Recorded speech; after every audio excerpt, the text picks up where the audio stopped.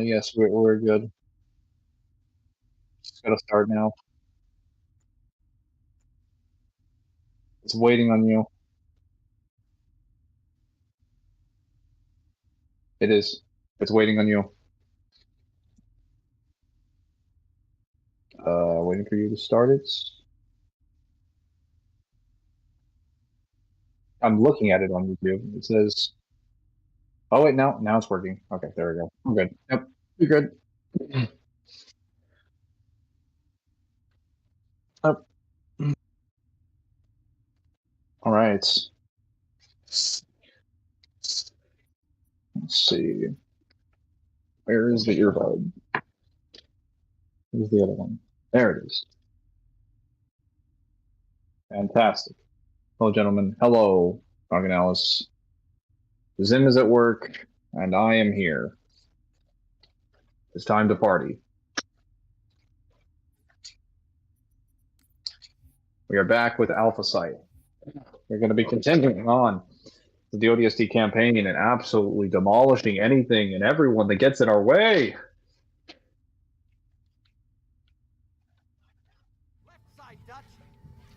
Wait, do we not have subtitles? Hold up. Is it audio? No, it's video.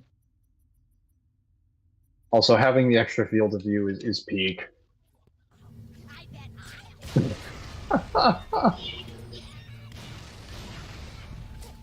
Oh no. Yeah, that was my mistake. I did not pay attention there.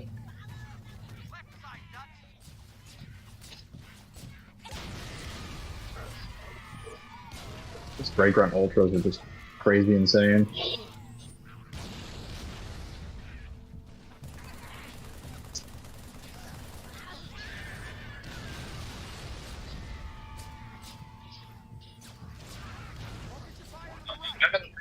Of actually, before we start that, how are you doing, Los Angeles?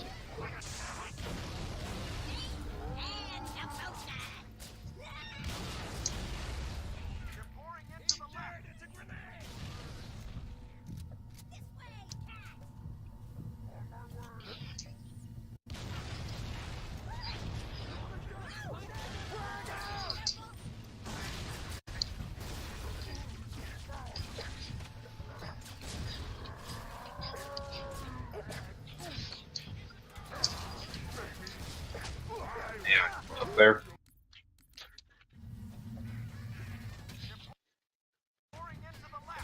Yeah, there we go.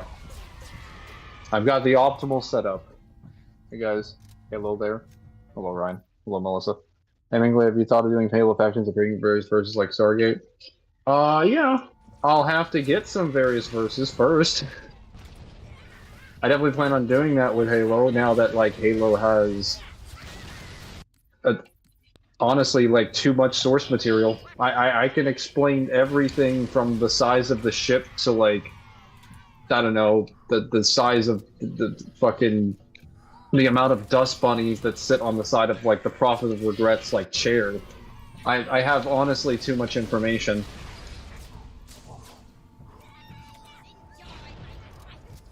I definitely have to go get some other factions first, though. Like, I would have to go get some lore from other factions, like Mass Effect, or probably Warhammer 40k, maybe Gears, at least certain custom scenarios with Gears. Maybe Stargate. I thought about doing StarCraft, actually, because I did want to play StarCraft, but it's on PC, so... Well, my computer might be able to run it. I would just prefer to do a shooter one that has like a similar level of lore, so it's probably going to be Gears or 40k.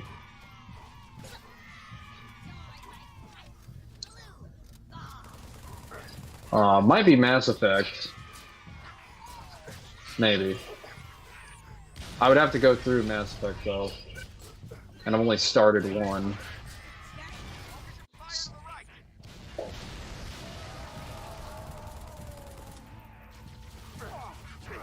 Bro, the suicide grunts are stupid.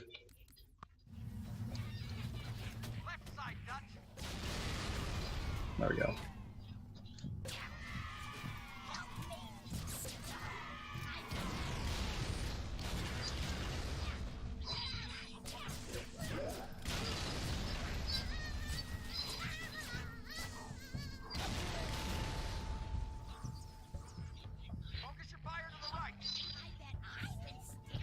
Basically, the focus of fire on the right. It's still suicide runs coming from the left.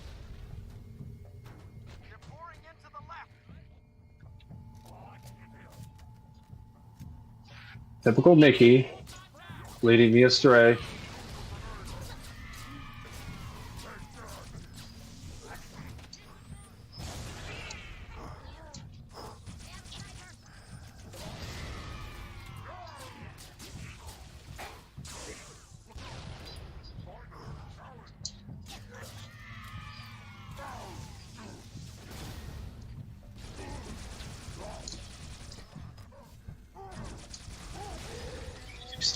Laser. Is there a Marine with a Spartan laser? Oh, I gave it to Mickey.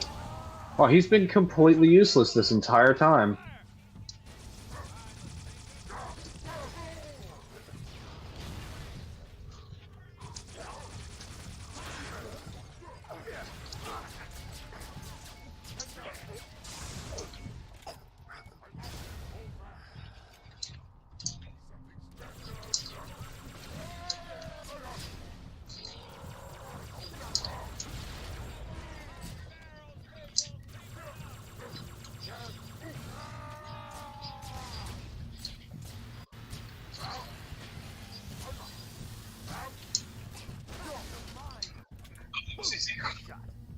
Super easy.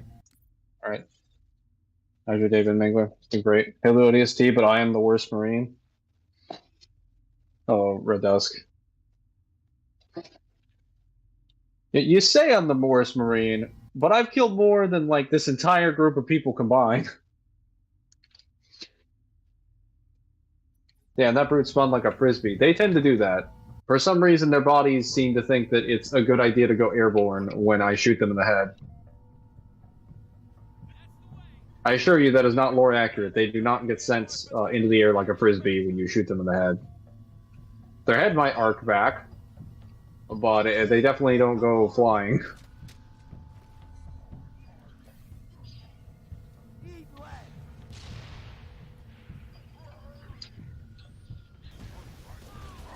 Well,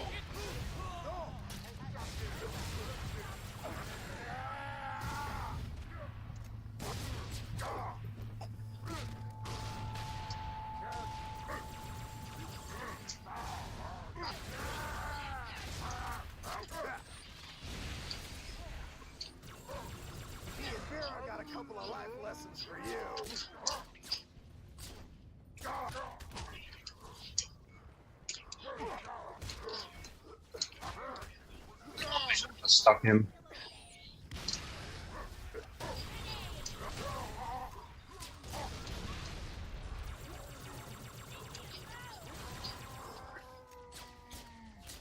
Reloading.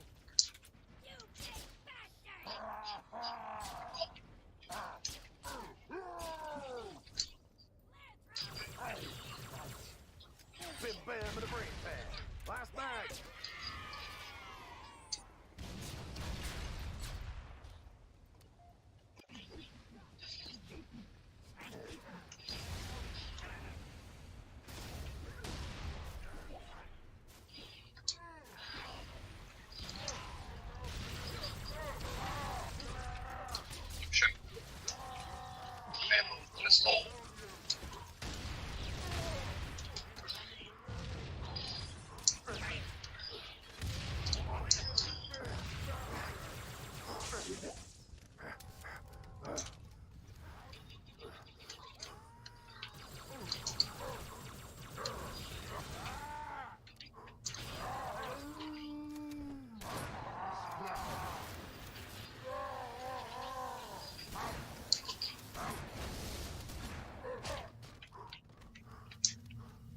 The shotgun's not completely worthless, only because they go berserk. Got him. TUI Gatekeeper versus Go On Beast. I'm pretty sure Go On Beast still probably takes that. Would Dutch or Mickey really be able to defend against this many brutes? Yes, because brutes are not that tactically savvy during the Covenant War. They've basically been treated like slaves most of their, essentially most of their time in the Covenant. So they're not that effective. At least if they're not veteran brutes. And most of these ones would be Jarahale that would have been pardoned from like prisons after they were like essentially, you know, kept in like the vast majority of them would have been kept in solitary confinement or just various asylums. So they would not have seen combat in years. Dropping mags. Back blast. On the elevator, Dutch. Now.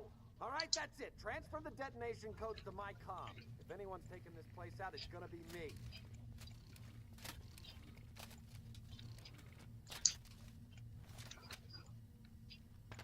Rockets up. Good man. Changing mags. Oh, there we go. Okay.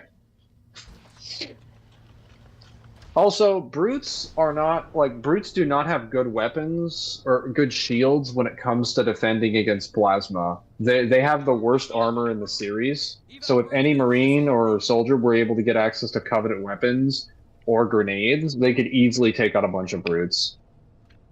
They're not tactically savvy or intelligent the way that like elites are. Underground tunnels are filled with the damn. Unless you're dealing with the banished Finally, a good reason to blow this building or up. very specific named brutes. Here come the buggers. Don't get hooped. Or maybe the Keepers of One Freedom.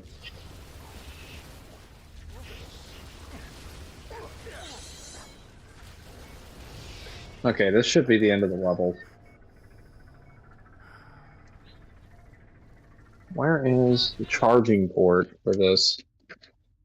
Mangler, would you do a randomizer of Dark Souls 1? I don't have access to a randomizer, so no. Also, that game is badly designed enough as it is, so probably also no.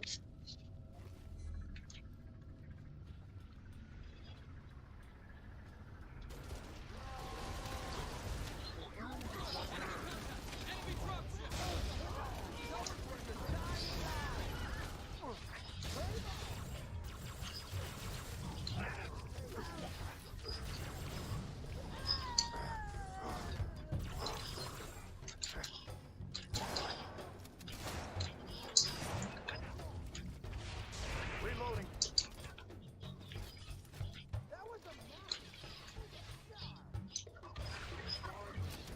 Everyone take a big step back.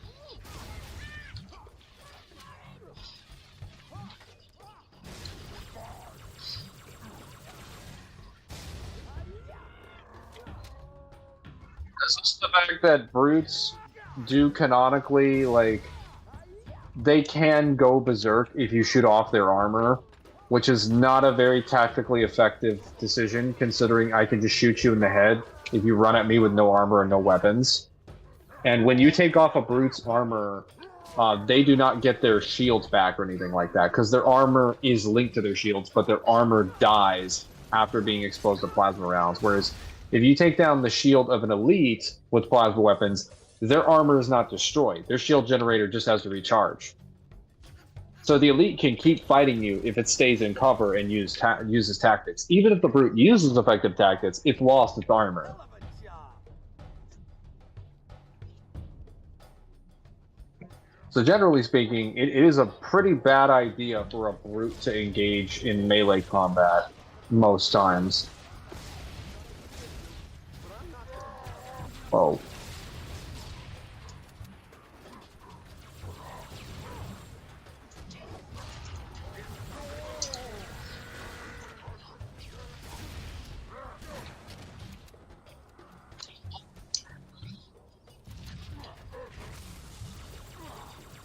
Chieftain would probably be harder because the Chieftain actually has functional energy shields the way that you should have them.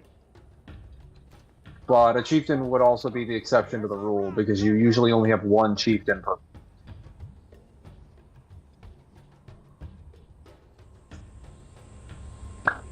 Oh, now I remember what I wanted to say. So, Rock and Alice, I have gone through Sure do. at least 30% of the Cold Protocol, and I have gotten more statements for elites. I have gotten an official statement from Arbiter in the context of him being on St. Helios as the leader of his Vadam Keep. And he says, that's a nice explosion. He says that elites on St. Helios, and just elites in St. Heli culture, are basically warriors from birth because they are trained from birth to be fighters. So yeah, elites, all elites in general that you see in the Covenant War are extremely skilled master fighters that show up on the battlefield. So their blade masters would basically be like sword masters among a race of fighters that are trained and bred to fight. So it would be like comparing an entire group of the ancient Spartans to a group of people that the Spartans revere as like the most skilled fighters of their generation. Banished Brutes versus the Sword of St. Helios elites. I would probably give that to the Swords of St. Helios, but it depends on the planet they're on and what weapons they have, because the Banished Brutes are very, very tactically effective, and they have really, really good gear. Because they usually have shock weapons, a lot of Forerunner weapons, like, what is it? What is the term for a weapon type in Halo Infinite? It's not shock, it's, hard light. They have a lot of hard light weapons, like Sentinel beams and heat waves.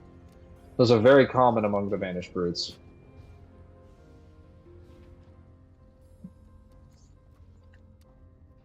So it depends on how they're fighting them. Like in a straight up skill fight, most of the Banished Brutes are probably less skilled than the Swords of St. Helios elites.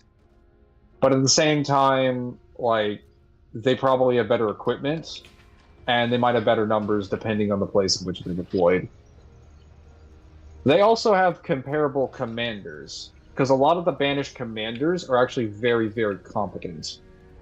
They're very good at tactics. They're very efficient at deploying and controlling their units, like Halo War style.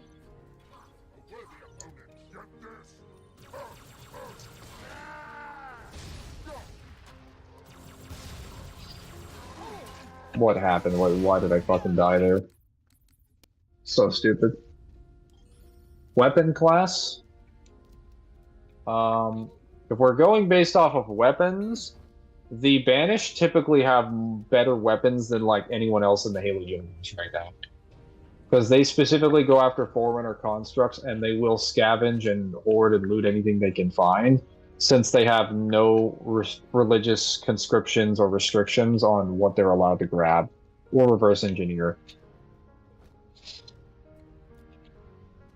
The Swords of St. Helios probably have like peak era technology from the Covenant, and they don't mind using Forerunner tech. It's just that they're kind of like half and half about how to use it, because they want to make sure that what they're using, well, in general, like they want to make sure what they're using isn't like very dangerous to them. Though it often isn't, if we're just talking like infantry weapons.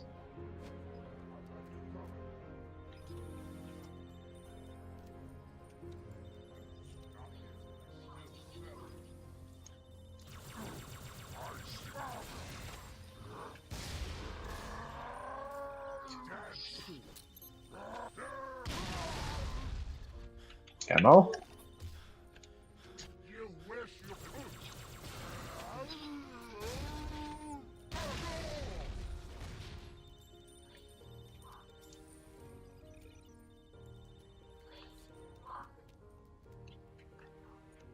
We got Jackal snipers on the roof above.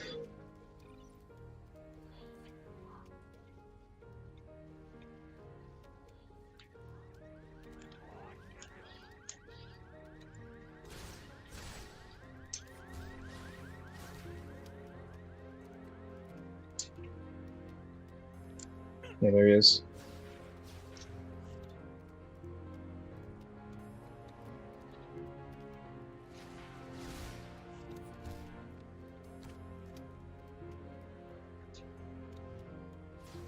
Okay, so they don't have the effective damage range that they should. No, neither do I though.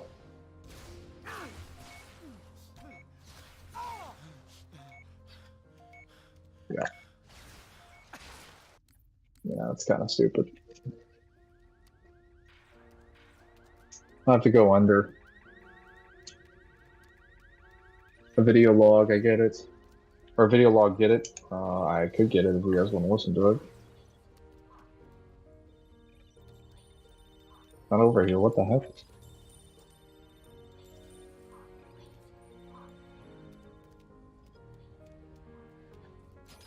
Oh.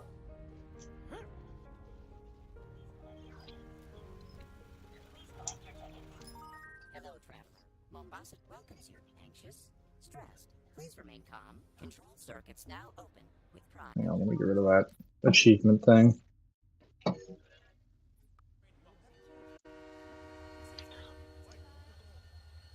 traveler. The Mombasa Transit Authority welcomes you to... How may I serve? One ticket to Old Mombasa, please. Here's my card. Oh, no, scrap that. Traceable, damn it. Coins. Need coins. Thank you. What is your final destination? Magongo, if I don't get caught. Hell, if I do. Thank you. Transport for 1, 2, Mogongo. Let's go. Please collect your ticket. Wait! Hold the doors, please! All aboard. Train number Oh, that was close. Desert to Old Mombasa. Now departing. Next stop, Makupa, Nairobi Road, Hope Station, and... Some elites are truly raised different, they are.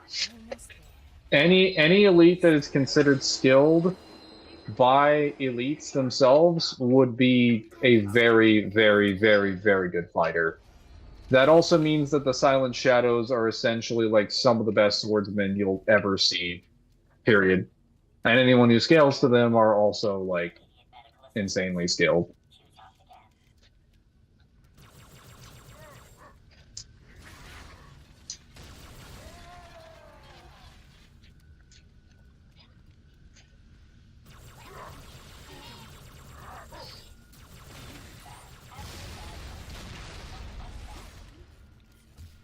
I can't see anything because I have power drain.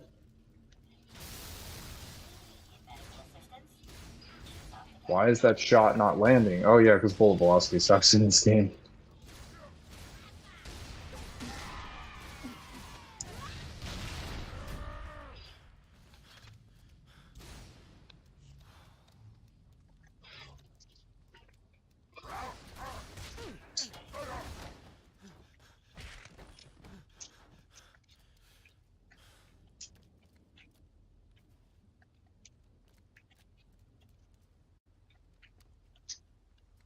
I'll keep the carbine because we're probably going to get more carbine ammo. What awards are elites usually given if they're able to kill a Spartan? I don't really know because most elites are never able to kill a Spartan. And the few Silent Shadow that are sent after Spartans are usually not successful. In fact, most situations in which a Spartan has died are usually due to some, like, usually due to either some writing contrivance or another. Like, the Spartans that die in First Strike, for example, like Grace, she dies to a brute blasting her with a shot across the midsection, but then her armor detonates and kills a bunch of elites and jackals and grunts, and they kill the elites that kill her. Or they don't kill the elites, they kill the brutes that kill her. That also took her out in a sneak attack. So they wouldn't have been awarded anything. And they also wouldn't have found the armor because the armor was detonated, meaning even if someone was to be awarded, there wouldn't be any evidence that they killed a Spartan. Lee and Anton, her teammates, were also vaporized by a giant plasma burst inside of a slip space bubble, so none of them would get rewards for that. Linda was shot by an elite on station, so it's entirely possible there was an elite that would have been awarded for killing her. But we never really saw anything, so I'm gonna go out on a limb and assume that that probably didn't happen.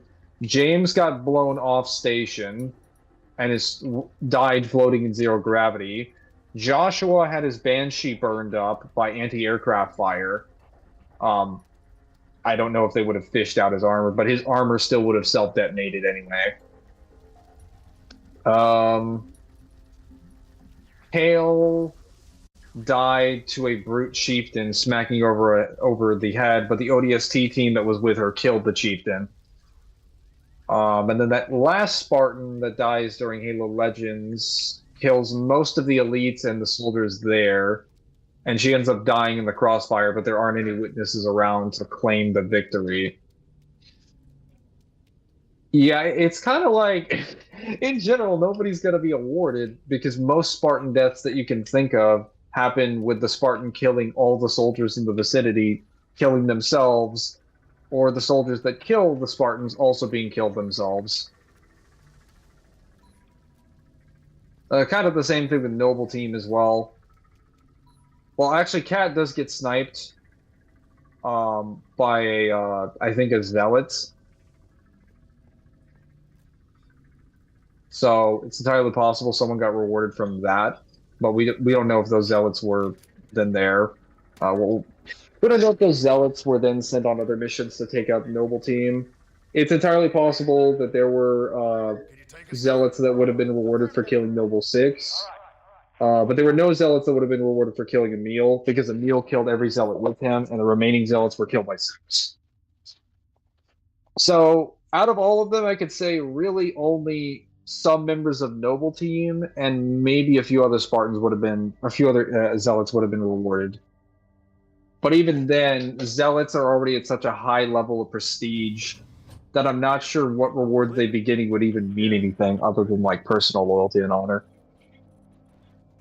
Hey, rookie. 30 Silent Shadow Elites versus Legends General Grievous Speed Equalize. I don't know anything about Legends General Grievous. Even if he ain't dead, he's lost in that. But I can tell you right now that like Canon General Grievous, I don't think Canon General Grievous would even beat an Elite Blade Master. You're a piece of work, Romeo. Like, yeah, he's able to fight like the Jedi, who are also like Master Swordsmen, but like I don't think the Jedi have been trained nearly as long as like even just your standard elites.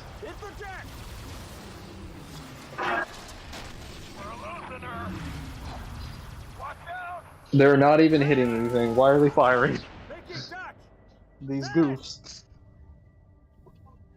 Alive or dead, we're pulling them out. Back inside. Let's find that pelican. What about all those Covenant we sidestepped on the way up? Now we get to kill them. Much obliged. Thanks for picking such a tall building. I'm really digging all these stairs. Do you ever get tired of bitching, Romeo? You ever get tired of busting my balls? Point taken. Scoreboard. That did it! Shoot and scoot! Oh, what the fuck? My shot keeps getting interrupted. Hang You on. ever get tired of busting my balls? Point taken. They haven't seen us. Pick a target. Take it out. That did it! Shoot and scoot! Come and get some! Phantom landing on the pad. That shield's almost down. Finally. Took me a lot of ammo.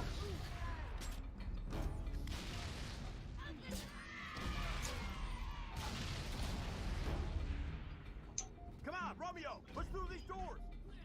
Last mag.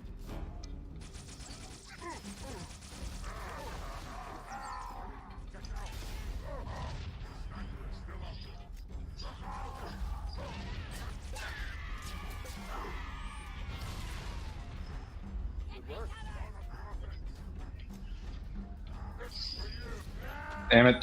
I died. You ever get tired of busting my balls? I heard if an elite kills a Spartan, gets to choose from a group of female Sanghelis to be his wife.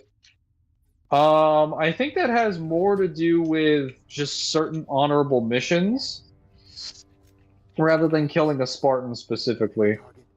Take it out. Like, aside from generic glory, they might get some other, They might get some other, like, honorary awards.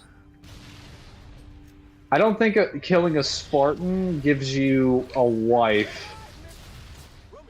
Because Thelphadamine claims that he can choose, he'll be able to go home and choose a bunch of different wives for just accomplishing his mission, which has nothing to do with Spartans.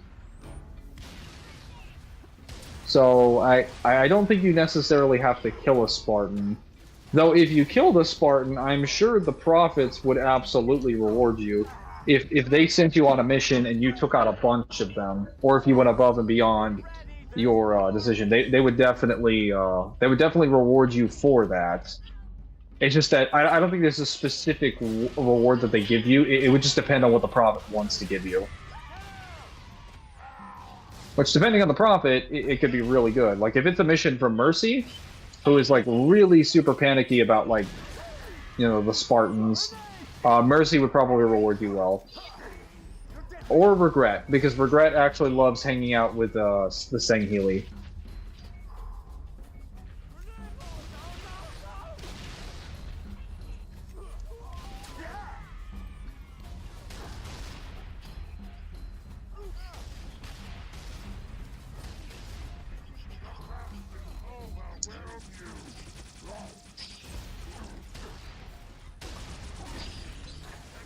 I just keep getting fucking cheese. Yeah, Buck, or not, Buck is gonna stay with my,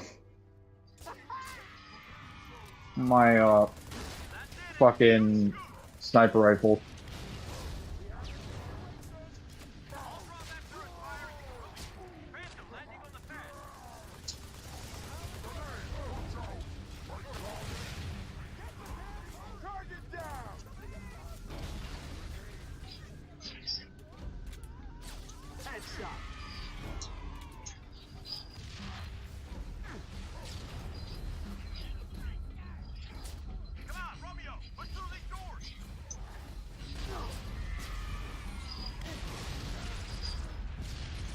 They keep clipping me with these lucky brute shots. What the fuck?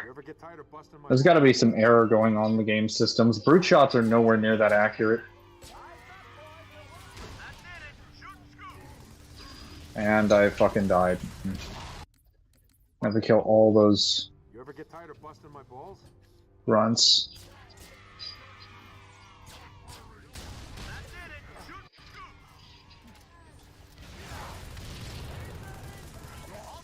Oh, I did that wrong. I forget that you can grenade jump the brutes into the air.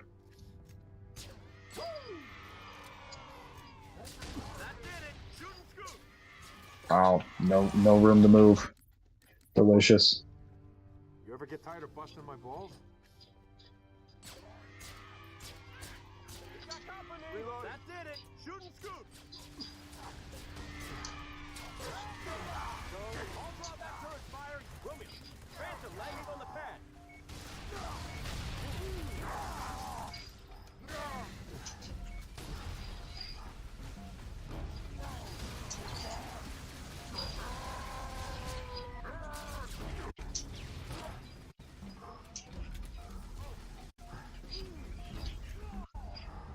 Come on, Romeo, push through these doors.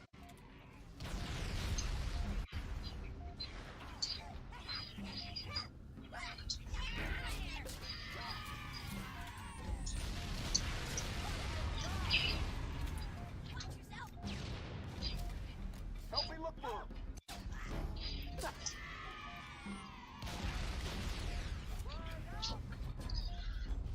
Sick. It's weird. What was the mission?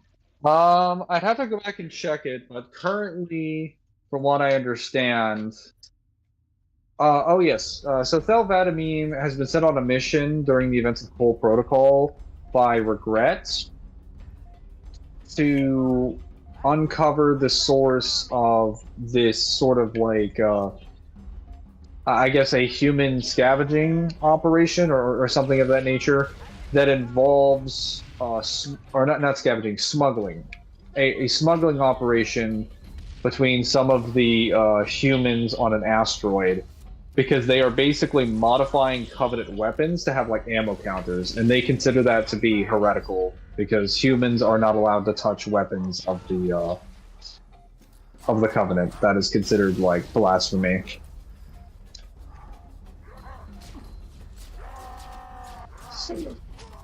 So Delvatamine is like, oh hey, well, you know, you're basically sent on this mission to go take care of them and any sort of a human colony in the area.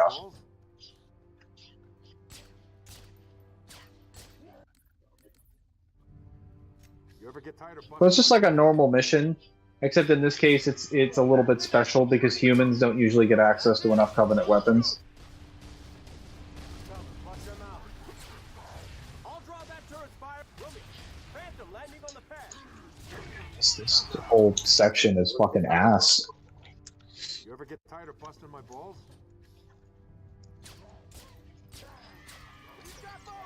That did it. Shoot and scoop. Yeah, this fucking ass. Right, I'm skipping those worthless Ever grunts. get tired of busting my balls? Point taken. They haven't seen us. There we go.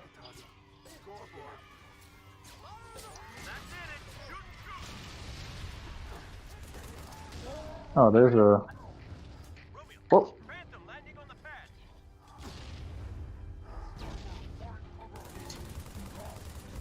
there's a med pack right there.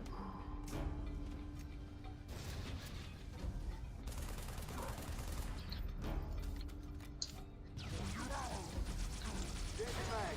Low on ammo. Come on, Romeo, push through these doors.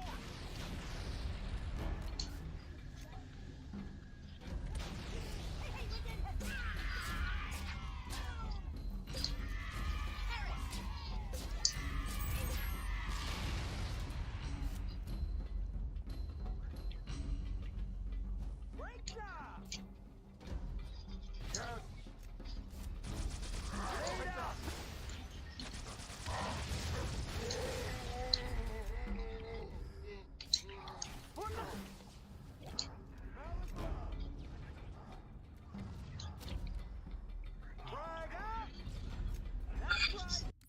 Adjutant General Grievous was the guy who took out 6 Jedi, including a Borg, including 2 top-tier Master Kyorimundi and Shakti, who's considered to be among the best counselors. He was defeated by 8 Jedi on Coruscant, as shown by 2003, and Labyrinth of Evil. And Mangler, what's your thoughts on my Shadow Wonton Soup? I didn't really catch him. Also, hello, Miso. Alright, hi, Jamie. What's good? Just playing Tomato. How come Zim says Italy is not a real place? Does he have something against Italians?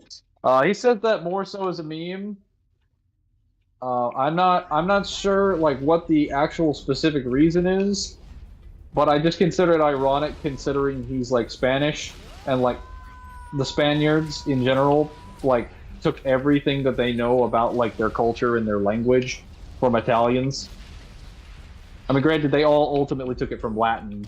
But it's just really ironic for him to say that. Because he's not even like European Spanish, he's Hispanic, which is a sub-category of like the Spaniards, because that was a culture founded by people who had immigrated over to the area that we now know as Mexico. So it's like the second version of Spanish, which originally comes from Italy, which originally comes from Latin. So... It's just like it's just very ironic. I'm sure he'd tell you if you were to ask him. I don't think I've ever actually asked him seriously why he memes like that.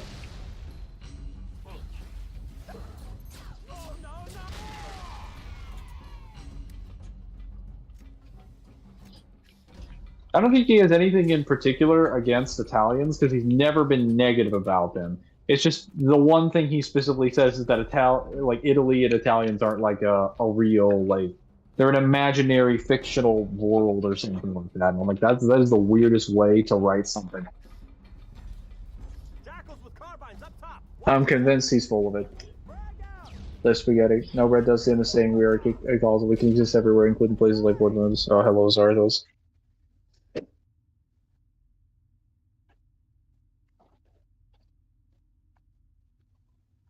Well, it seems your chat has devolved into nonsense again. Headshot.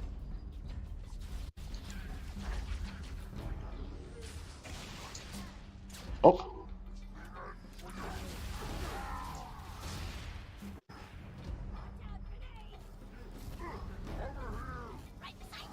Turn around. Oh my god. Reloading. How did he even dodge that at that range?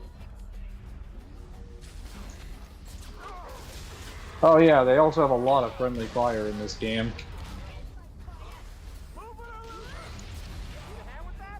That elite or that grunt literally killed his commanding officer.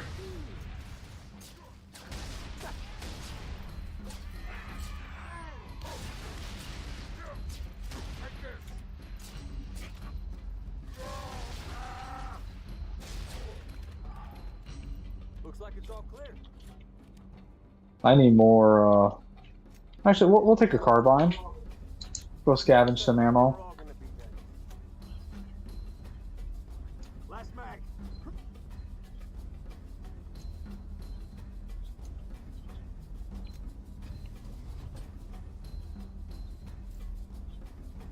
There's a carbine over here. Yes.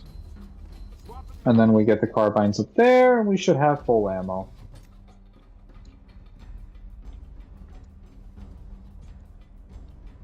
Oh, another sniper rifle. Kind of a bad weapon when tilt gets online. Normally the sniper rifle is a devastating weapon. But outside of Halo 1 and 2, it just doesn't... It's not good for mythic runs. Tilt just invalidates a lot of kinetic weapons. Especially the sniper rifle.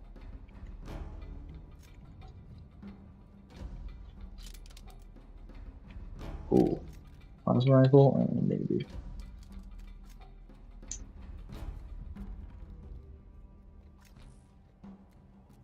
We're down, Gunny. On a rooftop northeast of your location.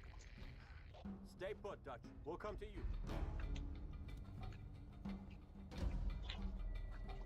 Yeah, I can't find any more carbine. Okay, here's a few carbines. Perfect. All right, that should be enough ammo. Grab some ammo, Romeo. These boys won't need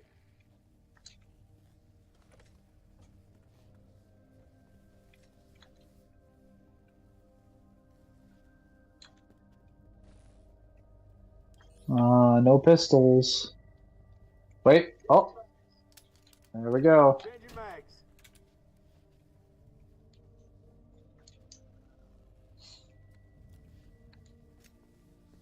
What does tilt do again? Tilt as a skull increases enemy strengths and resistances.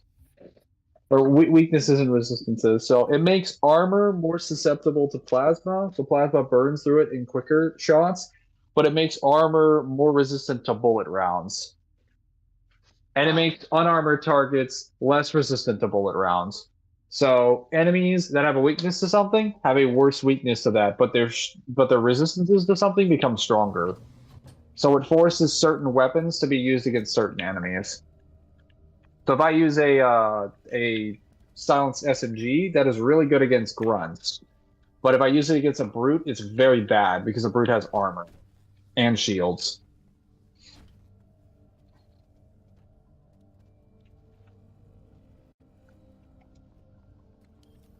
Sniper, up high. Horrible. Romeo, get to work. Sniper! Reloading. Snipers are down, except for the ones in the parade. Jetpack brutes! Don't let them get behind us!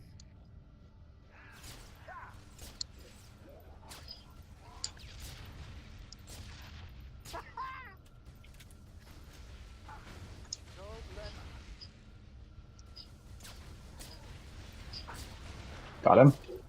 Okay. All the turret placements are out, as are the, oh no.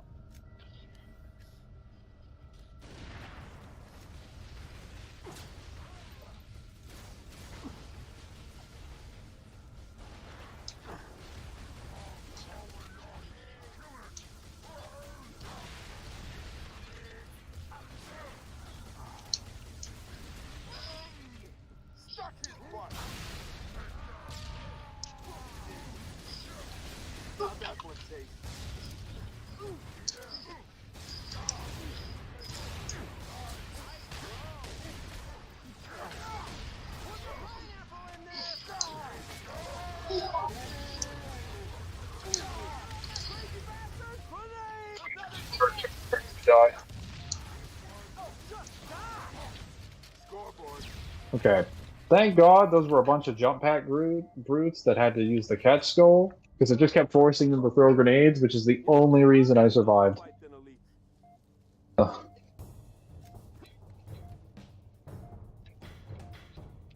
Their sheer incompetence is fantastic.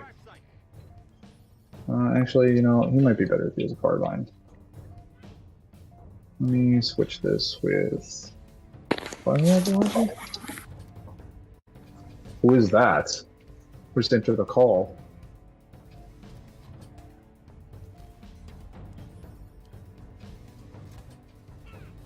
So, low-wise, how many Covenant does the ODST kill during this game? Literally all of them except for Alpha 9, which is Buck's squad. But they don't kill them because of the actual battle. They kill them because they die. Their pods are destroyed by the slip space rupture from what's it called? Regret's carrier when it jumps out during Halo 2. So none of them even get into the combat zone. If they had gotten into the combat zone, there would have been no Halo 3 ODST. Because the ODSTs would have stomped. Even a few squads of ODSTs could be the difference between, like, with good equipment, can be the difference between getting a couple positions and forward operating bases in a battlefield. There were literally thousands of them that were being deployed.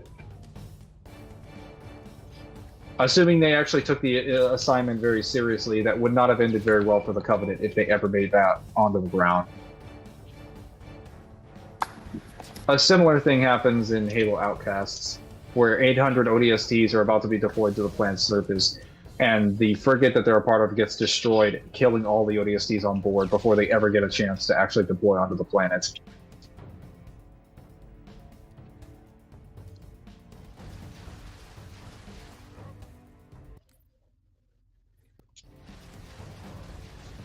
Zen versus Mangler Halo Reach multiplayer, that's probably going to be me. Because I play more of the Halo games than he does.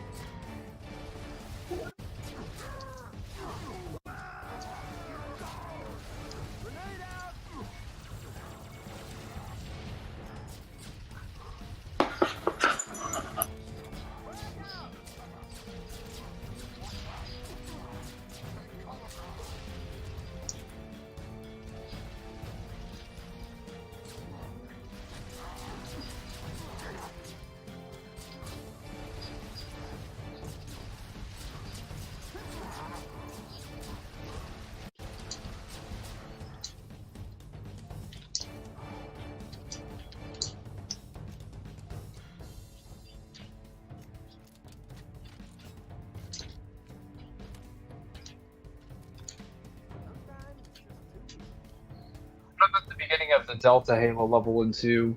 There's only like a few ODSTs at the beginning of Delta Halo. There were probably more that were fired from Amber Clad, but I would have had to check how many that were actually being deployed onto the surface. We aren't given very much information about the events of Halo 2 or Halo 3 in any detail. So I would have to see how many ODSTs were actually killed. The game certainly doesn't provide any numbers on them.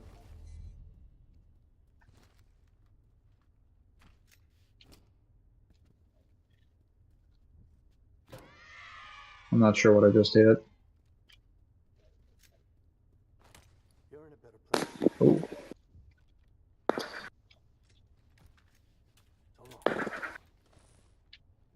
Morning, Mangler. How you doing? Doing all right.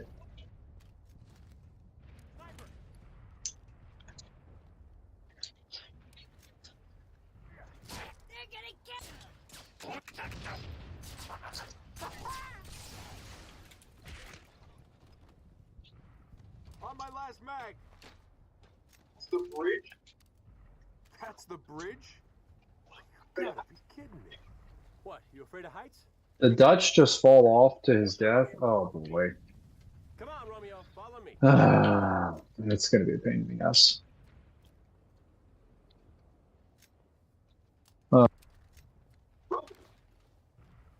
Yeah, we've been playing DMC PSC. I was wondering, do we have the usual amount of missions? Like 20? I think it's more like 18 this time around. Which game? For PSC. I'm pretty sure it's around 18-ish. Usually most DMC games are anywhere from 18 to 20. Banshees! Let's get the hell off this thing! Or at least 18 real missions. Just some of them have missions where it's like, oh, this is a boss, but it's a fairly difficult boss, so it will count. And then some of them have missions like one, where like the mission isn't really a mission; it's like an interim section. That's like a Oh, you mean like the mission from 1 where it's just like get through the Lost Forest? Get to the Lost Forest, or get the guiding light to the fucking statue in the wall while your health drains, and you're just running back through a level you already played. Or get the Aegis shield. Get Unlock the the Aegis door. shield. Find X item, put it in wide wall. You know? It's not really. And also, and with the boss one, you're talking more like Futanaris from 2 and like the Savior from 4. Yeah. Well, hang on.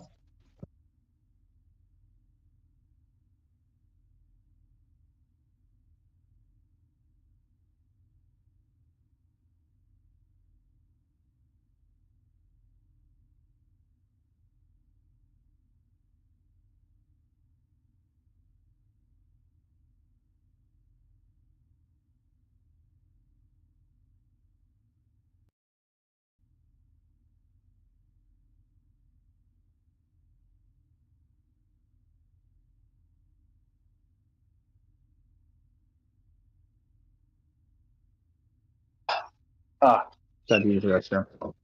Feels so much better. Now, I was thinking when I think of actual missions that are like boss missions that are fair, I would say like probably a Virgil boss fight or like a Mundus boss fight or an Argosax boss fight or something like that, where the game revolves around. The Savior is fair game. Furiataris is more of like an interim mission. Um, I was thinking something along the lines of Gilgamesh. That's like a easy skip, baby easy mission, because it's not even like it's just kind of in the way. Lost the pilot on impact. Rest of us are okay. Not for long. Phantom's inbound. Why am I not surprised? Sit your turret, Romeo. Conserve your ammo. This is gonna get hot. Phantom to our right. Phantom inbound. Hey, watch this.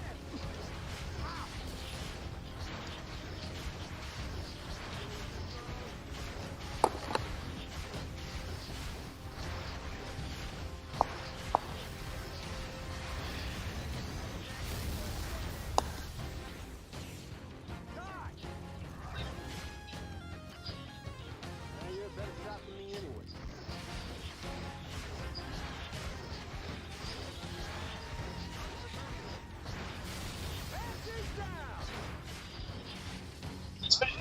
Short.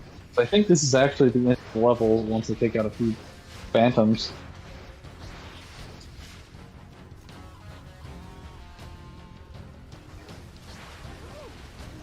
Backblast clear. Hostiles lower level. Clear them out. Fucking thing.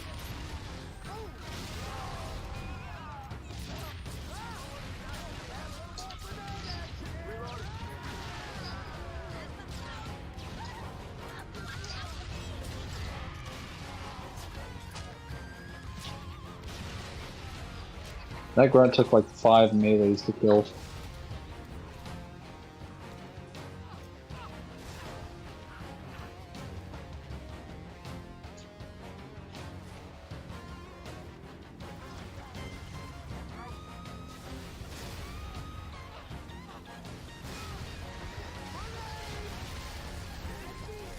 Phantom coming in left.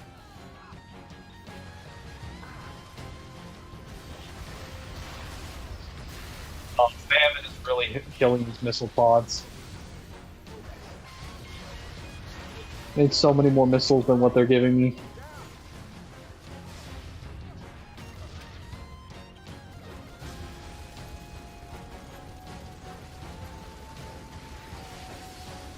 Thank God Dutch has got the Spartan laser. And he misses half the time, shit. Well, I guess it doesn't matter.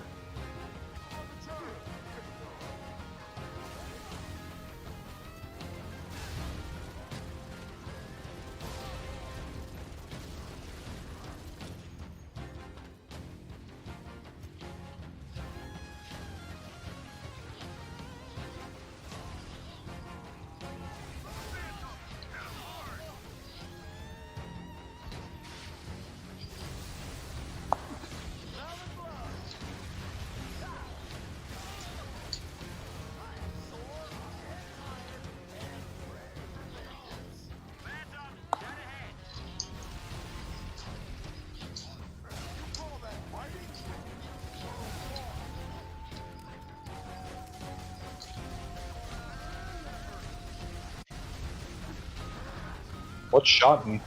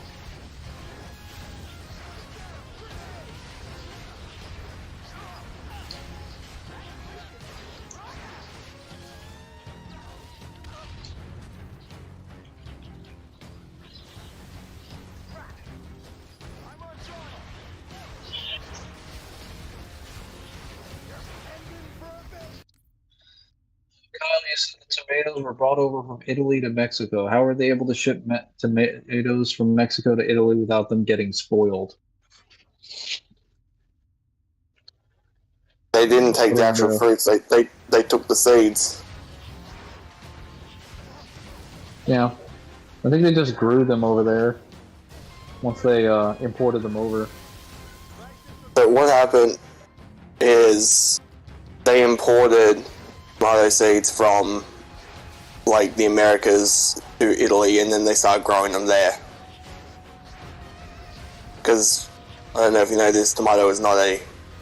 It's technically not a native fruit to Italy or even Europe.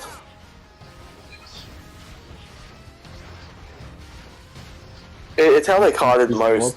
It's how they carted most fruits over and started to grow them.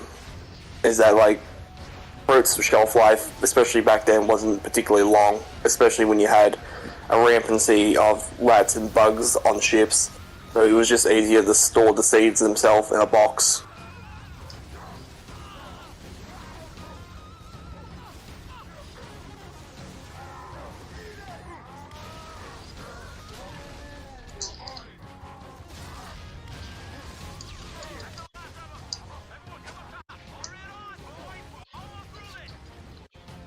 That's the end of the level, I think.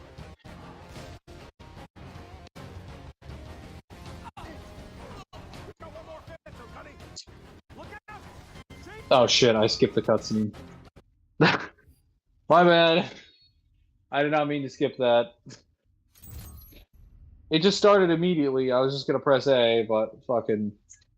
But basically happens for anyone who's wanted to watch, that the chieftain jumps off of the Phantom, one-shots the security officer, and then goes after Romeo, and Romeo blocks a gravity armor strike, but it kind of crushes his sniper rifle and dents his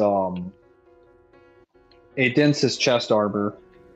And then I think Buck jumps on top of his neck, stabs him in the neck with a giant like Blade and then like Dutch and Mickey just tackle him until the brute succumbs to his wounds. Rookie's best boy. Rookie literally. Oh, why does everyone love Rookie so much? He literally doesn't do anything but like walk around for most of the game.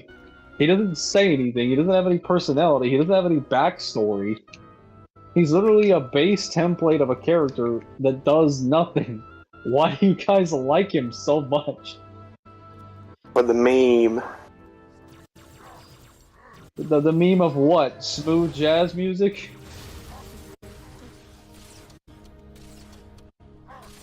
He's dead, finally. Why are you berserking if you don't even have your armor off? What in the world?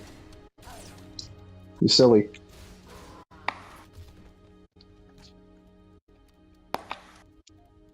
Ooh. Couple rounds. I'll take those. Why do people like the GTA 3 protagonists? I couldn't tell you. I don't play GTA.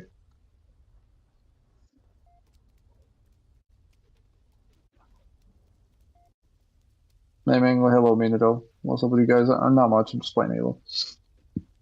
I'm enjoying Tekken more than I should. Which Tekken are you playing? Tekken, If it's 8, if you're enjoying Tekken 8, then join the club. It is a very good game. Yes. I no longer have online multiplayer because I had to buy it for that period of time, and that was the end of my membership. But it still was fun while it lasted. I'll probably get it later though, whenever I'm ready to play online. Because you can still, I think even without the online, you can still play ghost battles with people offline, and it takes their data. It takes the data from actual players and basically has the CPU control their moveset using their muscle memory. So you're literally dealing with like learning AI. That's pretty cool. Oh yes. You can also train your own ghost. You can fight against your own ghost over and over again to make it better until it learns to counter your fighting style. That sounds annoying. Guy. Yeah. Or well, you could just use it to learn like the flaws in how you play the game, and improve. Is this the correct way? No, it's not. What the heck? Where am I going? Oh, I guess we're going this way. Oh shit. Well, I've started Final Fantasy IX, and you know when you've played through something that's utterly shit, and then you play the next game, and it just fixes every problem, and it's just back to being good. Yeah, that happens sometimes. Yeah, that's fucking 9.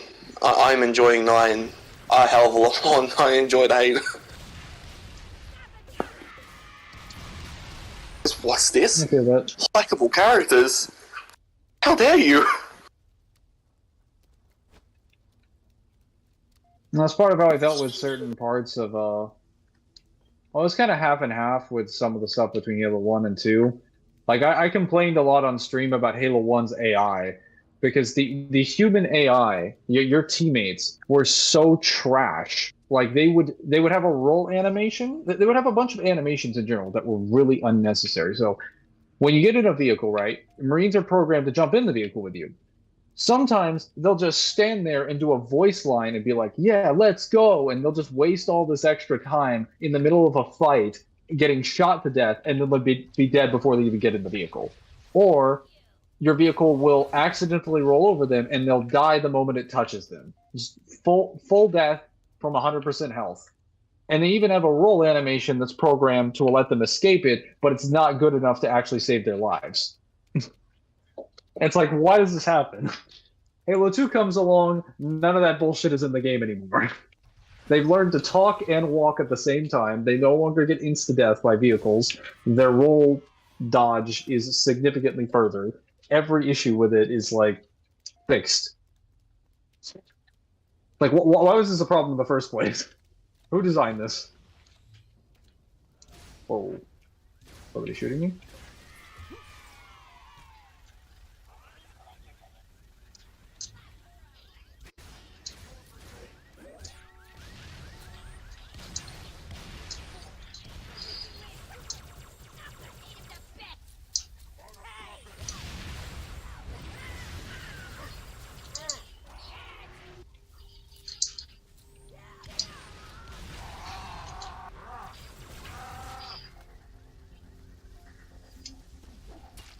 Okay.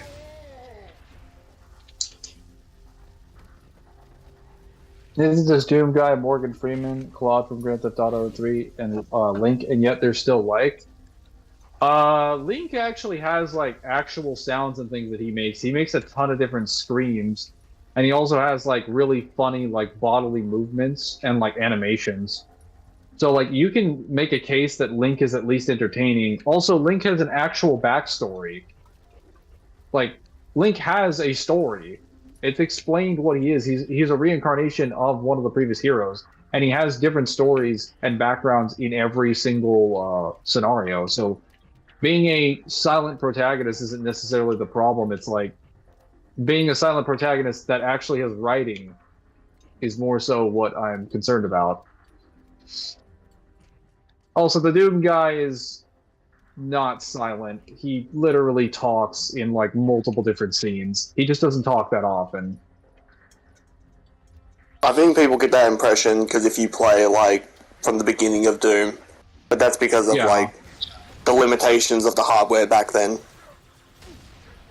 I mean, in general, you could say the same thing about James Bond from GoldenEye. He doesn't talk during the entirety of like, he doesn't have like actual voice lines. All you have is like dialogue text, but he doesn't talk in cutscenes. It isn't until like Perfect Dark that they actually started some of the voice lines. It's not that James Bond is a silent protagonist. He's actually always been very talkative. It's just that the hardware isn't designed for that. I know. He's very talkative, especially to the women. Especially if you watch the movies. What are you talking about? He's just talkative? Women? Impossible. Look, if you're not a bad guy, a bartender, or a woman, you're fine. If you're not a babe, a bartender, or the boss, you're okay. 3 of the main B's and Bonds. You're going. Well, it's the same thing. Like, it's the same thing when like people say that like their favorite protagonist is like, let's say, a Pokemon protagonist from the DS games. It's just like, well, they technically talk depending on what gender you pick. Technically. It's like they die just when your vehicle nudges them. Yeah, that's what I'm talking about. Like, this happened a lot when I was on Assault on the Control Room. Because they give you more Marines in that level than, like, any of the other levels. At least when you have vehicles. And they just die the moment the vehicle touches them. They're like, oh, the vehicle has insta-death properties. Ugh, guess I'll die. What? What? Why? Like, the vehicle, the Scorpion is designed to have a 4-man, like, area. It's designed to have seats for 4 people. How can you also be programmed to simultaneously die the moment you touch the vehicle? That doesn't make sense. How are you supposed to board it consistently?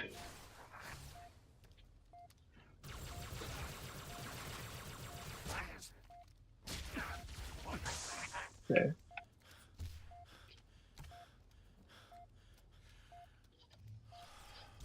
Fucking, I died.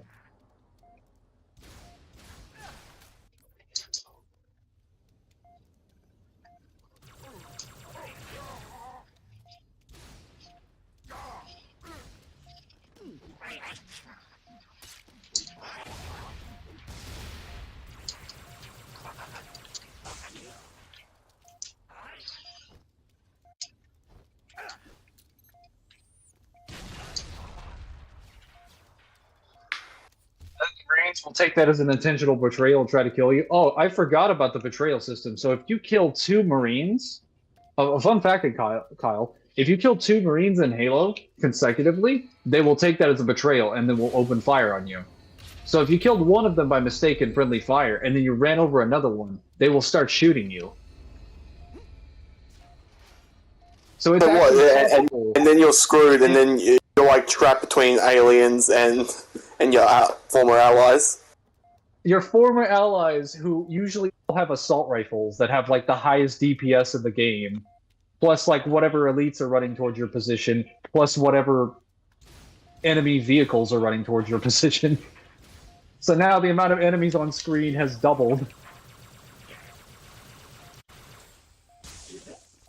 I wonder, does that happen with Call of Duty games as well, or do they just tell you don't shoot your allies, go back to a checkpoint? No, they just fail the mission, which is fine. Like you can kill a few people and then they just drop you back to checkpoint. And some Call of Duties, I think they just make your allies invincible, or they just drop you back to checkpoint, which I think that's a lot more acceptable than letting you kill your allies and then forcing them to betray you. I used to think it was fun to do it as a challenge, like, oh, I can kill my allies and then they'll try and fight me. But, like, that would only work. I'd rather that just be a game mode than to be a mechanic in the game, because then that results in circumstances where you can accidentally kill your allies and now they open fire on you.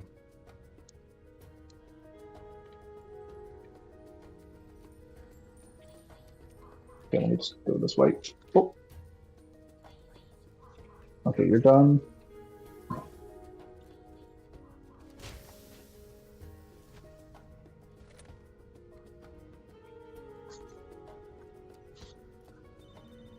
Samus talked in Metroid Other M? Did she know?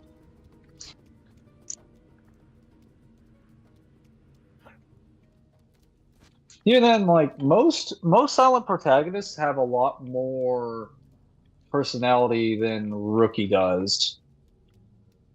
Well, it's also Rookie- hard to tell. Well, it's hard to tell with Rookie because he's also wearing a helmet the entire fucking game, so you don't get any like facial expressions to work off. It just seems to me like people like him because they like the atmosphere of ODST, which is not something you can contribute to Rookie. And two, they just like what the levels look like. Well, actually, this is part of atmosphere. They like what the visual levels look like. They like the level design. They like the setting and the tone and like the music. But none of that can be attributed to Rookie. Rookie's not the cause of that. And you don't really know anything about him or his character. So what you're telling me is that people like ODST, but then they attribute that to Rookie. But in actuality, they just like the game. They like Rookie, and I tell them one of the reasons they like Rookie, and they're like smooth jazz music. And it's always cool to see him like walking through the Mombasa streets, potentially fighting against the horde of Alien Covenant, knowing that you don't have backup. And I'm like, okay, but you're describing the tone of the series. You're not describing Rookie. Rookie doesn't contribute to that.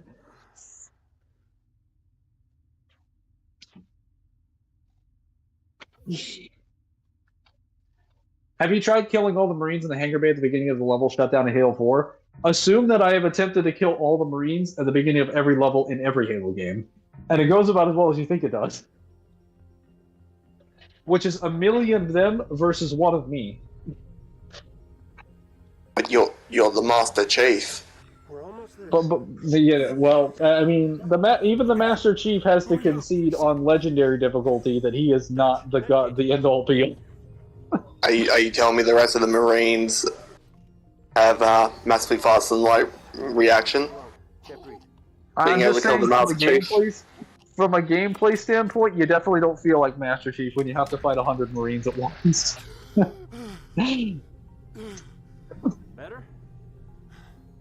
Now what?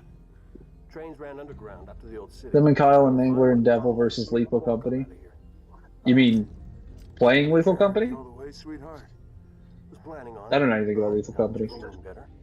I've never heard of It's Lethal imagine- Company. Master Chief, Doom Guy, Doomslayer, Samus Aran are all frauds when it comes to being a silent protagonist. Master Chief was never a silent protagonist. He actively talked in every cutscene he was in. He just didn't talk during gameplay until 4 or 5 and whatnot. And he also talked all the time in the books. I was gonna say I've heard him talk in one's cutscene. He was never a silent protagonist. People just attribute really dumb shit to like a person because they have a helmet on their face. like they're not your character model because you can't see what their facial expressions are. That's not how that works. It's like saying Afro Samurai is a silent protagonist. He's not silent. He talks. It's just not a lot.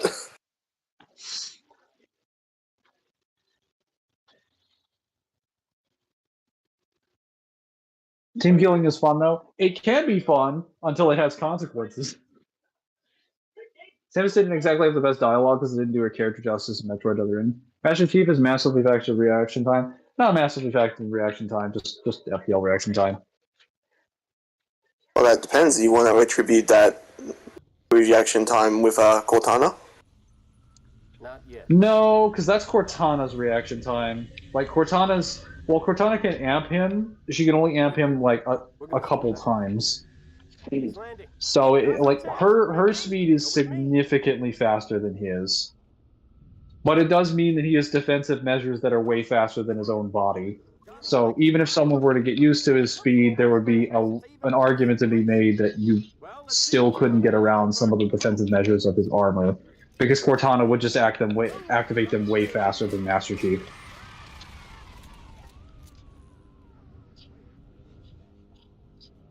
Okay, can you die? Can you die? Okay, perfect. Done. Gunny, more of those floating squids. Should we smoke them? They're between us and that phantom. What do you think? Got you. Ouch! I don't care who you are. It's gonna hurt.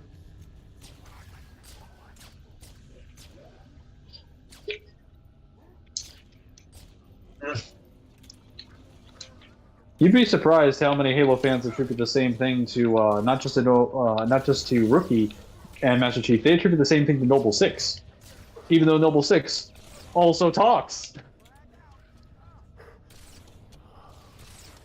It's just like, man, just say you like the protagonist. It's fine. You don't have to justify it to me. I just stop calling him a silent protagonist because you're wrong.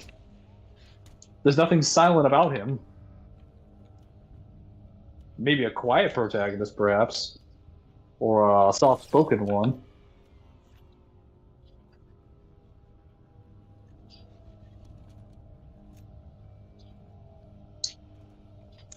Okay, you're done.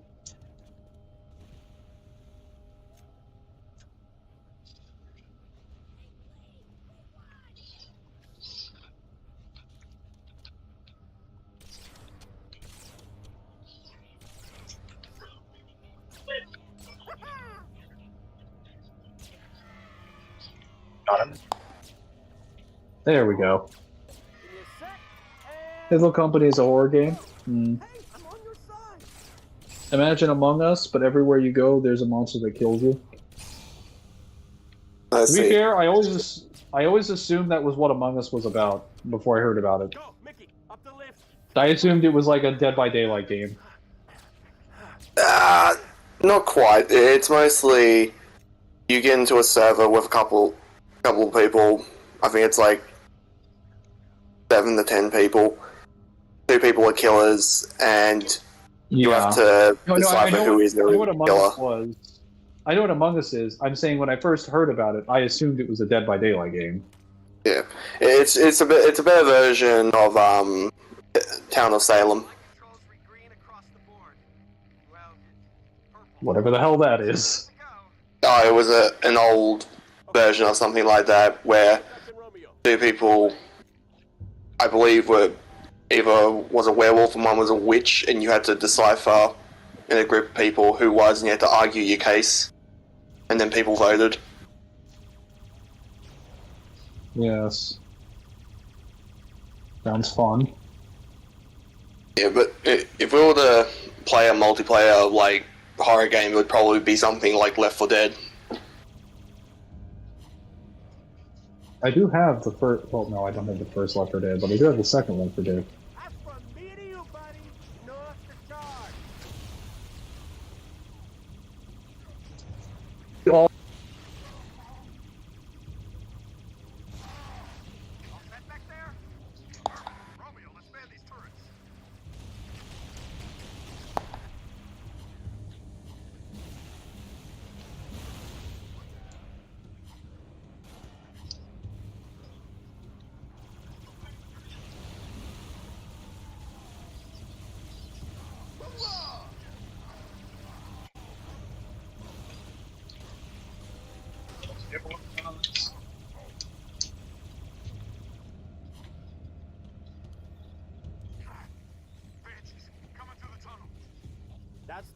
spearheaded. Take him out.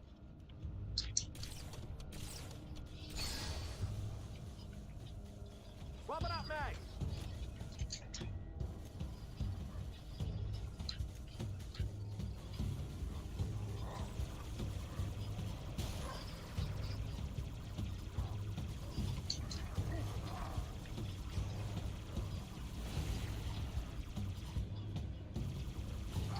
Chasing going on here.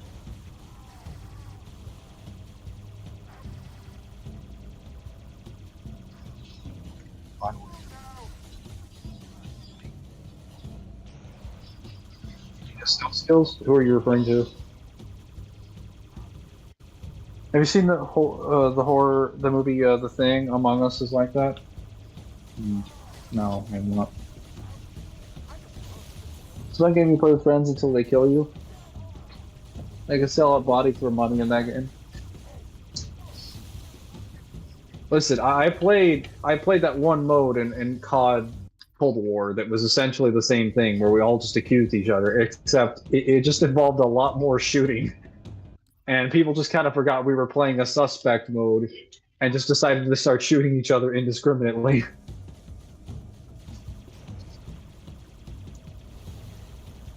That was still one of the silliest streams. Just minding my own business. My teammate, you're dead now. I hope you enjoyed your life because it's about to come to an end.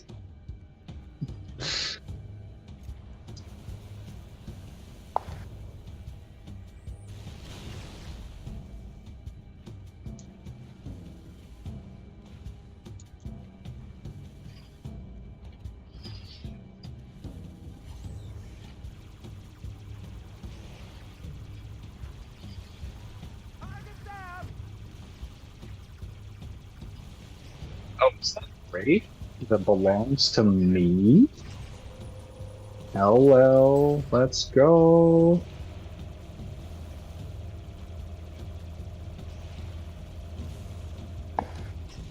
Yeah, I'll just leave that one alone. What the hell? Look at that. I think we found us a squid house. Give me an angle. Burn it to the ground.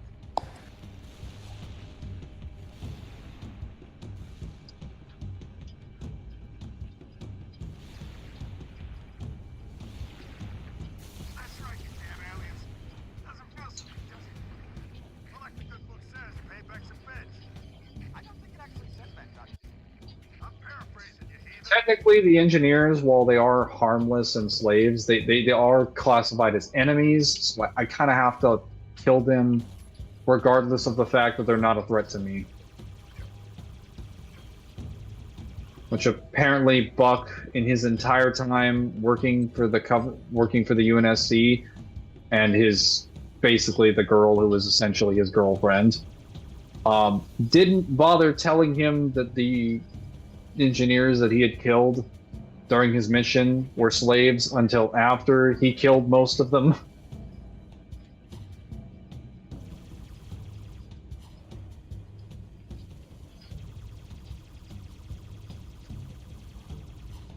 Damn! Covenant must have blocked the door to the next area. I see an override switch, Gunny. Hang on, I'll set up the...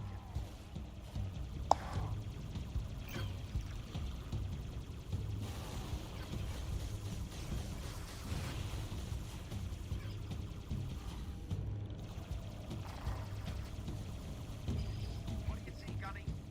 A whole lot of Covenant gathering around the crater from that slip space rupture. I wonder what they're looking for. Yeah, you're right. We're stuck here until you open that door, Gunny. Man, she's pretty beat up. You might want to grab a new one.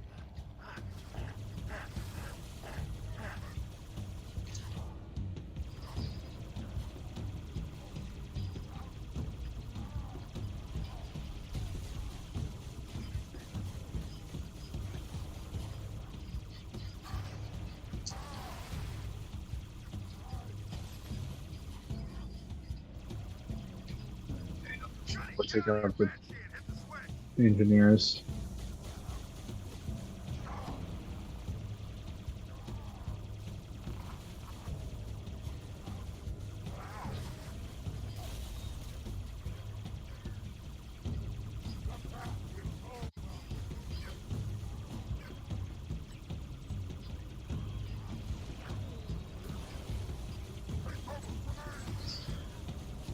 Can the Wraith destroy the Phantom? I don't know. I've never tested it, but I suppose it's probably possible, considering the Scorpion can destroy Phantoms from 3 onwards. It's just that you'll never get an opportunity to do so.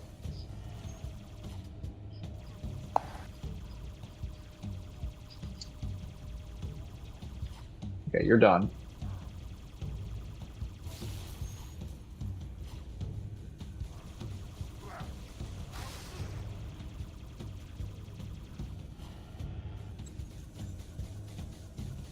Whoa!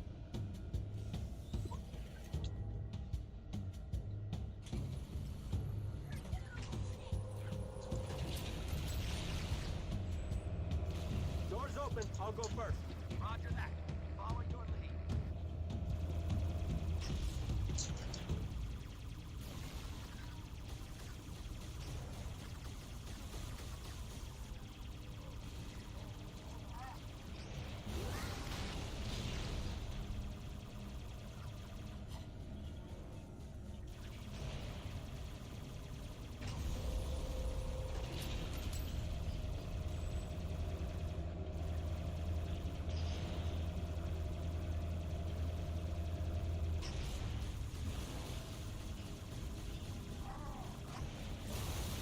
Target down.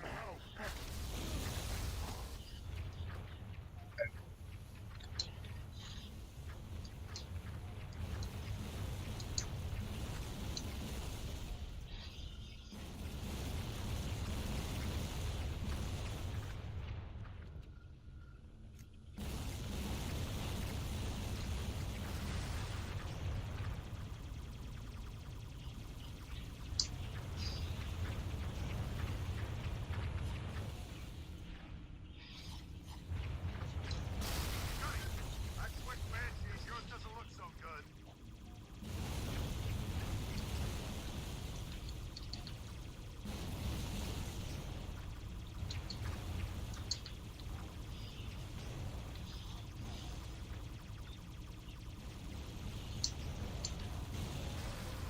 Okay. I'll just go up over here, and then I think the next section is the last one. This is a very, very short level. I'll be done in probably 15-20 minutes. And after that, we have one more Mombasa Streets level, and then Data Hive, then Coastal Highway, and then we're done with ODST.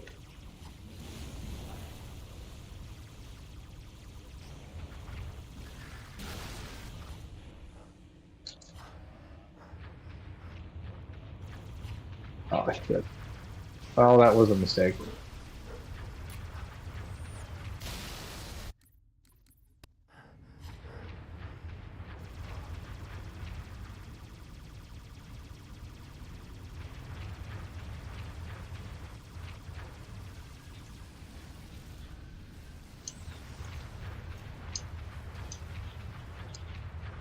Okay, we're gonna go on.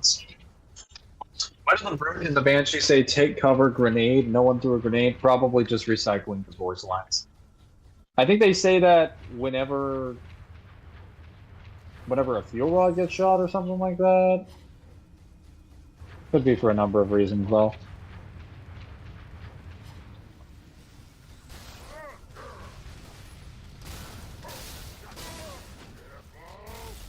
Johnny, another locked door. Hit the override.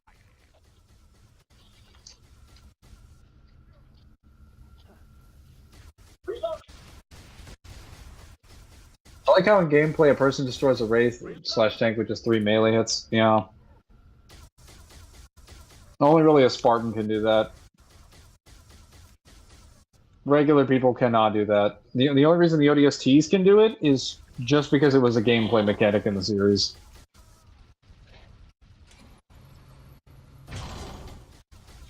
Damn, See if I can find a workaround inside the tunnel. Imagine destroying a tank that simple in real life. Hmm. Yeah, it would be pretty handy.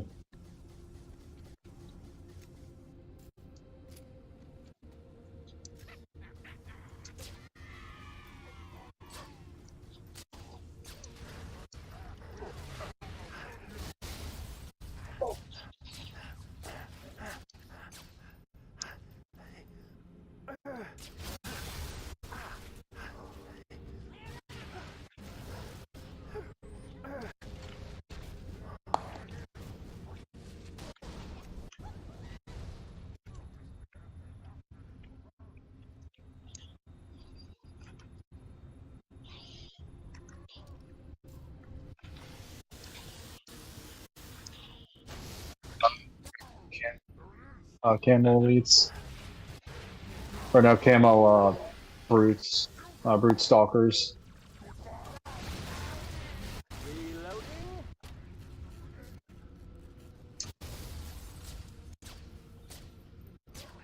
Bam, said the lady.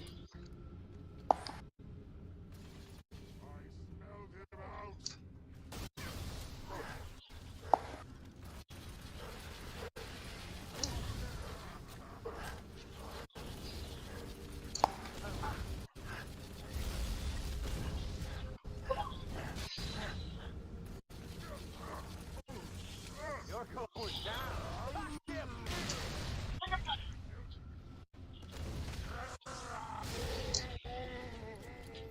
Chicken bang.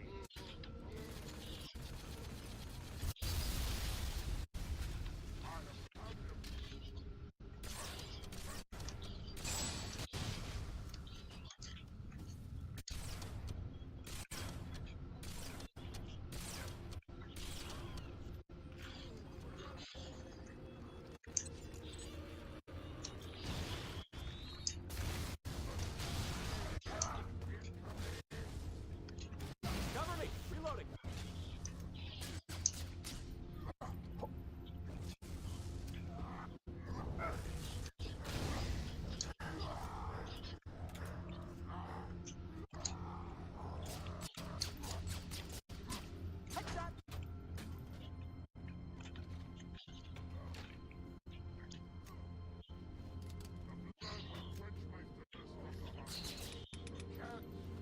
How did you live? A gravity hammer.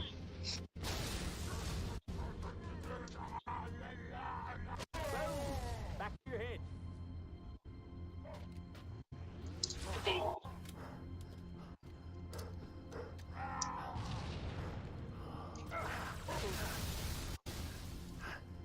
Should we get a beam rifle? Might be a backup generator.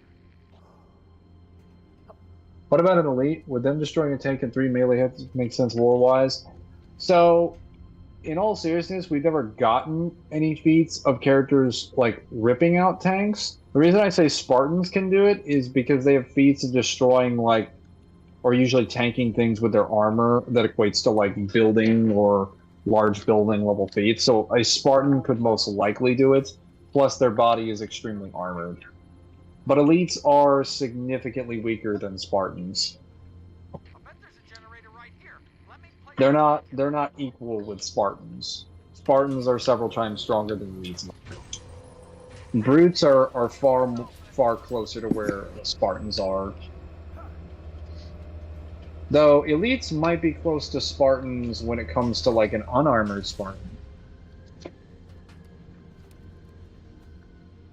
That's about it. I'm about to go shopping, so I'll leave you for now, Mangler. No. See you later.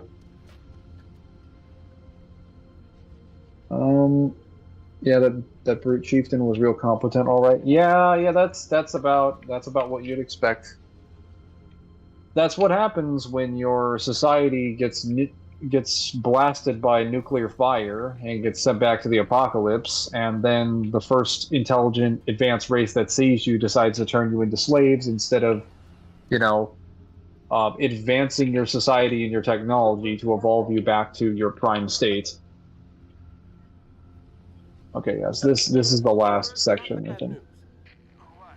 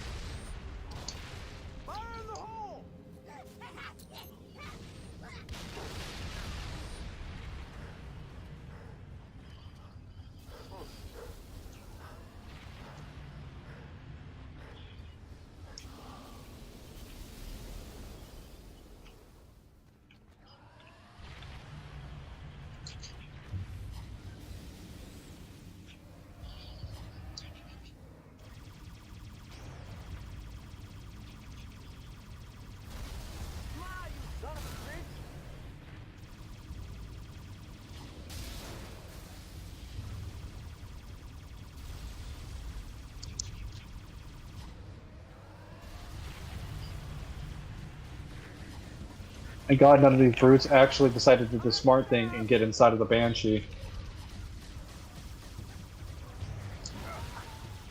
And I fucking died because one of them got lucky with a plasma grenade. That did it. Doors open. Actually, I'm just gonna take out all the brutes on foot, and then once I've killed everyone at the beginning, then we will take care of the engineer spawners, and then deal with the scarab. And then we should be good to go.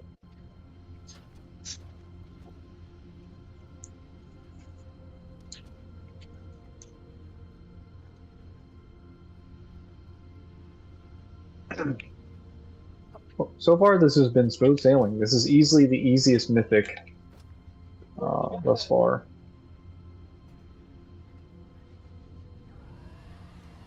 Troopers, I got bad news. Oh, what? You really are gonna make us walk out of this city? We got a scarab right by our exit. This is the best mission ever. One more down. Where's the next one?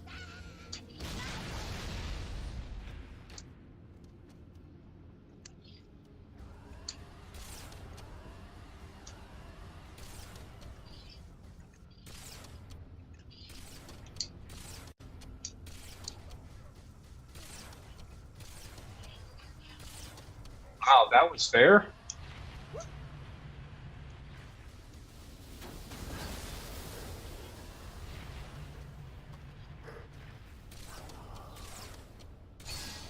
Grenade out. All right.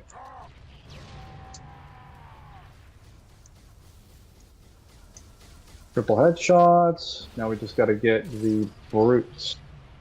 Oh fuck.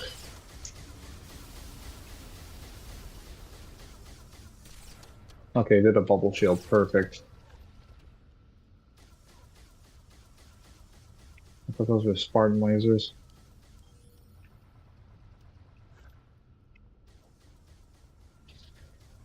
Well, lost the Banshee, but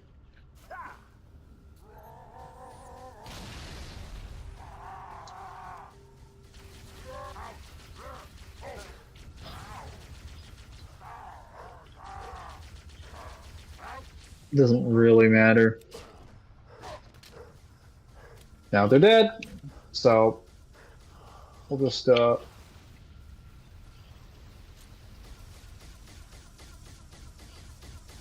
take care of these real quick.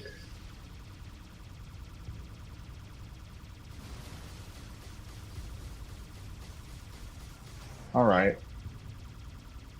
Checkpoint, perfect. Smile, you son of a bitch.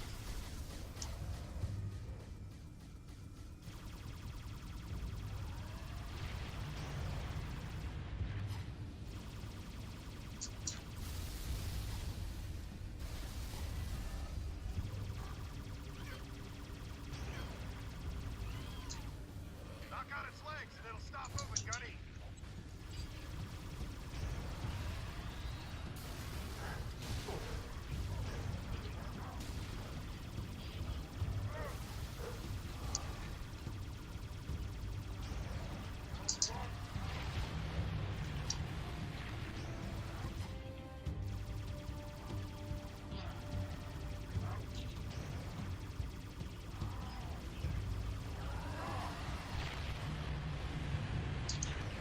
Get behind it. Shoot it in the ass.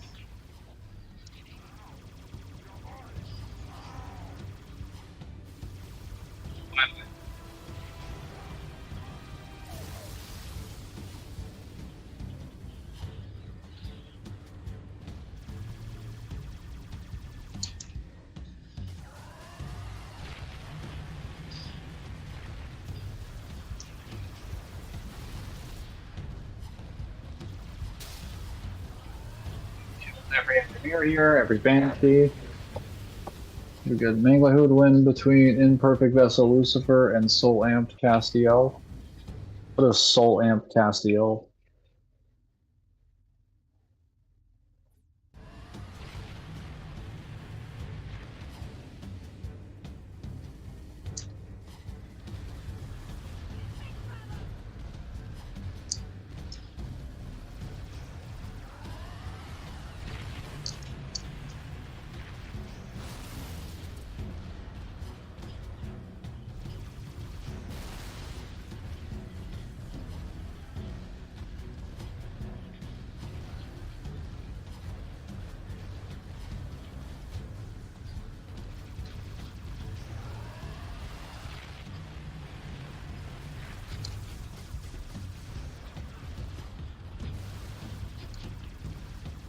It's a good thing Scarab cannot sit down.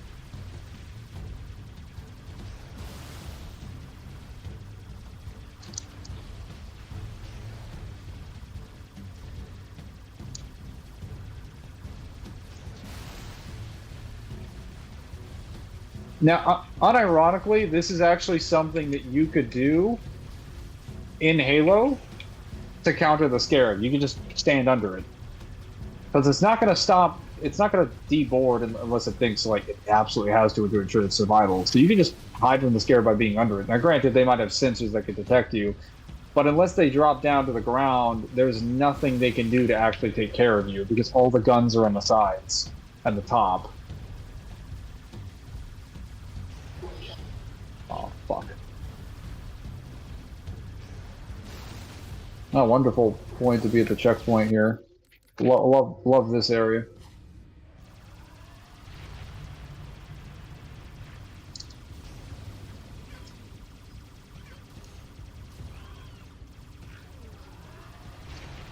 Knock out its legs and it'll stop moving, Gunny.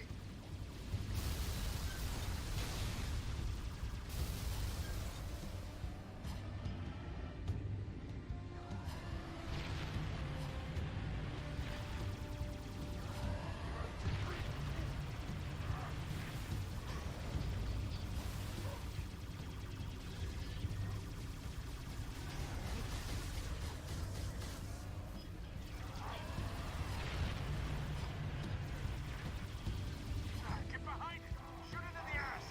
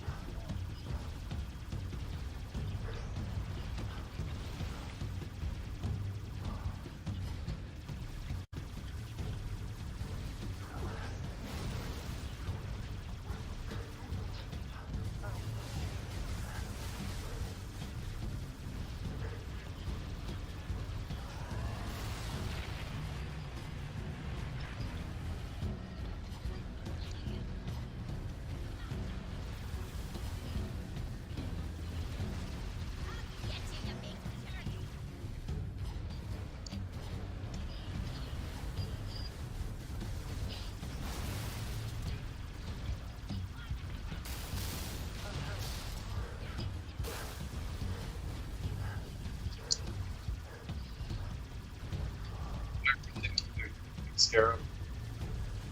As an enemy type, it just seems kind of cool, but like, man, like from a gameplay standpoint, it is such a garbage enemy.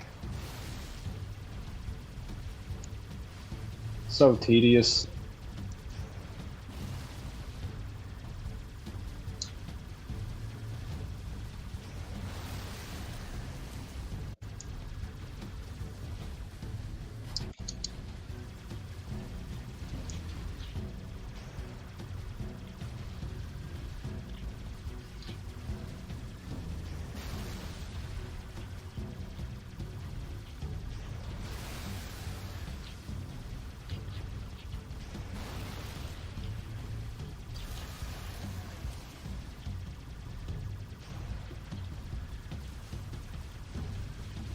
Just blast you.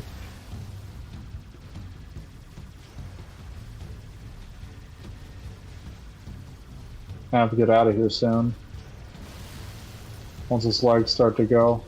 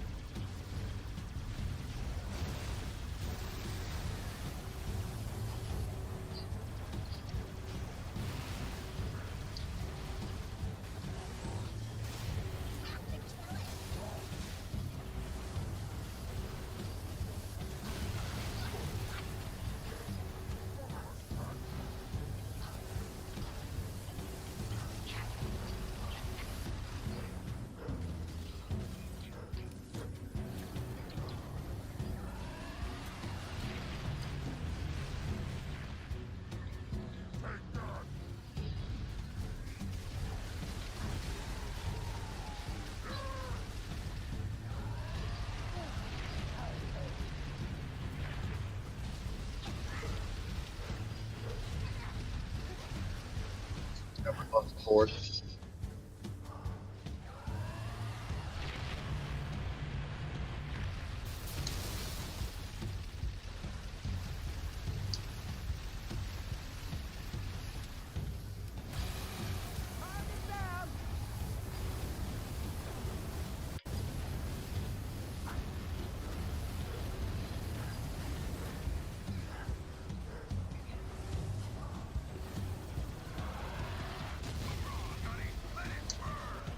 Head into the tunnel before another one shows up.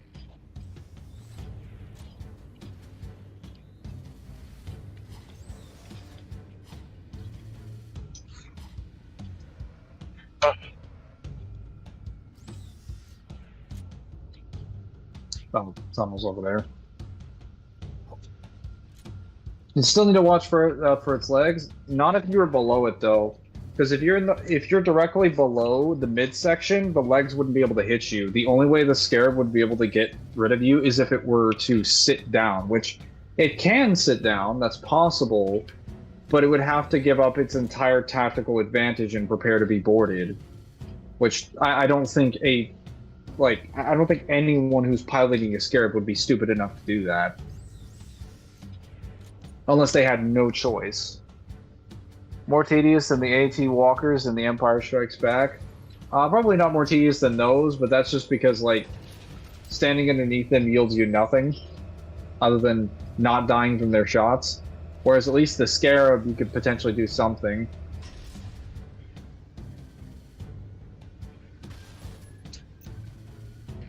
Damn. We hit the squid jackpot. Take him out, Gunny, so we can get through. Stay clear. This is gonna be one hell of a chain reaction.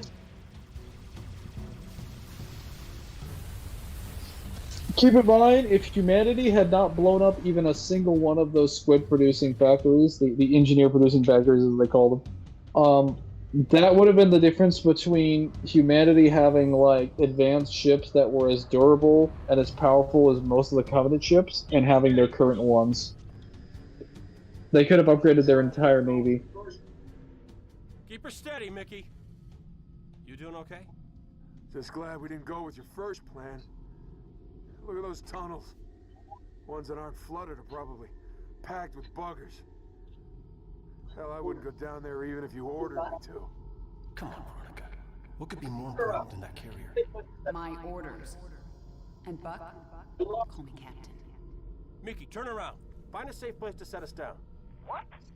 Why? I lost something. Now I know where to find it. Go back.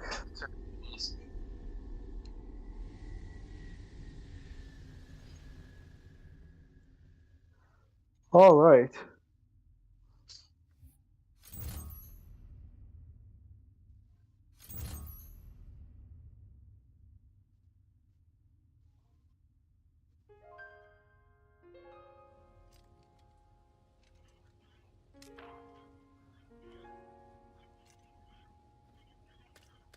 Can anyone hear me? This is Captain Veronica Dare. My beacon is active. Need immediate assistance. Someone, please respond.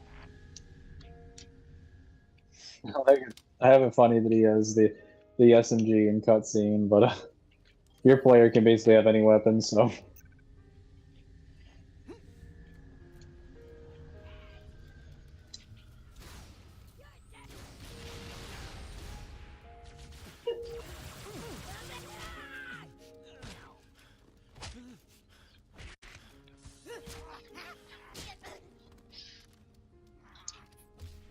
And of course, the grunts are being clueless losers. Fortunately, my rendezvous is not too far from here. It's right over there. But this is the hardest Mombasa Streets mission, even though it's technically the shortest. Because you're expected to fight, like, a bunch of brutes. You could fight a group of hunters if you're feeling bold. And if they spot you.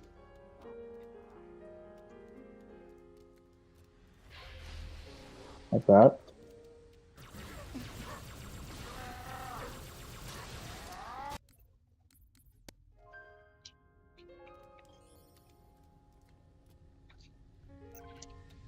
I need to stop doing that.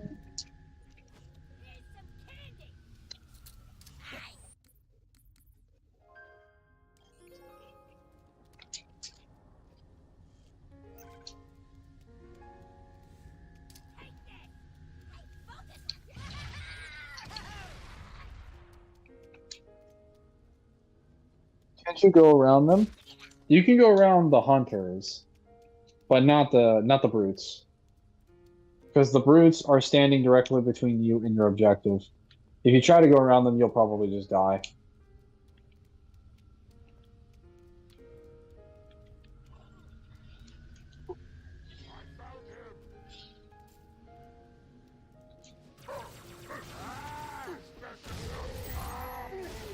Actually, I might be able to skip in there, but yeah, I could just sneak in there.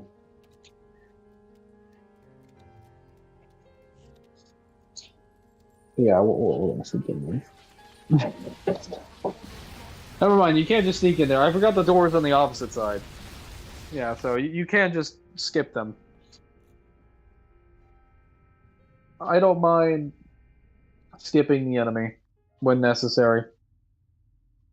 I was under the impression that the door was on the opposite side. They've got me cornered. I'm low on ammo. I'm gonna need a better plasma rifle though. I have good carbine ammo, but not enough of anything else. Okay, so she's on sub-level 9. Should be easy to get to her. Well, we'll be done with ODST in about 2.5 hours. Oh, at least Data High, probably. Maybe not ODST, because they still have Coastal Highway, and Coastal Highway is the hardest mission in the campaign by a long shot.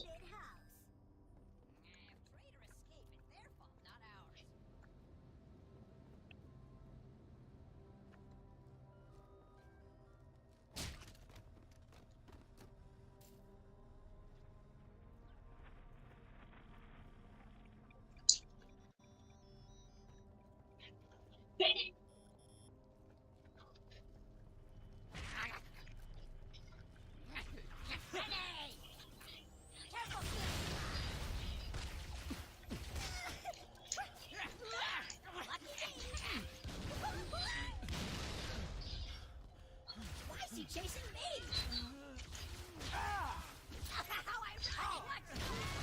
Alarm! Intruder! In tunnels!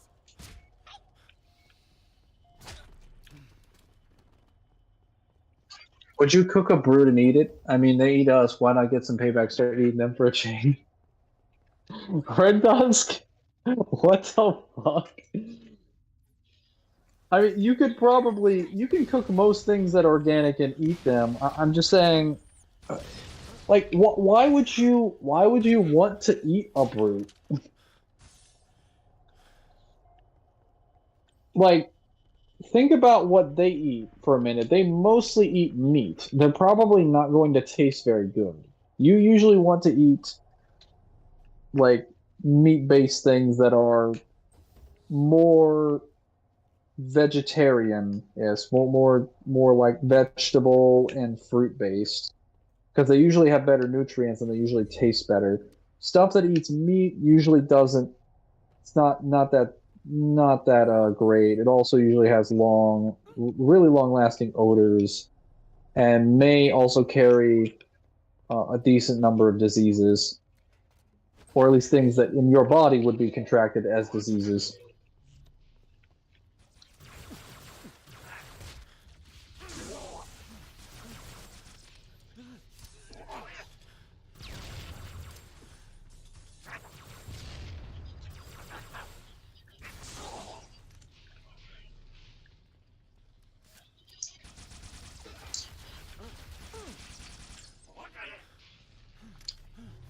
You can eat an alligator. You can eat an alligator, and it's not going to taste great until you cook them like a considerable amount. They're generally one of the worst tasting foods in the world because of the fact that they almost exclusively consume meat. Also, I wouldn't want to eat a person to get payback on them. If I wanted to do something horrible to them, I'd rather just kill them than eat them. Like I think eating them doesn't really provide any long-term benefits.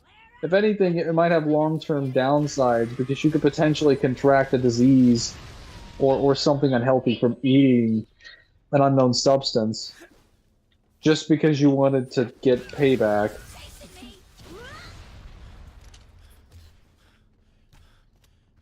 But that sounds like something a Fallout protagonist would say, like, "Oh man, I have the gax to grind with you. Guess I better eat you." Like, fuck. Remind me to never play Among Us with you. You will most certainly stab me in the back and then most likely eat me.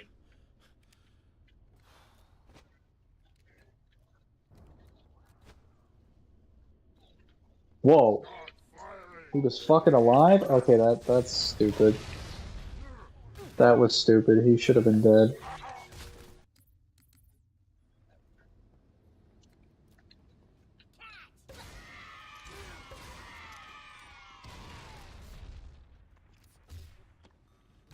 Among Us. Oh, hello, Samaj. Samaj, we're almost done with ODST, so you won't be able to make any more jazz music references. But there will be no more jazz music.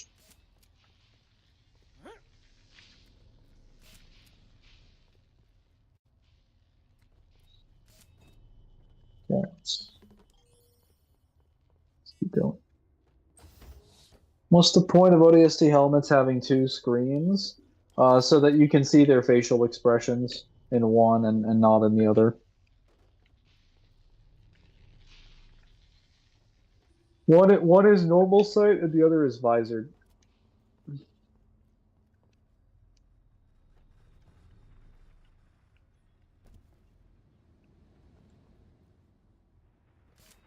I guess not visored for more like it's to hide their HUD to give them more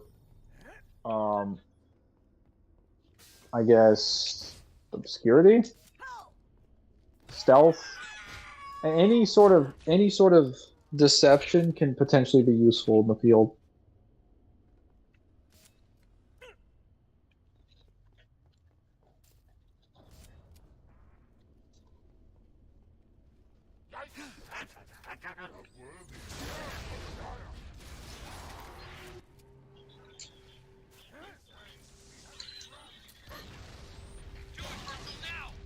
Construction ahead.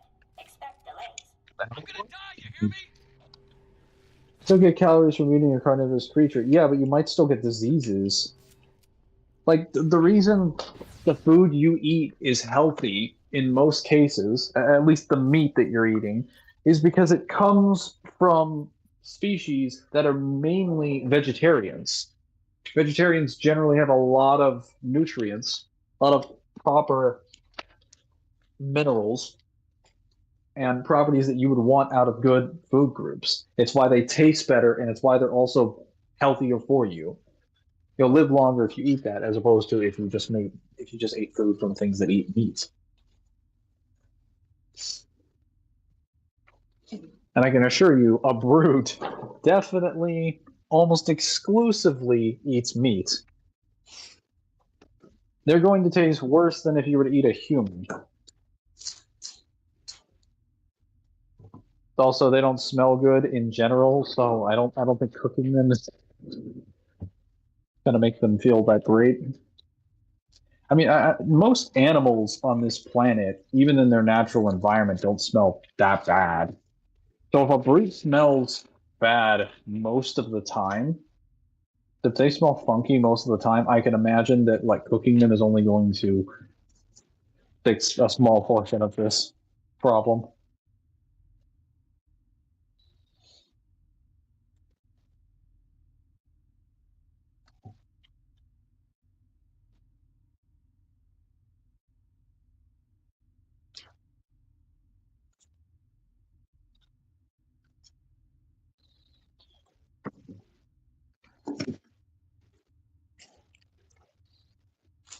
So how have you guys been doing on this wonderful day? How has your life been treating you?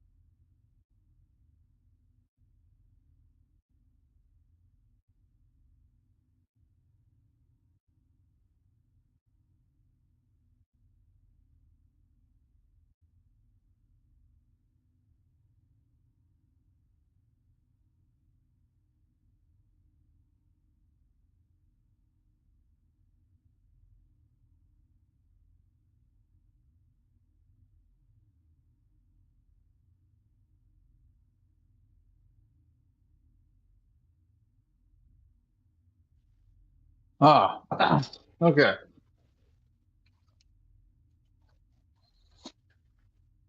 I'm back. Now I have my food.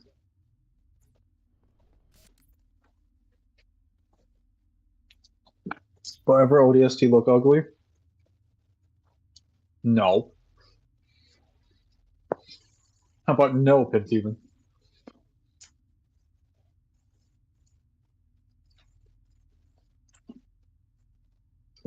There's ways to make them taste good. I feel like you just really want to eat a brute. I don't think this has as much to do with if it's possible to eat a brute, but more like when can I eat a brute? I don't think Halo fans have ever asked me if it's possible to eat other species. Like, why?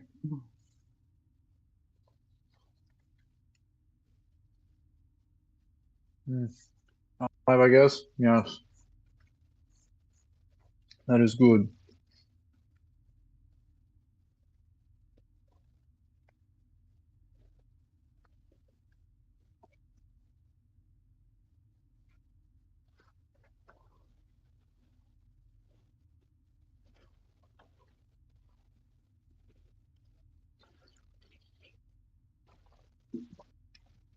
So they will know how they feel when they eat us.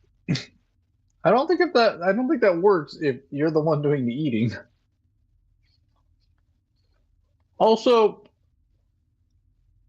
the brutes do know how they feel. The brutes only respect strength, so the brutes in general, or the Jarahali, like they eat everybody. They've even eaten elites.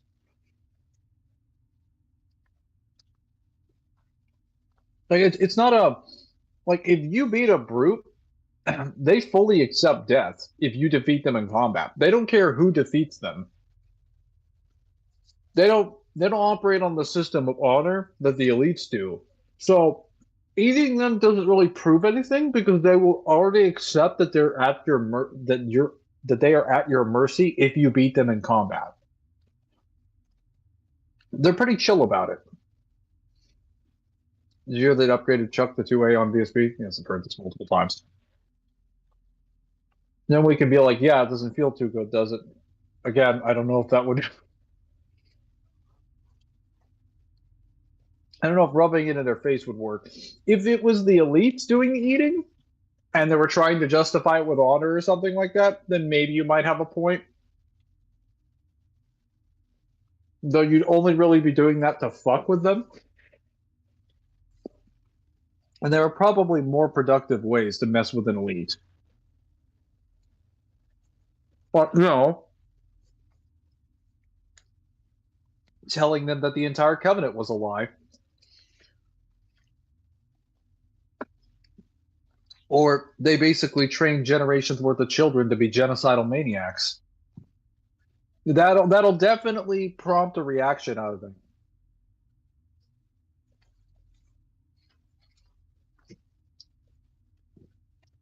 Whereas if you told the brutes they were genocidal maniacs, they'd be like, yeah, that's interesting and all, but can you fight as well as you can talk shit? No? Then fuck you, I don't care. The runs would probably just cower in the corner. The jackals would be like, yeah, that's just your opinion, man. Like, anyway, do you have anything to trade or you want to hire me? Like, no? Okay, then I'm not interested in whatever you're selling. And then the engineers would just offer to fix you. The prophets would call you an idiot and a blasphemer and try to act holier than thou. And the elites would either be holier than thou, would be shameful, or some mixed reaction of the two. That'll let universal God steal. That's unfortunate. Because it's true. Excuse me. Why do they keep team killing?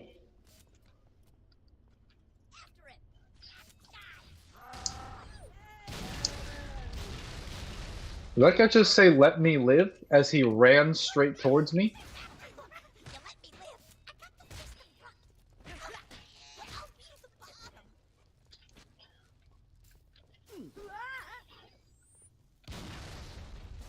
What a foolish decision. What about the drones? I don't know if the drones would really, like, have an opinion. I think if you tried to insult them, they'd just buzz away. They wouldn't really have an opinion on anything unless the queen asked them to do so. But even then, I don't think they'd be able to communicate with you because the drones don't really communicate with anybody. The only reason the Covenant even has the drones is because they have the queen in some higher leadership position within the Covenant. They communicate and control the drones through the queen. So since they're kind of like a hive mind in that regard, then it doesn't really, yeah, insulting them on the personal level wouldn't really change anything. Oh, speaking of which,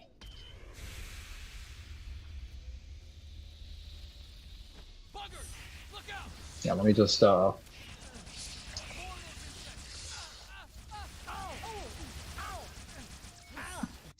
I'm just gonna get a spiker.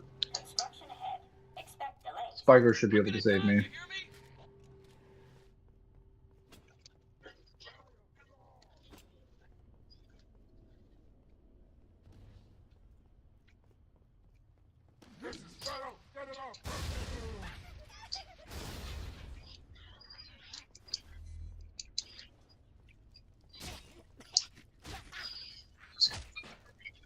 That's adorable. Prophet's flare!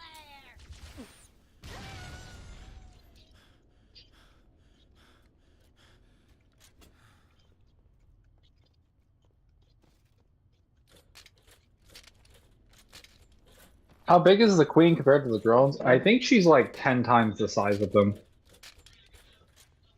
There are pictures of her in the guides. Or at least I'm fairly certain there are, because I remember seeing some pictures of her in the guide. So if you want to see a picture of the drone queen, hopefully there's some on the Google Images. If not, you can find them out in the guides. Or I could probably get my hands on some. Okay, got them all. Perfect. Oh no! They baited me.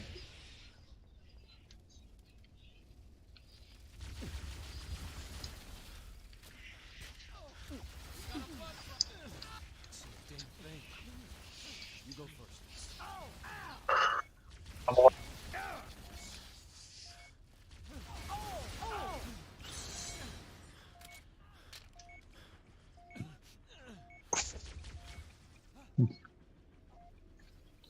Oh, it's not you, Fly, he only multi-galaxy. Sure. Drone's opinion be like, you like jazz? I'm pretty sure the only opinion that the drones have is something something buzz, something something for the queen.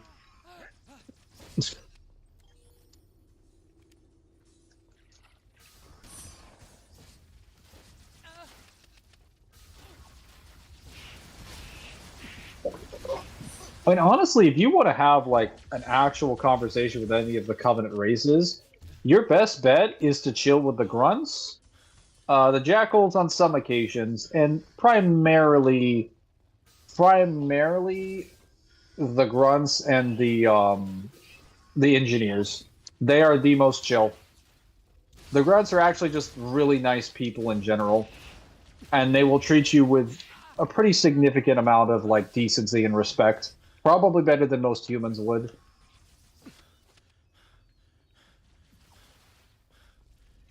You just have to be careful to remember that they have methane needs, so don't mess with their tanks so that they can breathe. The elites can be nice, but it depends on the person. Kind of like with humans, it's very dependent on like the person you're talking to. They could be like a nice person, they could be pretty stuck up, they could be the best person you've seen in the world, or they could be a bitch. The elites are probably the closest thing to humans in terms of like their cultural disparity between like groups of people and just different attitudes. Grunts are just in general kind of like they just float between being like nice and being cowards. Sometimes both.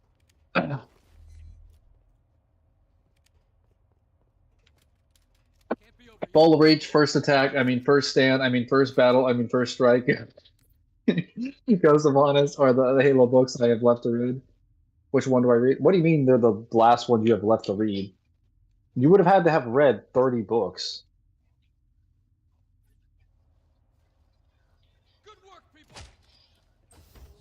We aren't taking prisoners, he says, as he misses the grenade throw.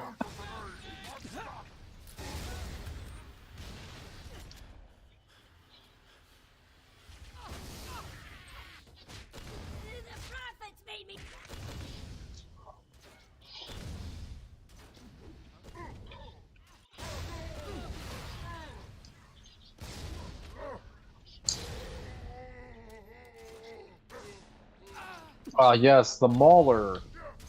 One of the worst pistols ever released in the history of the Halo games. It is so shite, as the British say. It is so bad, like the recoil, well the recoil is fine, I guess. But the range, awful. Doesn't even one shot consistently like the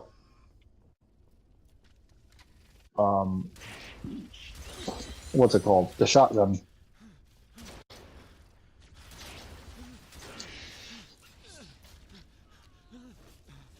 It's only got 5 rounds per mag.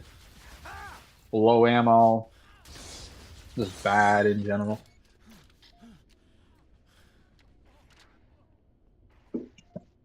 Last one to read I have on me, Mangler.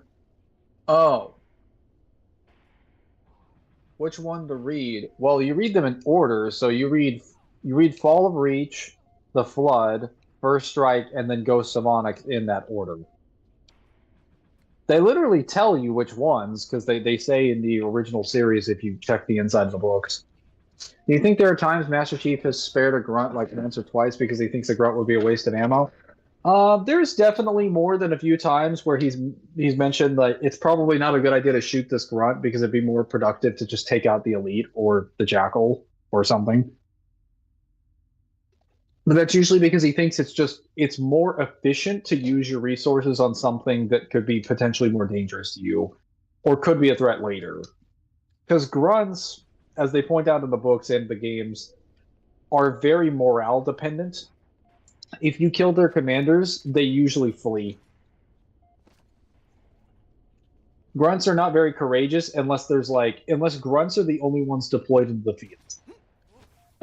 Or if there's enormous amounts of them. If there's like a couple squads and they have like one captain or miner or something like that, then yeah, like they'll probably scatter when you kill them. But if you're running into like dozens, hundreds of grunts by themselves, they won't scatter no matter how many of them you kill. Unless they're getting sneak attacked. But usually they're getting sneak attacked by Spartans. That's annoying. We got more coming.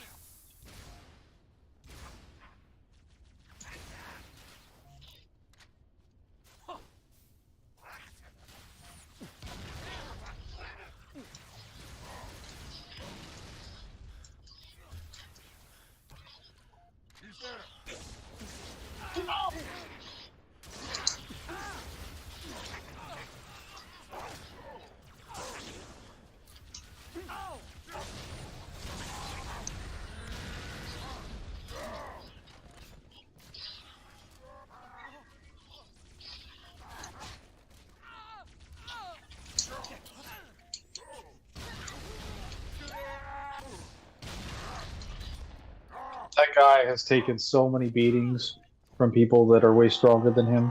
He should be dead. And yet he lives. How is that a pistol? This thing? Like the Mauler? Yeah, it's technically a pistol. It's classified as a brute pistol. Whereas the Spiker is more of a submachine gun, the Brute Shot is a grenade launcher, and the Mangler is also a pistol as well. So, and then the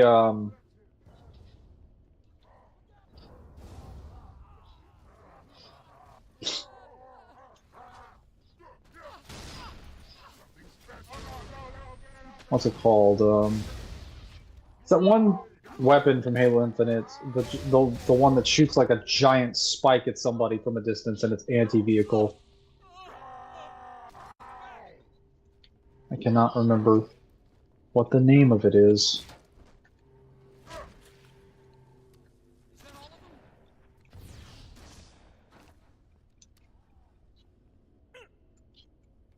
Good work, people.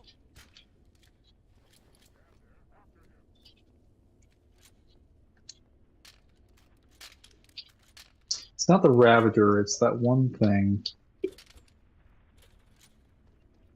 So by that logic, you're saying the rocket launcher is a pistol. No, the Mauler is not really that good. Like it's not that great. It only fires at close range. It's like a shotgun, but it has really, really exceptionally bad range. It doesn't have like, at least in gameplay. I'm sure in lore it's probably better, but like, yeah, probably not that much better.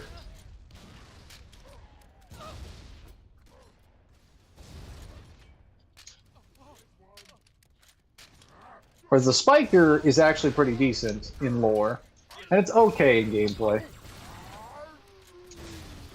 It's also way easier to melee people with the Spiker, so you can get pretty far.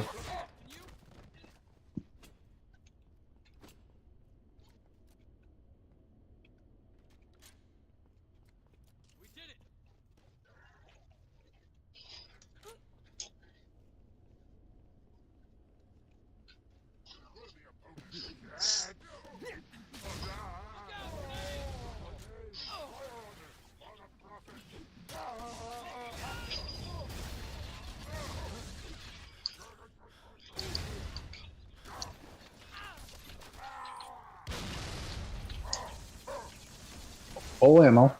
Let's go.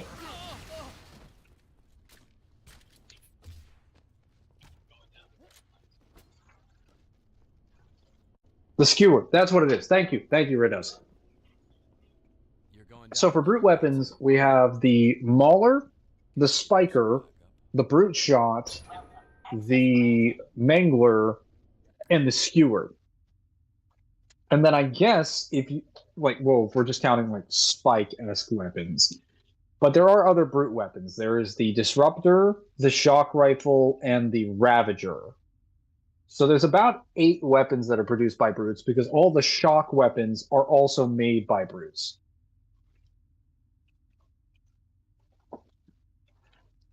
Ironically, the brutes are really good at engineering weapons. Like, they're fantastic at engineering weapons. Go ahead, Trooper. Raise the stack. Because the shock weapons are basically EMP weapons that also can kill you. So, you know, they're bound to be pretty disgusting.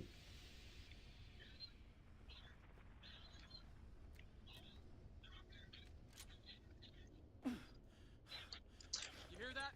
Buggers! Down on your level! Oh no! They're up here too! Coming out of the damn vents! Get back! No!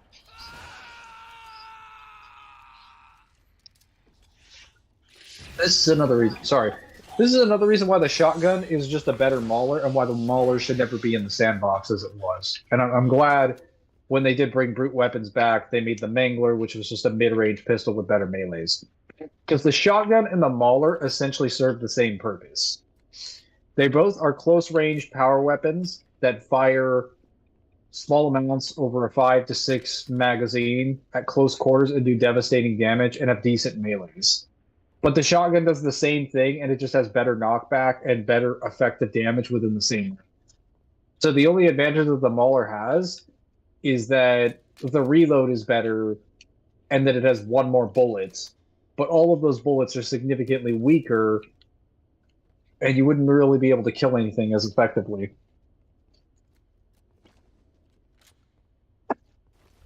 Victor Reznov from Black Ops, Skewer the Winged Beast. Yes. In reality, he was actually just predicting that there was a weapon in Halo that was going to be called the Skewer. And when he was asking to skewer the Winged Beast, he was literally asking his inmates to give him a skewer. If you collect all the audio logs, the guard will die a different way? Really? I did not know that. Does he die to the drone still, or does he fall out with you down here? Oh. Man, I wanted the Spiker to be a good weapon for so long, but it's just a mediocre weapon at best. What it really has no right to be. Like, it should be a good weapon.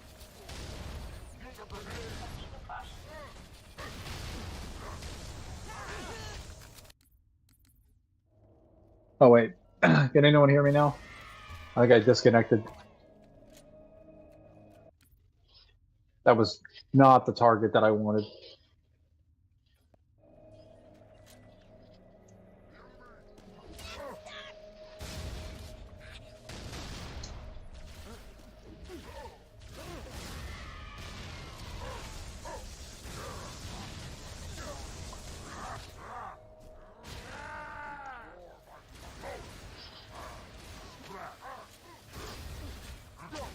Imagine the range the Didac would have with a gravity hammer, at least 20 feet.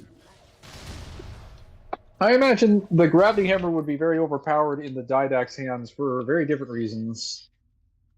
Kind of like the reasons that he can grab you with telekinesis. So he could just throw you into the path of his gravity hammer. So he technically has as much range as he wants to have with the gravity hammer. Though I guess his taller body would also give him more direct range anyway.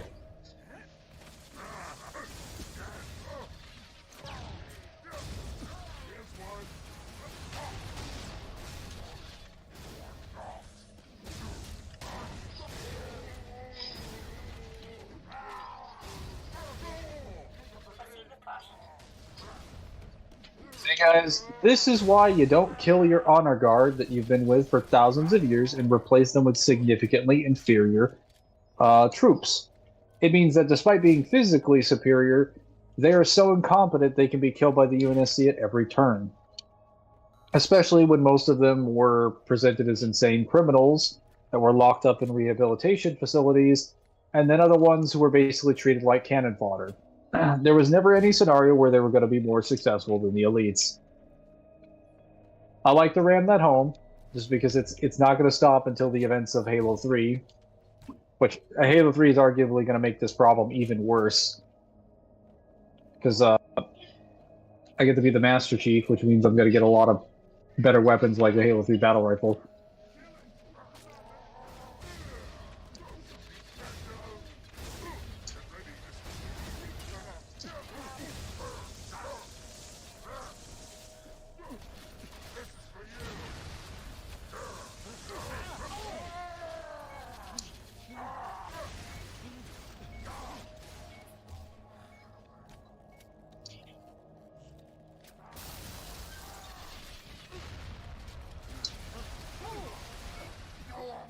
Thank God for that flame grenade.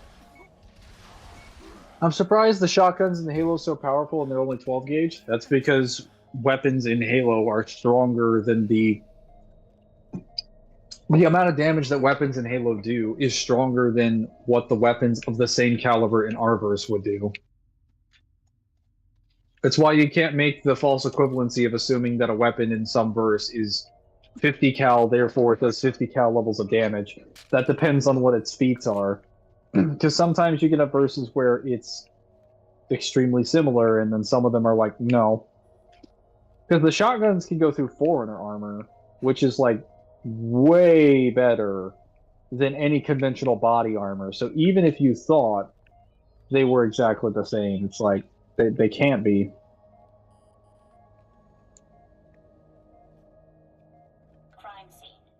Okay, I need a... Yes. Okay, we got the flamethrower, let's go! Time to become Speedy McGee. Turns out the rookie ends up seeing he wasn't supposed to, and the guard says, "I'm sorry, sir, you've seen too much," and tries to kill you, so they're the one that kills him instead. What was he not supposed to see?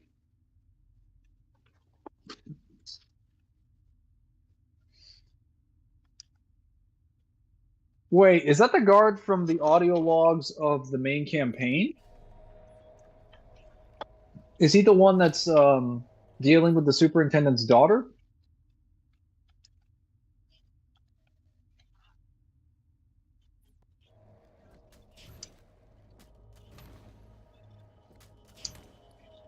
Buck? Who knows if you can hear me, but I'm sorry. And Dare has been destroying them. Okay, this should be the last enemy encounter before I get to Dare, and then we're at the halfway point in this mission.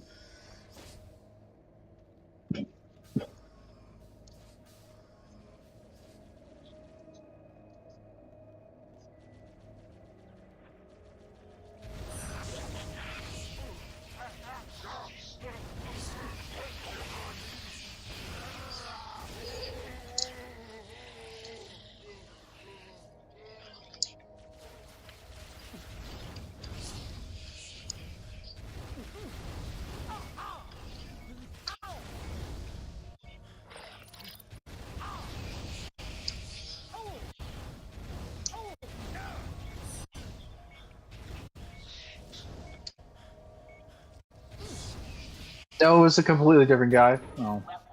Wait, so then what did you see that you weren't supposed to see? Why does he try to kill you? Because if you see something that you weren't supposed to see, the only thing that I could see him killing you for is if he was covering up the murder of someone else. I mean, if he was killing Covenant troops, which is most of what he's doing anyway, I don't see what would be an issue.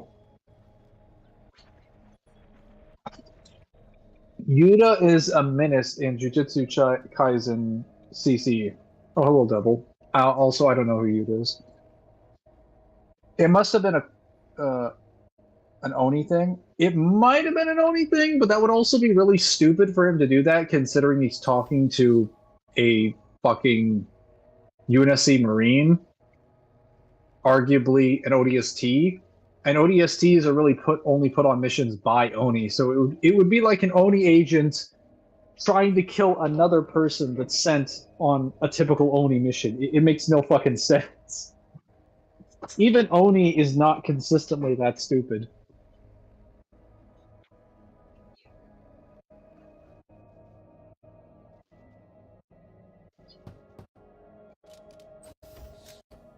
It's you. I thought. Never mind. Could the Didact pick up several and slam them once, all at once, like, I don't know, scorpions and stronger than pelicans? I don't know what the effective, like, weight of his telekinesis is. It's never described how he uses it in any of the guides. It's just something he can do. Some idiots blew the building at the top of the shaft. Woke the whole hive. Down there? That's the superintendent.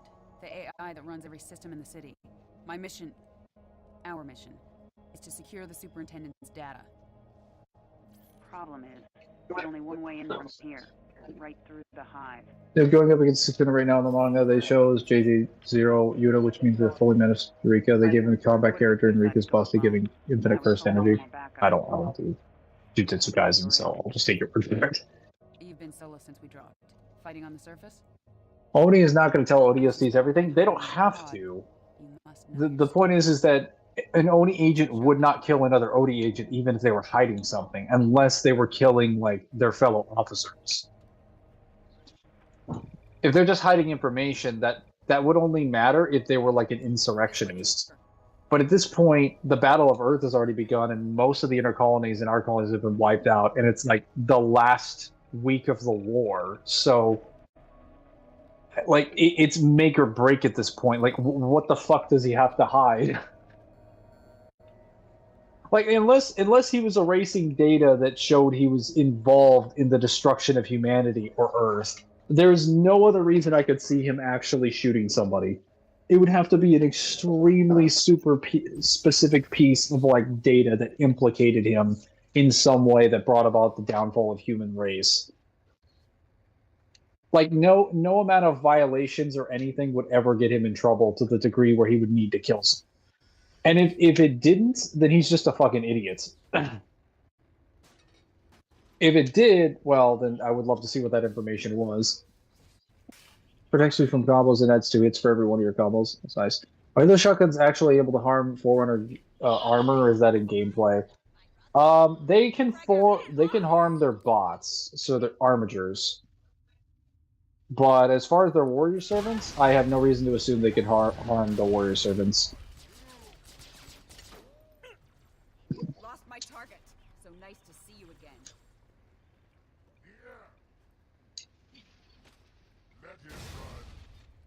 Same team, she says.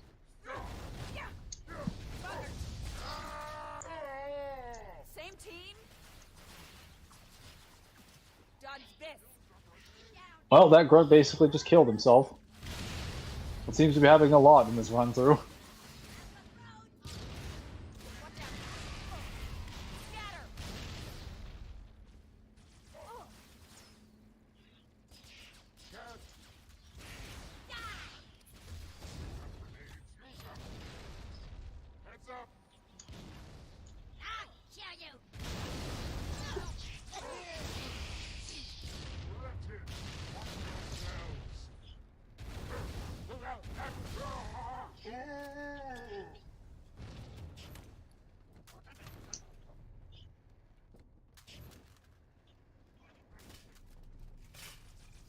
Additional contacts.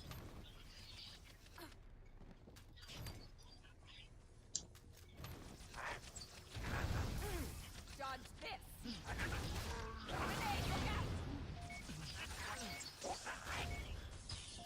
Yeah, they're getting destroyed. As long as Dare keeps spamming grenades, we should be good.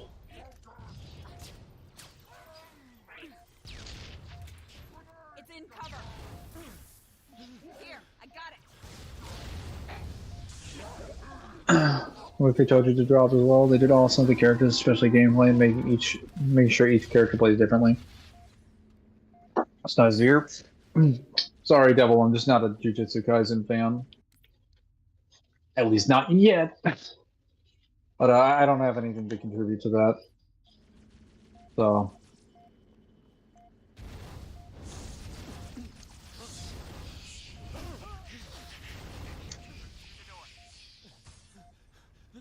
We'll have to jump.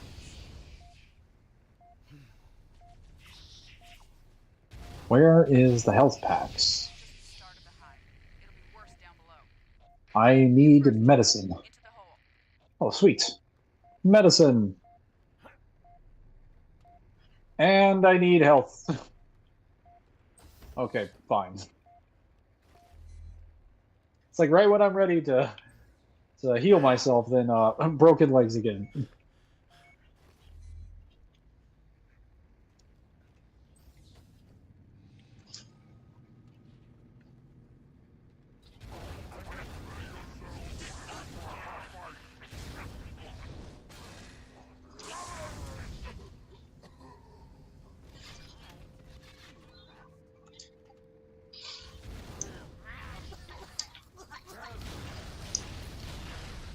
Did you just tell me to watch it when you're throwing grenades in your plasma generators? It's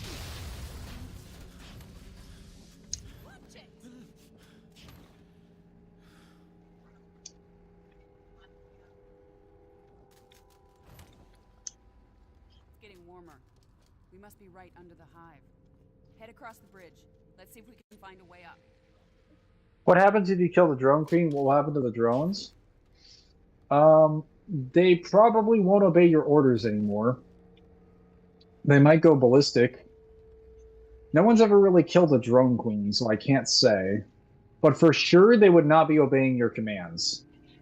Because the only reason the Covenant can control them is because they have the queen now. So if anything happens to the queen, they lose access to control over their drones. So either the drones might just fuck off, they might just stop fighting, or they might go ballistic. Either way, they're not going to be doing what the Covenant wants them to do. Unless what the Covenant wants is pure chaos.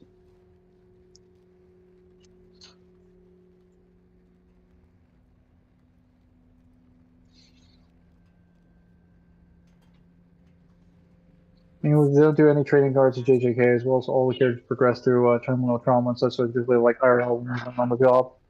Also, what were your thoughts on the POC scans you've seen so far? They look okay. I haven't really played that much of POC. I'm waiting until I've gone through all of the Halo lore. I don't want to do more than one project at a time.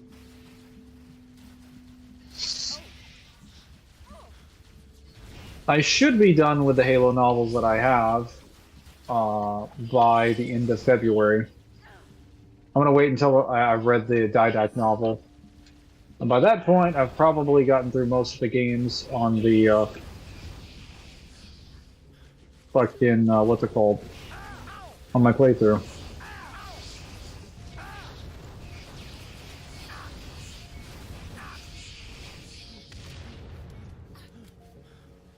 Now I'll just let her kill the drones.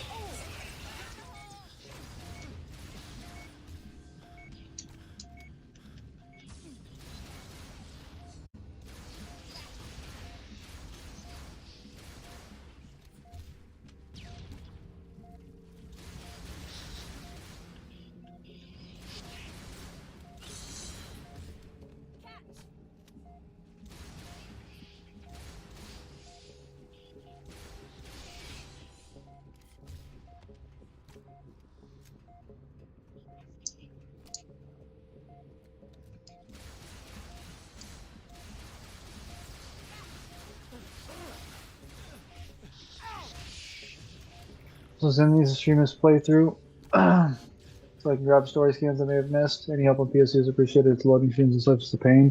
I'll probably, if once I'm done with it, I might do a second playthrough on my PC and just emulate it.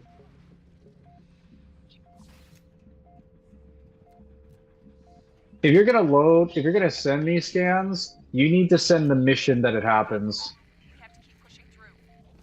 If you don't send the mission, the source is worthless. Because it can't be properly sourced even if you send a screenshot. Because you have to cite like the page numbers and things like that, or well, pages if it's a book, levels if it's a game.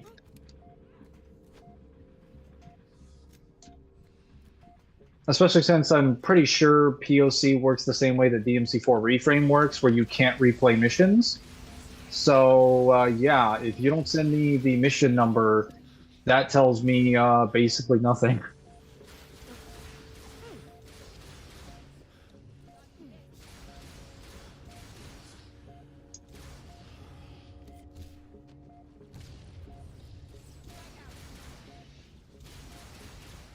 I'll go all the way from there.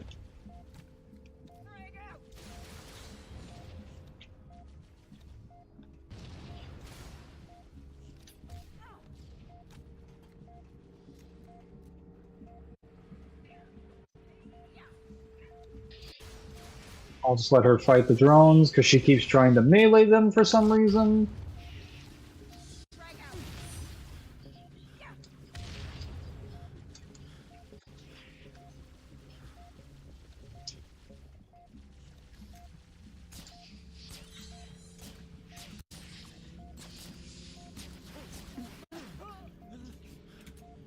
She really needs to stop throwing grenades and meleeing flying enemies. Very counterproductive.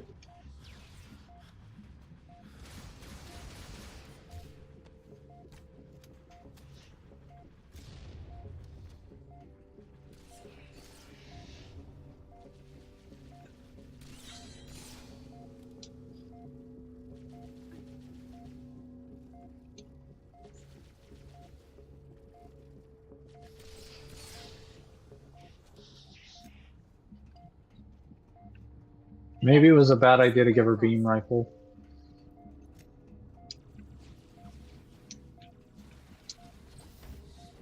Come on. The data center's close.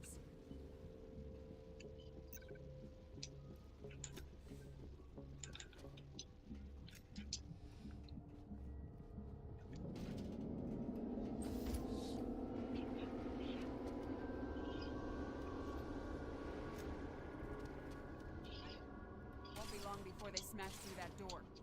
Let's take him out now.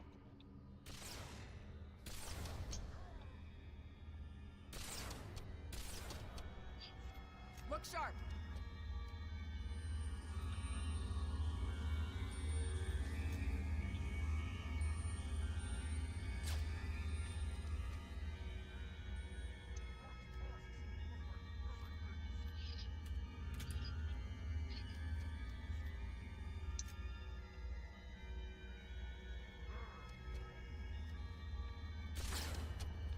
Hostile reinforcements. Not bad. You do know your stuff.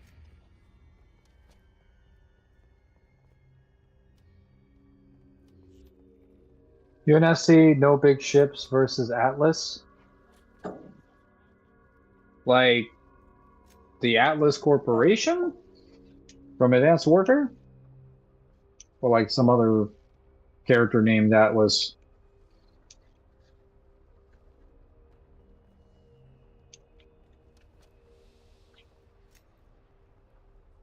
Let's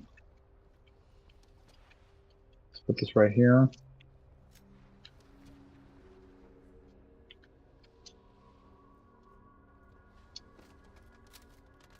Yes, the Call of Duty one. No big ships, they still win. The only hope that the Advanced Warfare crew has is Manticore. But like I'm pretty sure Manticore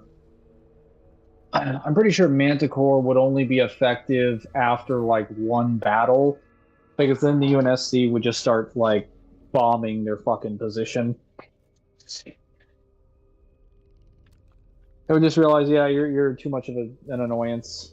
Or they would just set up Spartans like 2 kilometers outside of the battle and just start having them picking soldiers off.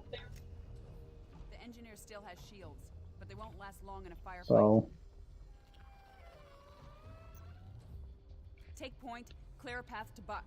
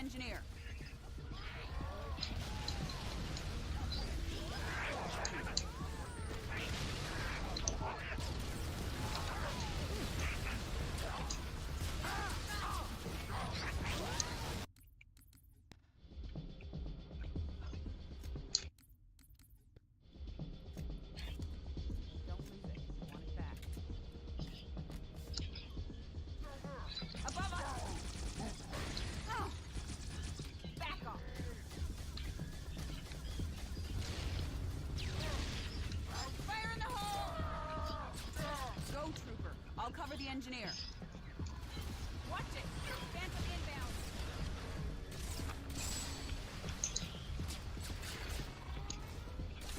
It's over here! Catch! Some tricky situation here. I can't move up too far, the engineer will get hurt.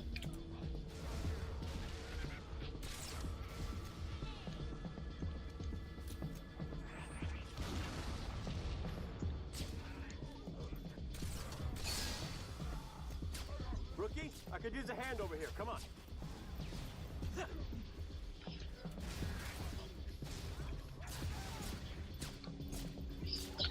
Dare's grenades and Buck's gunfire. We're gonna make quick work of these enemies. God damn it.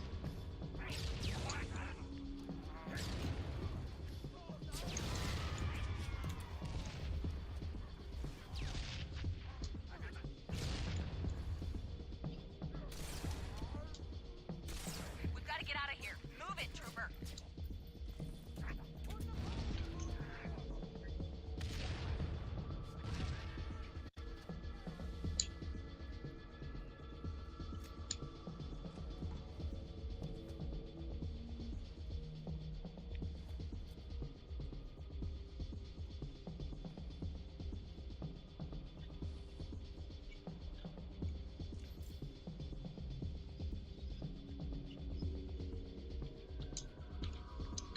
Damn it, Shot. Rookie, come to my location now. Alright, I'm gonna go by. Later, Pimp Head through Demon. the door. Caught back from getting food yet? Is that what he was doing? If so, no. He might have... If he was doing that, he might have actually gone out to go get food. Like, at a restaurant or something.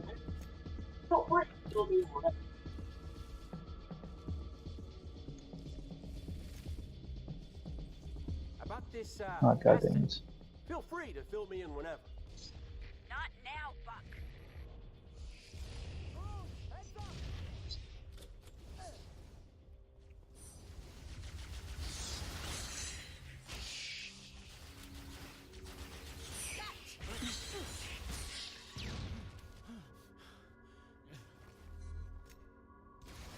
Hats off to a fine killing machine.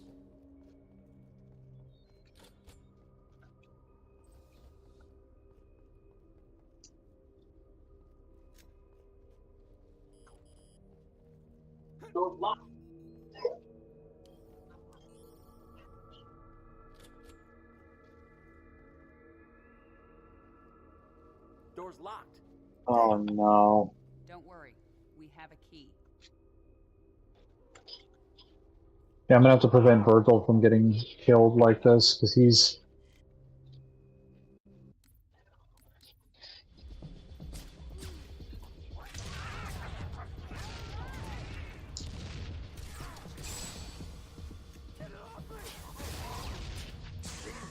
Veronica, over here. Okay, there we go.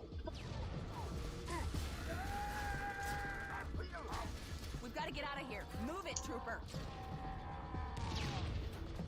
This is our exit, Rookie. Head through the door. Get that carbine.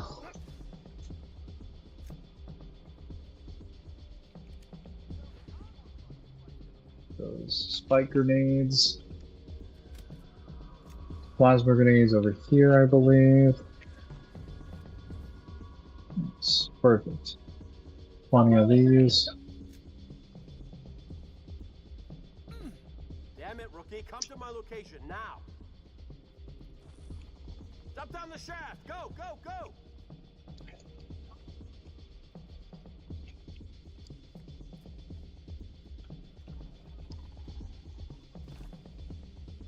Take it. It's yours.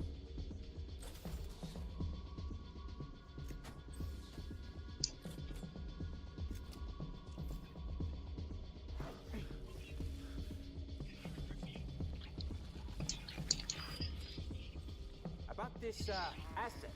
Feel free to fill me in whenever. Not now, Buck.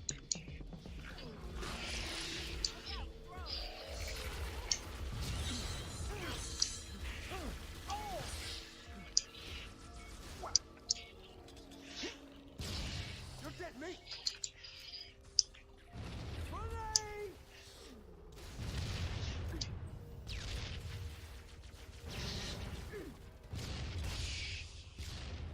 Okay, this is taking a bit longer than I thought, but I guess that's because Data Hive is a longer mission. It's not difficult, though. The whole mission's been a cakewalk. But it is definitely taking a little bit more time.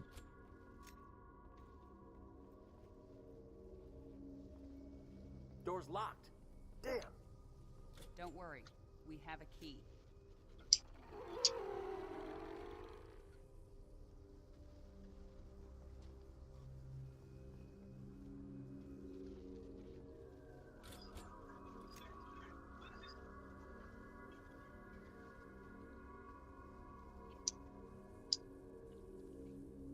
I've seen hundreds of these things today. Why is this one so important?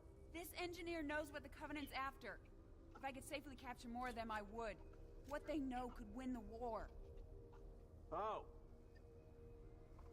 You haven't killed any of them, have you? No. Well, Maybe one or two, he says, after the entire Kikawani mission of blowing up, like, factories of these things. What the fuck, these stupid AI? Why are they aggroing the enemies?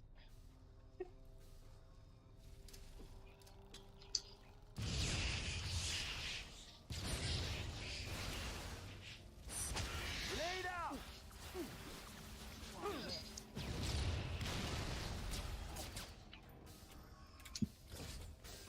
Off we go. Okay, this is the end of the mission. Now just coastal highway. Elevator. Come on. Okay. One mission left, boys.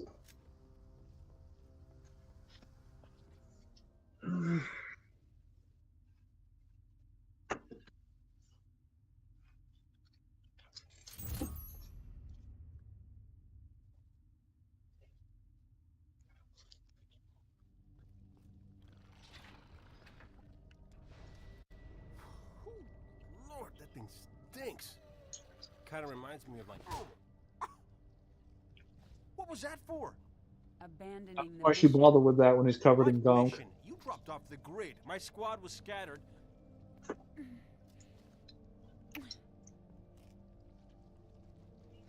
that. For coming back.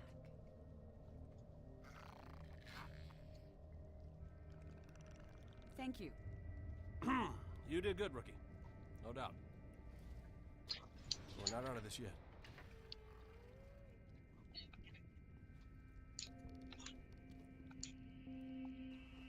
Captain, how about you hang back?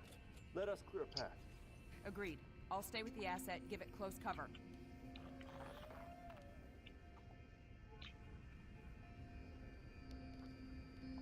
Here we go.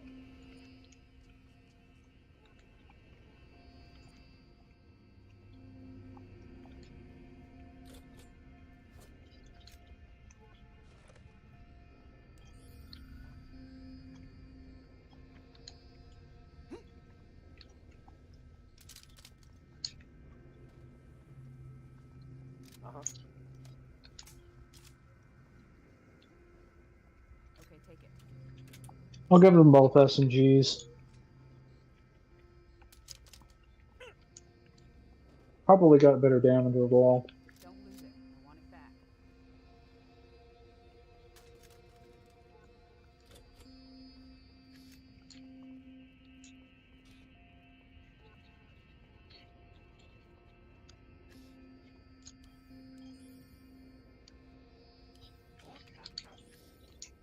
Buck, that turret has us pinned. We can't advance. Flank the watchtower, Trooper. Take it out.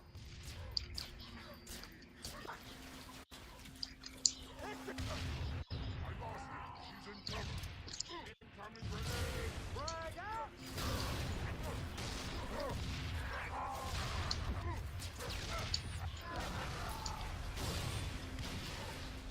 Get the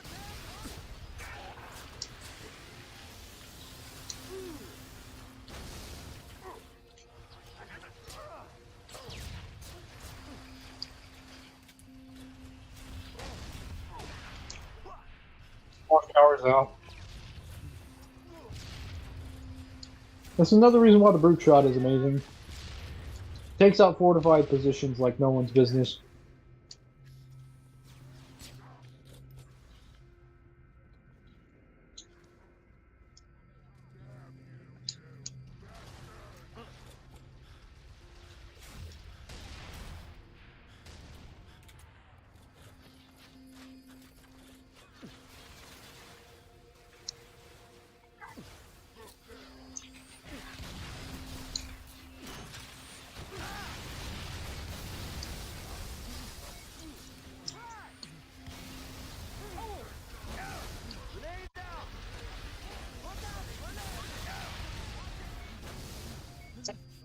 How often does Master Chief really swap weapons with allies? Not really that often.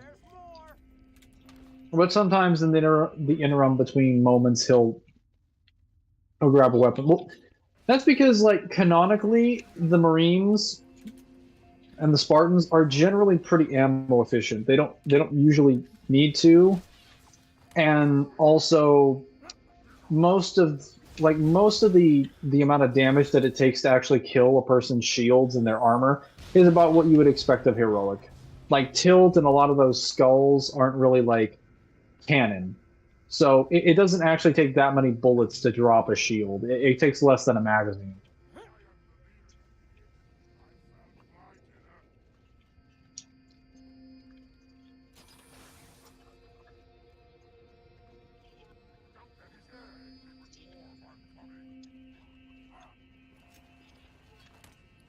He took cover.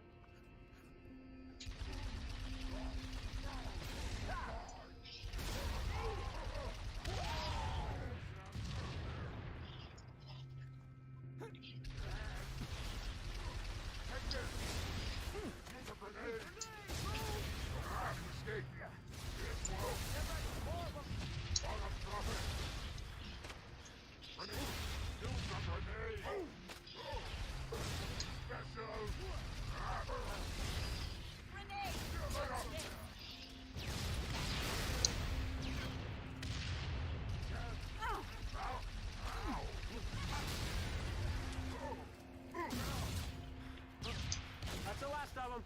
Captain, let's move. Where are we going exactly? Waterfront highway. Fastest way out of the city. Where is... Everyone okay? Oh, I'll take another one.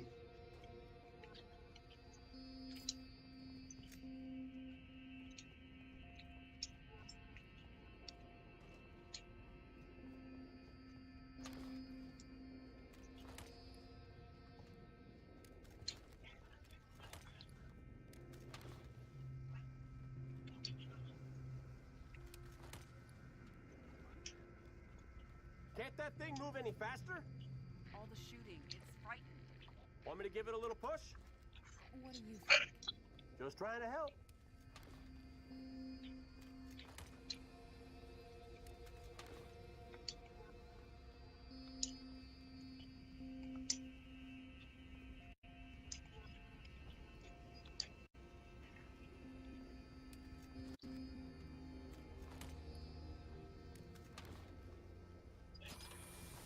This way.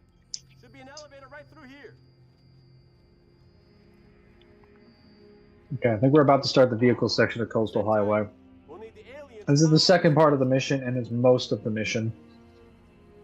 The final section will be at the end of the highway.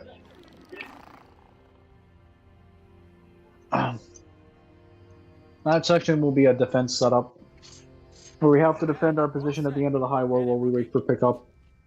But this section will arguably be one of the most brutal.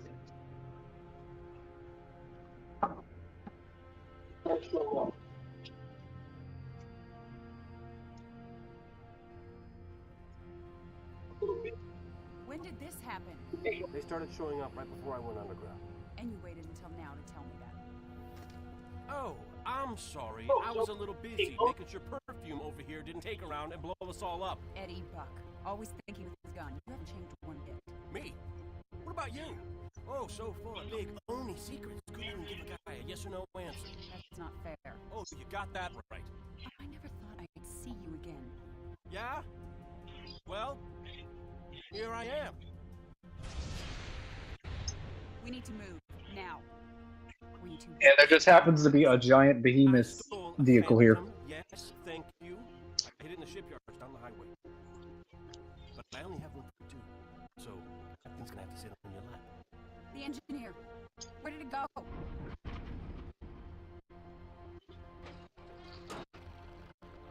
Where did they get access to a behemoth? Keep me covered. And try to keep up. Take my advice, rookie. Never fall for a woman. Such a funny line. You were not riding shotgun, you were the gunner seat. Those are not the same thing. Take the wheel, rookie. All right, shotgun.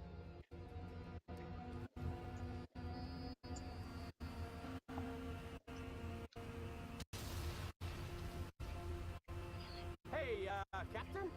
Pick a lane. Crowded in here. The engineer's doing something. Circuit. Hey!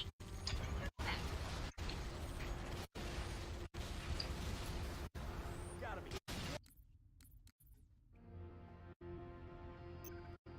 Take the wheel, rookie. All right, shotgun.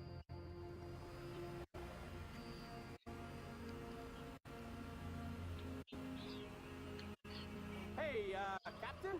Pick a lane. Crowded in here. The engineer's doing something. Control circuit. Hey! Watch me put that. You gotta be kidding me. I'm doing the best I can. Just stay out of our way. This is why this section is cancer. All the enemies on the ground are usually grunts who can all throw plasma grenades because of catch. Take the wheel, rookie. All right, shotgun.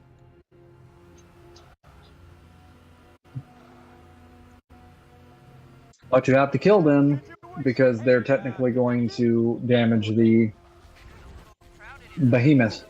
The engineer's doing something. Control circuit. Hey! Watch me put that. Gotta be kidding me. I'm doing the best I can. Just stay out of our way. If only they had Nico's van. True. In fact, Nico's van wouldn't even need to drive here. It would just spawn on the other side of the highway and we'd be done with the mission. Take the wheel, rookie. All right, shotgun.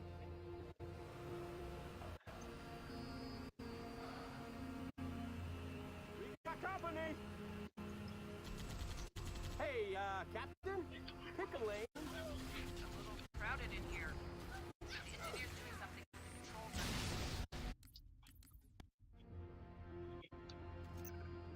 Take the wheel, rookie. All right, shotgun.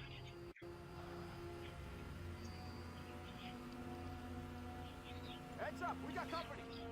Hey, Captain? Pick a lane. A little crowded in here. The engineer's doing something. Control circuit. Hey! Watch me put that. Oh shit. That destroyed my vehicle.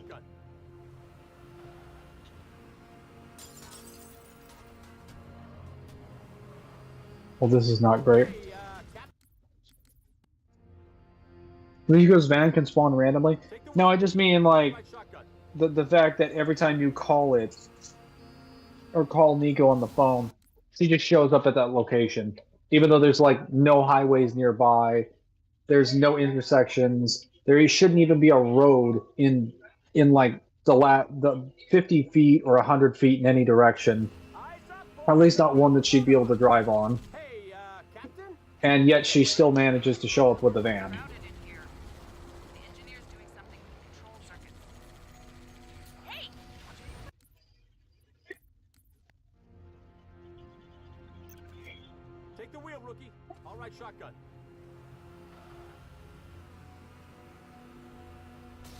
You see that? Hey, Captain? Pick a lane.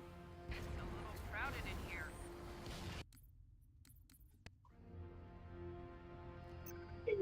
Take the wheel, rookie. All right, shotgun.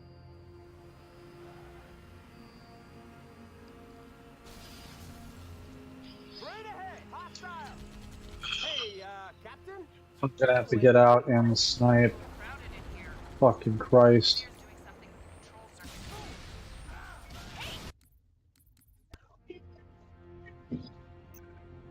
Take the wheel, rookie. All right, shotgun.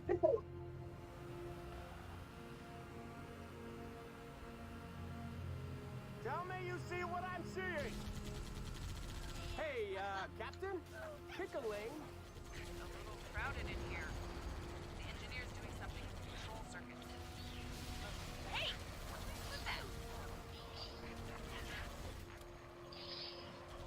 Gotta be kidding me. I'm doing the best I can. Just stay out of our way. Keep it steady.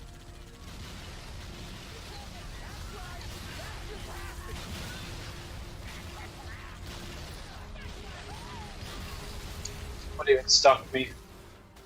I thought this part would be easy. It's not going to be easy. You think it would be because you're getting a vehicle, but then every single grunt has a plasma grenade, and there are usually 20 of them per section. And considering one plasma grenade is all it takes to get Buck off your vehicle and to send your vehicle through the air, and 2 is all it really takes in the right position to kill your vehicle, you're pretty much dead statistically 90% of the time. Like that. If I run them over while they're charging a plasma grenade, I'm dead. If they hit me with a plasma grenade at a distance, I'm dead. If they throw it near my position, I'm probably dead or in a position where I'm about to be dead. Take the wheel, rookie. All right, shotgun.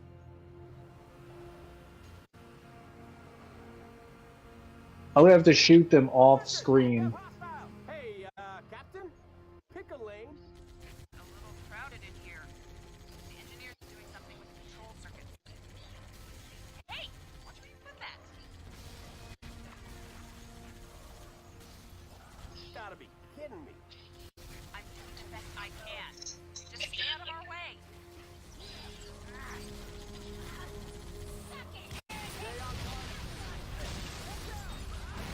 Yeah, so that one I survived, but the blast knocked me in front of the behemoth, which then ran me over and killed me.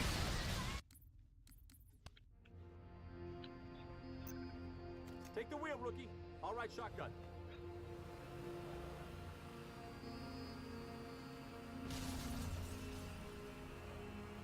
Hey, Captain? Pick a lane. A little crowded in here. The engineer's doing something with the control circuits. Hey! Watch where you put that. Gotta be kidding me. I'm doing the best I can. Just stay out of our way. That thing's live, mister! Get out!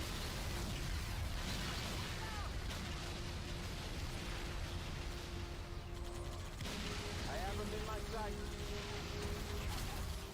Covenant must have shut these doors. Give the engineer a second to Great override. Run Ultras are so tanky. This position isn't too bad most times, but because we're on Legendary and we have a Thunderstorm on, all the grunts are very resistant to bullet weapons because of their Grey Grunt health.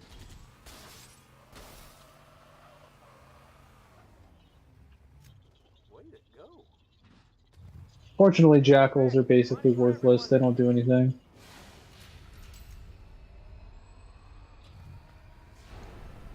More trouble. So we can skip the Jackals. They don't have any grenades. They don't have any strong options. Reinforcement.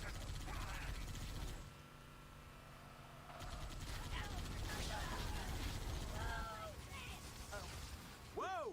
What just happened? I think the engineer found a way to extend its shield. Send a current to the outer blade. I don't know how strong the shields are. Stay close. Don't worry, we got you covered.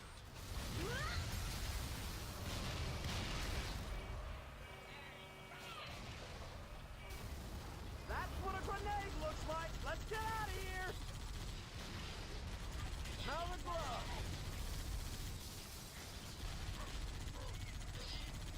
Get me an angle.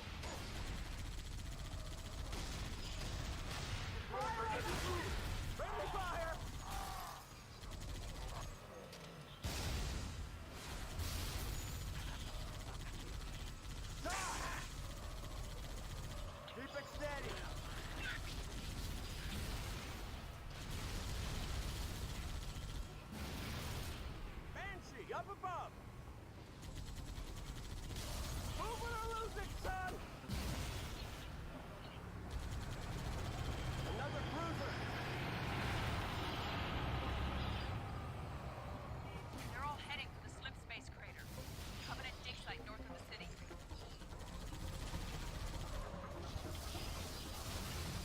Watch it!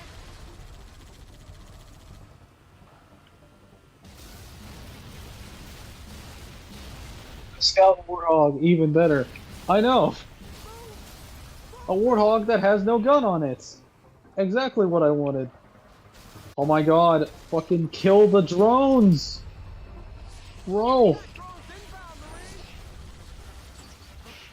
Heads up, rookie. The captain's in trouble. Fuck, what the hell? Alright, that's it. Get out of the gunner seat. Fucking worthless moron.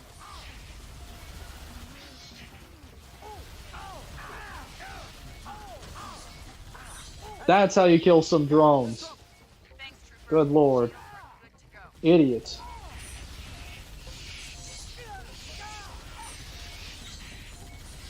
Oh no, I need more health. Damn it, this is so unfair. Hats off to a fine killing machine. Totally enraged.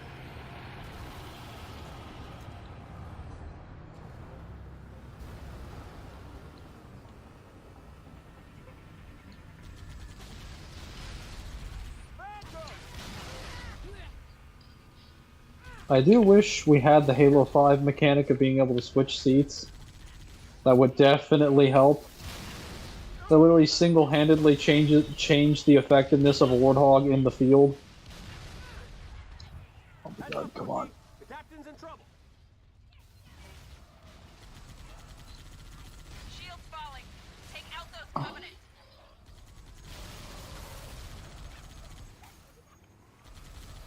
Shields are holding, but not for long. Thanks, Trooper. Shields are good to go.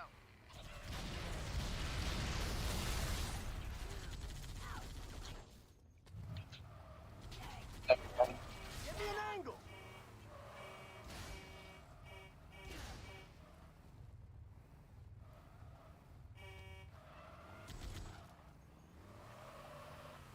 Be ready. There's more. Now we gotta deal with ghosts. Perfect. Slow down, moron.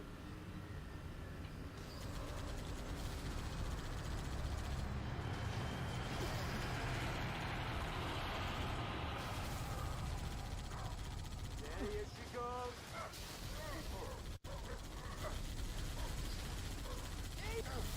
I have him in my sights. I think the strategy here is just run. Just fucking run.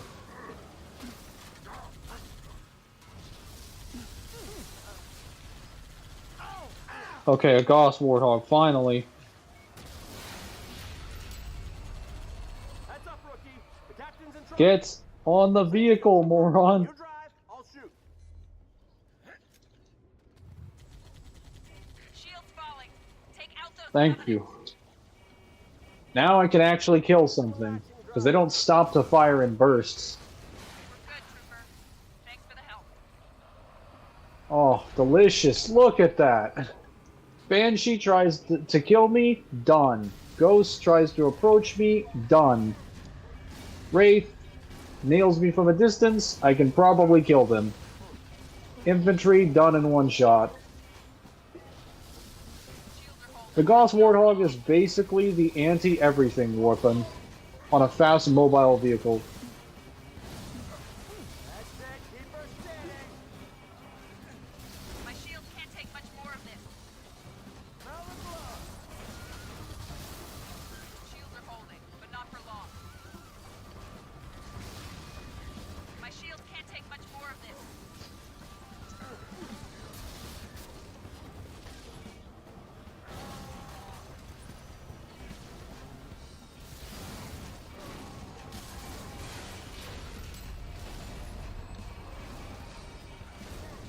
Shield is down. Give us some cover while they recharge.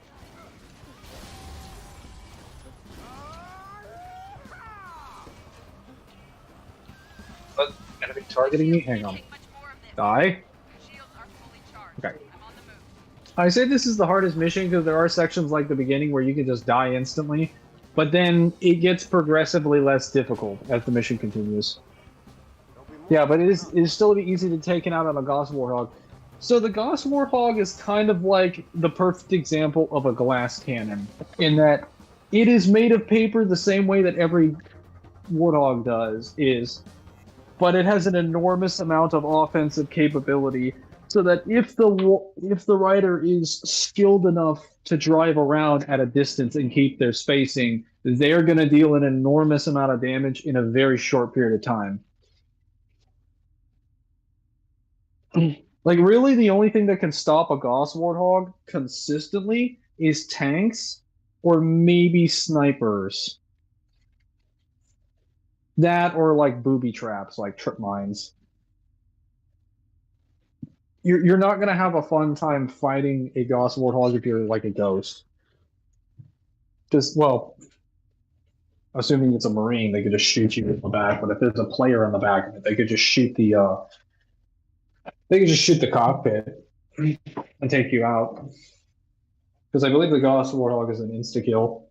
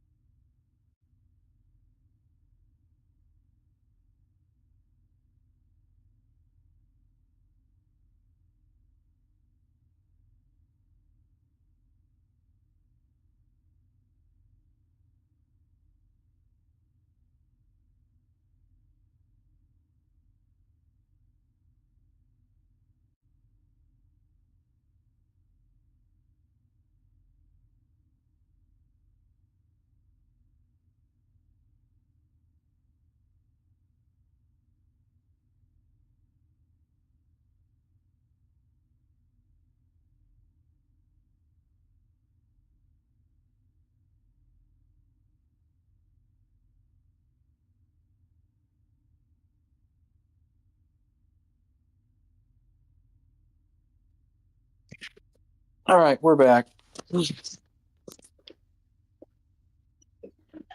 On speaker for the moment. I will have this ODST thing finished, and I will also have my phone charged.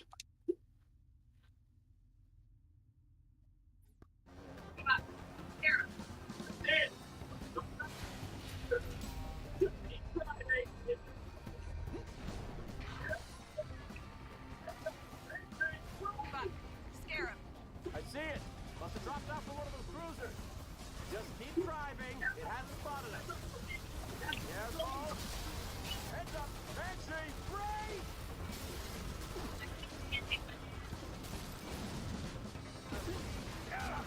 Heads up, rookie. The captain's in trouble. Keep it steady. My shield can't take much more of this.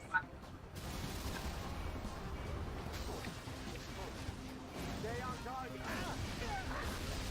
All right, we're gonna make a run for it.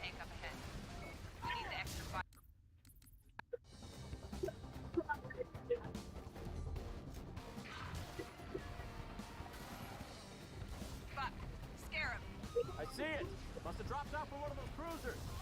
Just keep driving. It hasn't spotted us.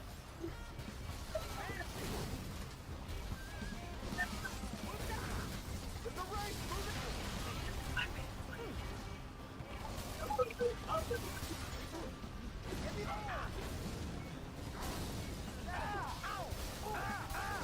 the hell did you make it down this highway in one piece? There weren't as many coming at last night.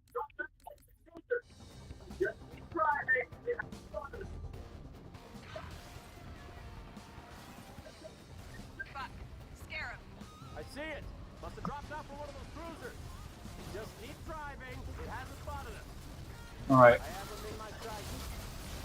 Heads up. Banshees are almost done.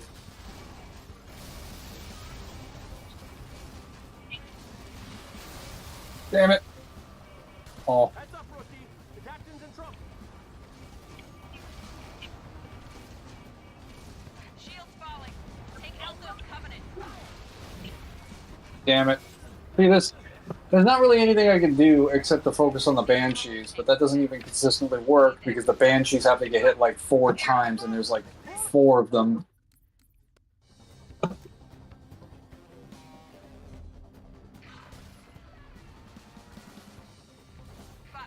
Scarab. I see it.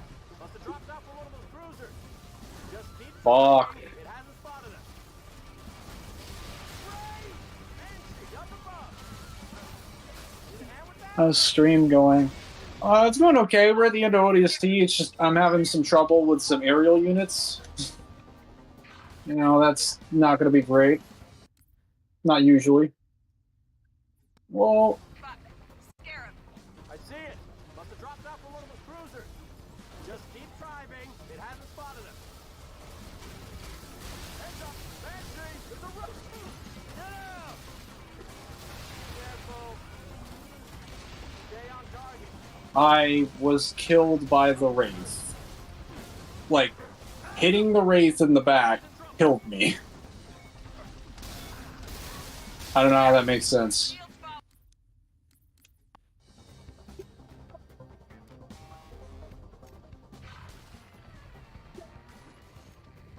Fuck. Scarab. I see it. Must have dropped out from one of those cruisers. Just keep driving. It hasn't spotted us. That's it. Keep her standing. Banshee, up above. Ray!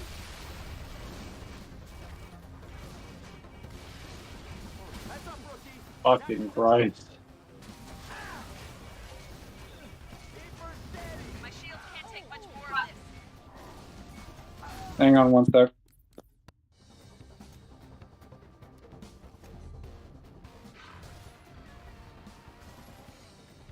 Fuck. Scarab. I see.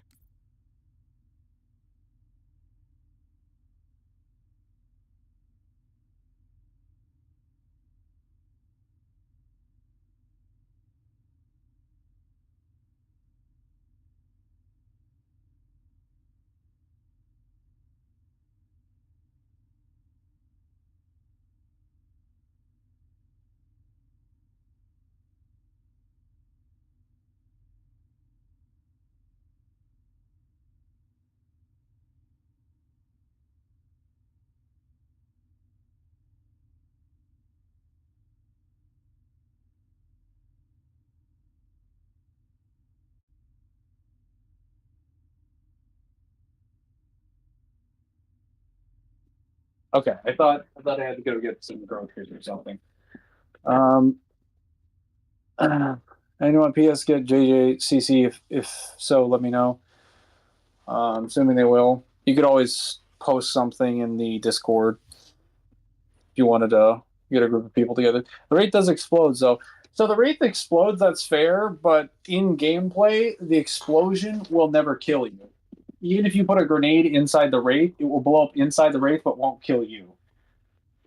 That's the first time I've ever jacked a Wraith and it's killed me. Like, the explosion from the vehicle that you're jacking is not supposed to kill the jacker. That's how it's programmed. Must have dropped out from one of those cruisers. Just keep driving. It hasn't spotted us. Heads up. Keep it steady.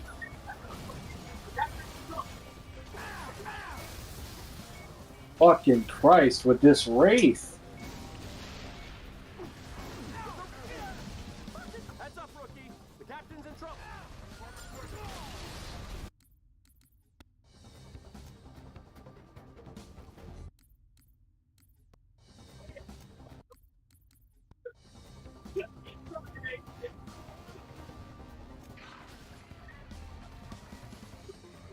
Fuck. Scarab. I see it. Must have dropped out from one of those cruisers. Just keep driving. It hasn't spotted us. Banshee, up above. Ray! Look out! Damn it. Heads up, rookie. The captain's in trouble. My shields can't take much more of this.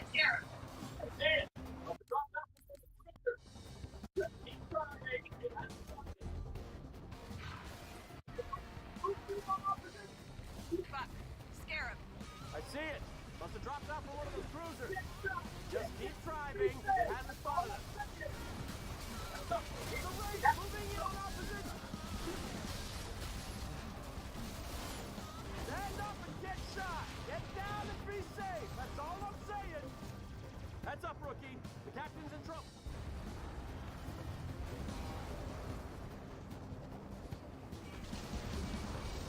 No. Shields falling. Take out those Covenant. I see a Scorpion tank. Bro, every time I take out the Wraith, they're like, no, actually, die. They got the Oliphant? Veronica!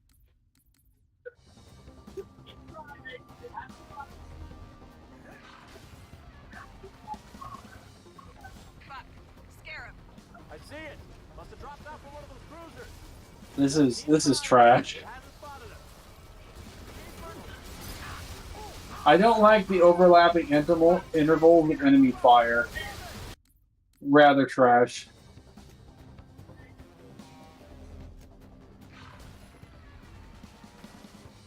Fuck. Scarab. I see it. Must have dropped out from one of those cruisers. Just keep driving. It hasn't Okay. spotted us. Banshees are almost down. Have them in my sight. Heads up, Banshee! Oh, shit! Die! Give me an angle! Fuck!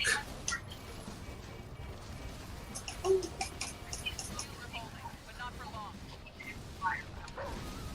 Okay, I don't understand what the fucking point of this is. Why do they give you a plasma grenade to blow up the Wraith if it doesn't even blow up the Wraith from the front? We need the extra firepower. Worthless. Fuck.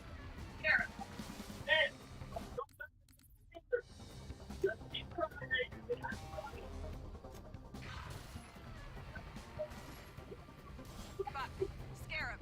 I see it. Must have dropped out from one of those cruisers. Just keep driving. It hasn't spotted us. Careful, Banshee, up above. Ray! Stand up and get shot. Get down and be safe. That's all I'm saying. Heads up, rookie. The captain's in trouble.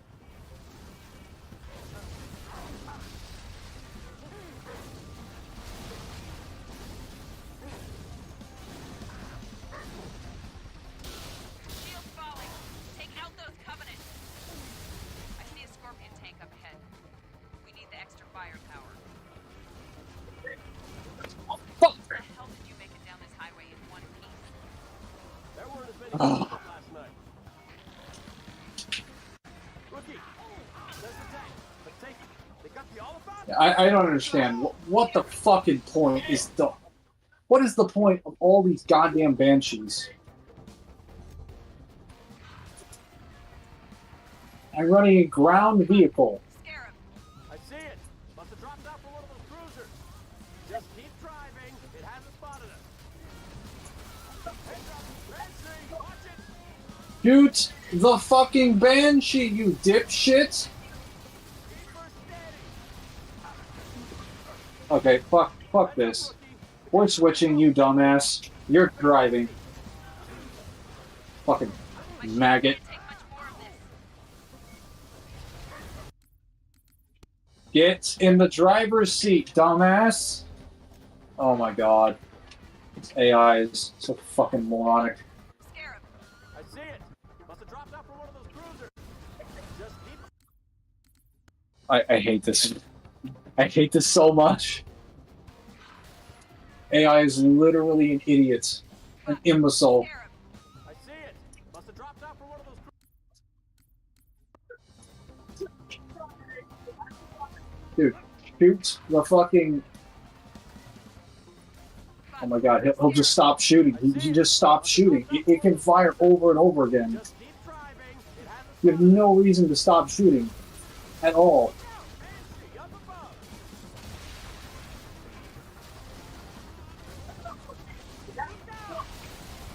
Oh, I didn't mean it. Oh, Stay on target. god damn it. Yeah, I tried to press the back, and it teleported me to the front of the vehicle. Captain's in trouble. Incredible. fantastic. I'm so glad that I don't have to play this, like, fucking level again after I'm done with it. And I died before backing up, like, a little bit. I see it. Must have dropped off from one of those cruisers. I wonder if I could just run to the edge and take out that Wraith.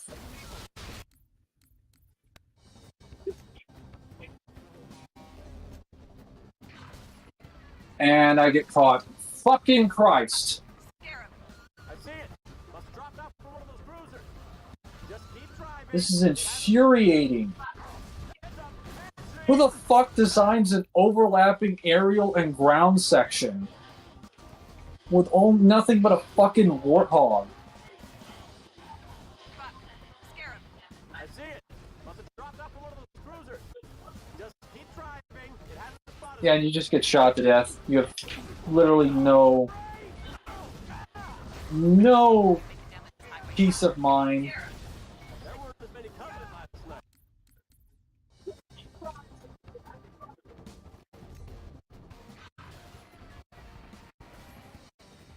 And I can't do anything. I'm fucking dead. Again. Must have dropped off from one of those cruisers. Just keep driving. It hasn't spotted us. Heads up.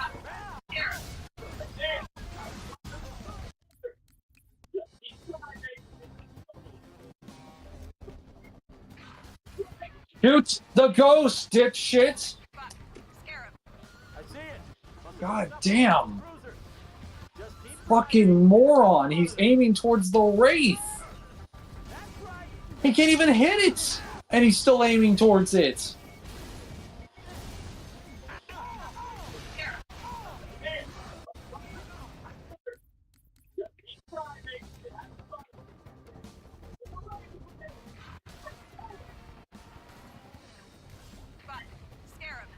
I see it. Must have dropped off from one of those cruisers. Just keep driving. It hasn't spotted us. There's a break. How did you make it down this highway in one piece? There weren't as many coming last night. Okay, finally, Buck, you've decided to do something useful with your existence and actually target the enemies. God damn. Finally. Yeah, so skip the section was the solution to the section. Shields are fully charged. I'm on the move. Get in the vehicle, dipshit. We need the extra firepower.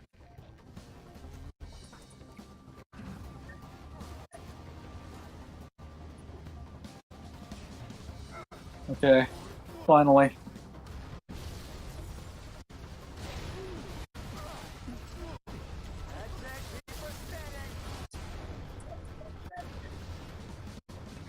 Whoa! Fuck off!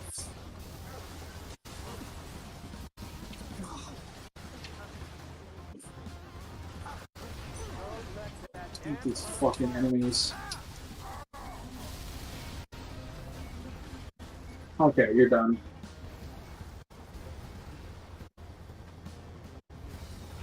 No, I call bullshit on this. I've shot this man 3 times with a tank, and he won't die. He's in the gunner seat.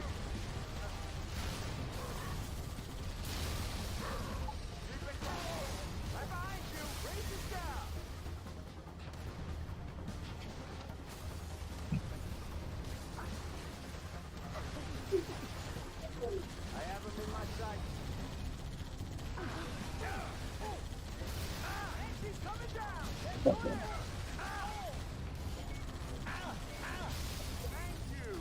What's this shit?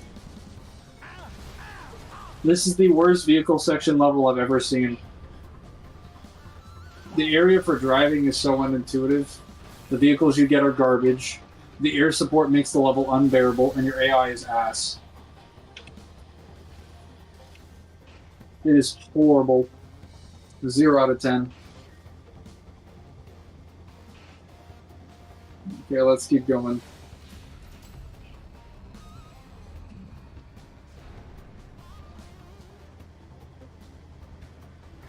We're almost to the end, though.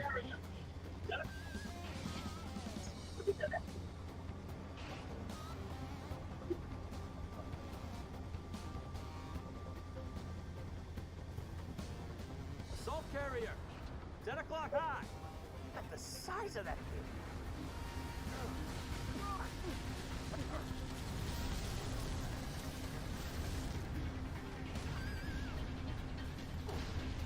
kid. Okay. That's enough of that. Should be. Holy shit! What is with all the phantoms? My goodness. They never cease to irritate me.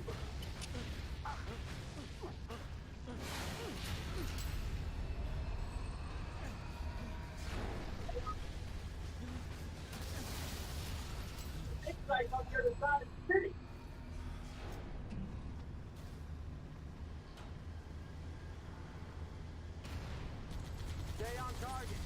It's charging its excavation beam. But the dig site's on the other side of the city.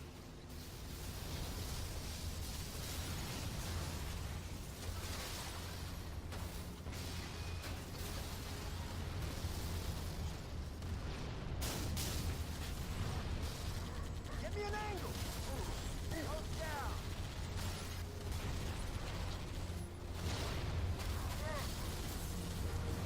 All right, ease up. Shields are holding, but not for long. Keep it steady. Thanks, Trooper. Shields are good to go.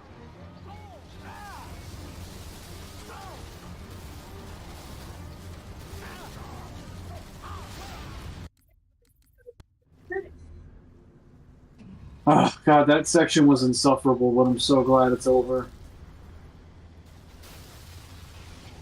It's charging its excavation beam. But the dig site's on the other side of the city.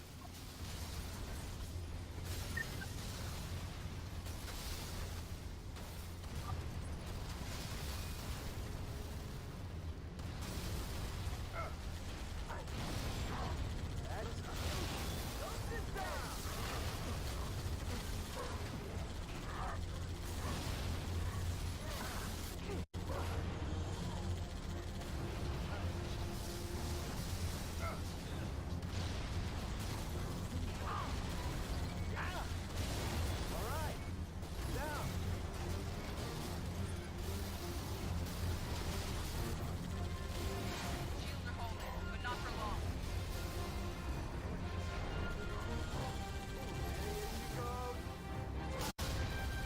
Good, Trooper. You know, Thanks for the help. I don't really understand how we can't just like why doesn't she just let me open the door, give me a 5 to 10 second grace period to at least get out the door and start shooting and killing enemies? And then she moves. Instead, she's like, no, I'll just move at the first available opportunity.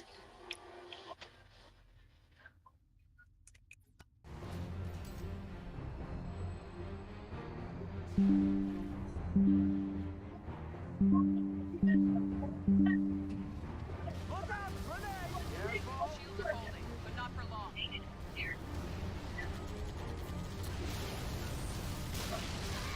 No! They're gonna burn this city and then collapse the whole planet! Covenant bastards! It's just like Reach all over again! Bait it out of there. Make it out of here. Do this, Bob. Right. Yeah. Okay.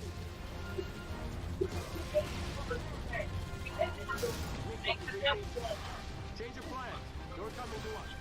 Sky's kind of crowded, Johnny. There's no other way. Covenant just waits at the highway. We're gonna keep rolling as far as we can. We're good, Get Trooper. airborne. Fly Thanks the for the help. Phantom to my beacon. That takes care of those. Whatever you do, stay clear of that carrier. My tank is totaled.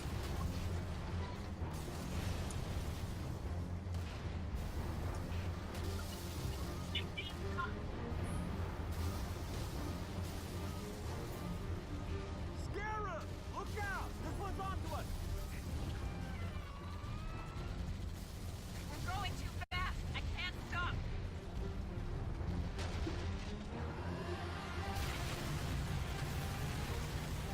Veronica!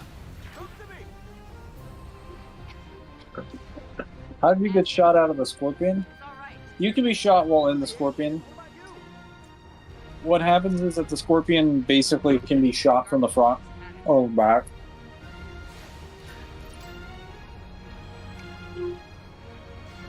Take the next off ramp. I see a building north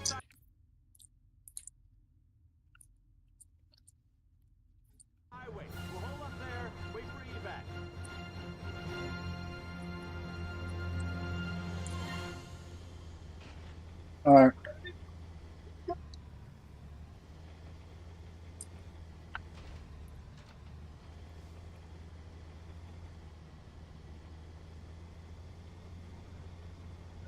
Out of the vehicle, trooper. Let's go.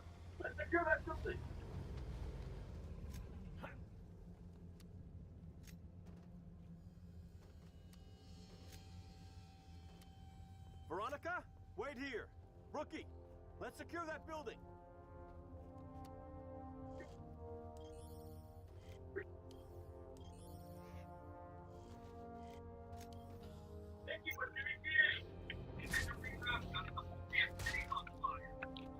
Area secure. Veronica, come to us. We'll cover you. Mickey, what's your ETA? Had to reroute, Gunny. The whole damn city's on fire. Alright.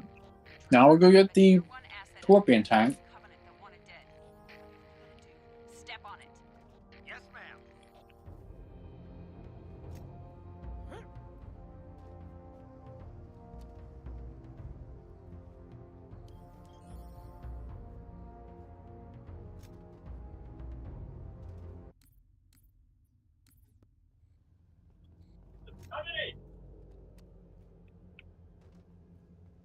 Is there a rocket launcher around here? No, there's not.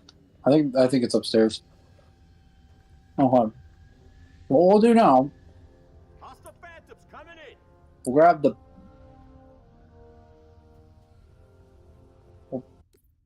We can't grab it. Never mind.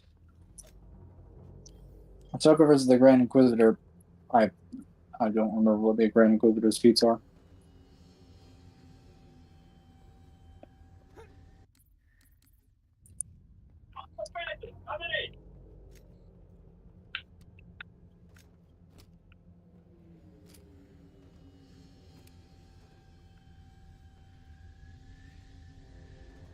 Hostile phantoms coming in.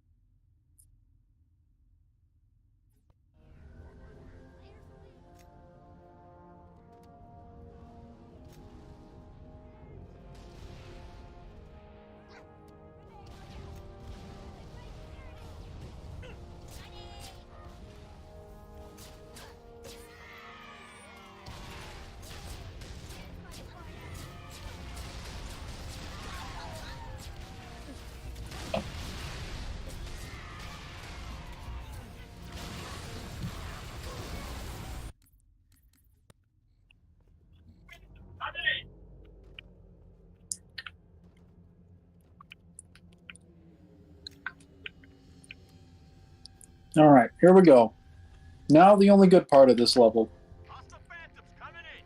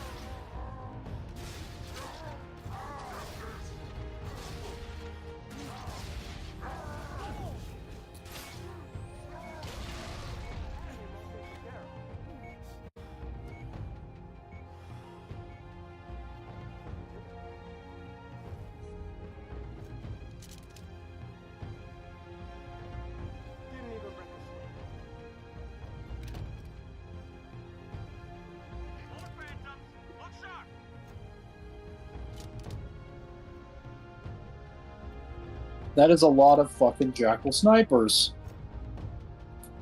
That is actually too many Jackal snipers.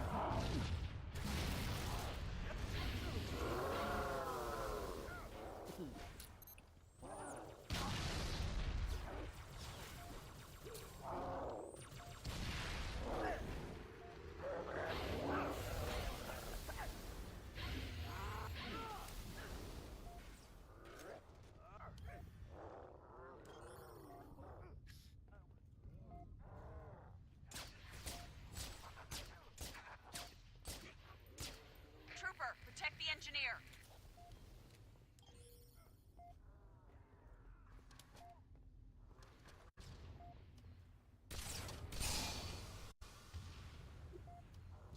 There we go.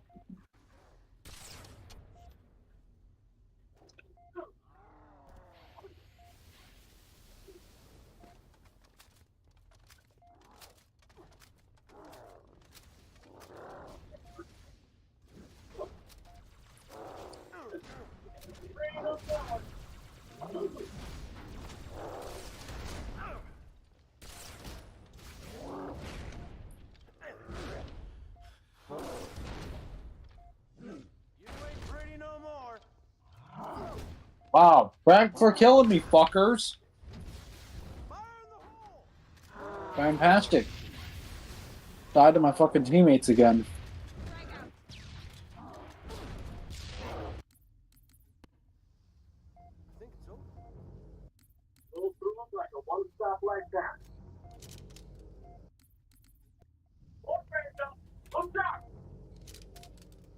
Oh, damn it. I didn't get health. Roll through them like a one-stoplight town. More phantoms! Look sharp!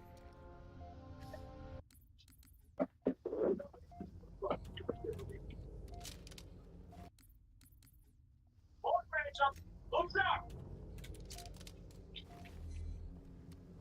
You got it. You know, they are more fun to fight than elites. More phantoms! Look sharp!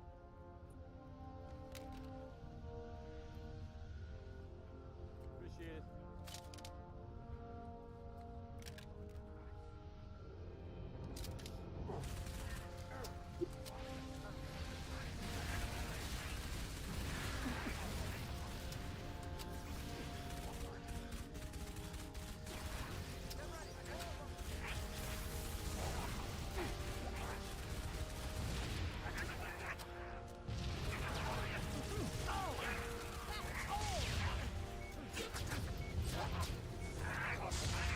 All right.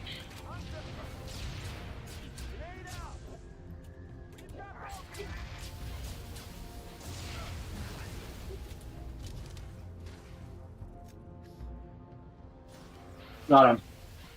All right. Finally killed him. How'd your teammates kill you? They killed me with a grenade.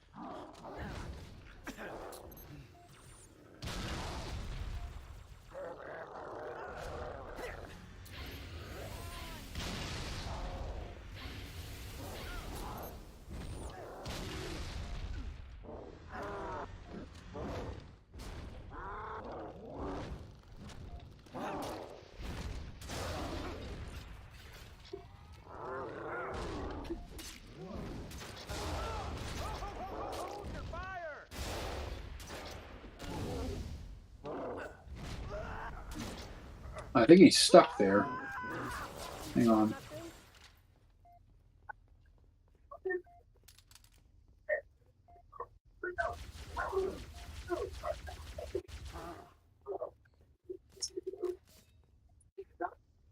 That was trash.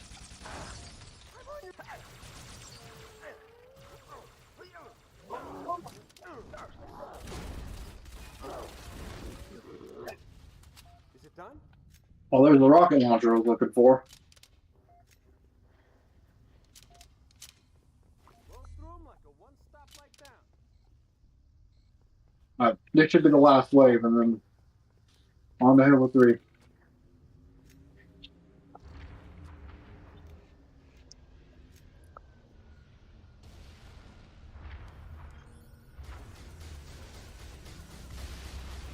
Now, Coastal Highway and Data Hive absolutely fucked over this run today. It should not have taken 4 hours. It should have taken 3.5.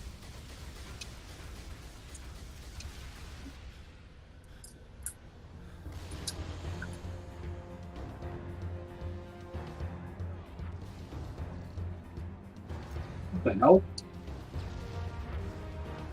Out of my face.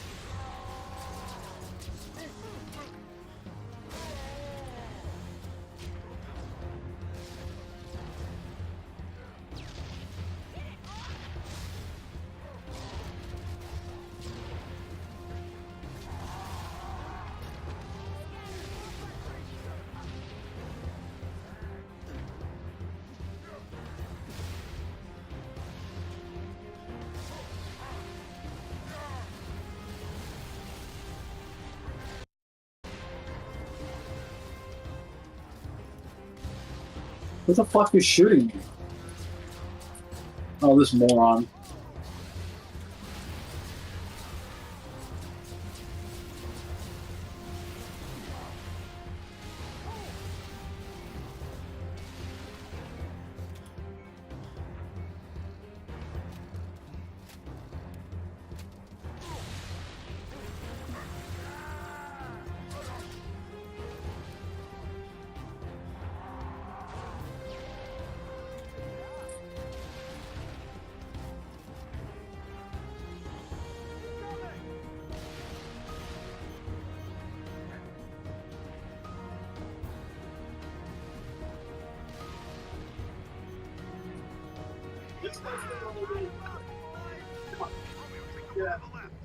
Alright. Campaign's over. Finally.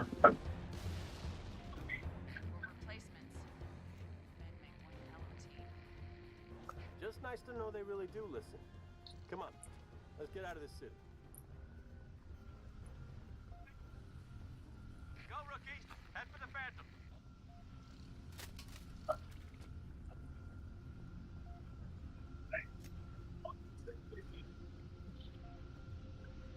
What are you waiting for, Trooper? Phantom, now!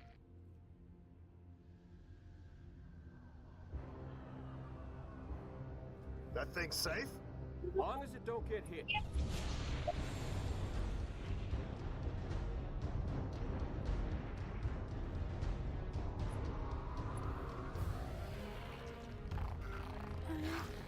Come on! Damn it! Move! Wow, nuts.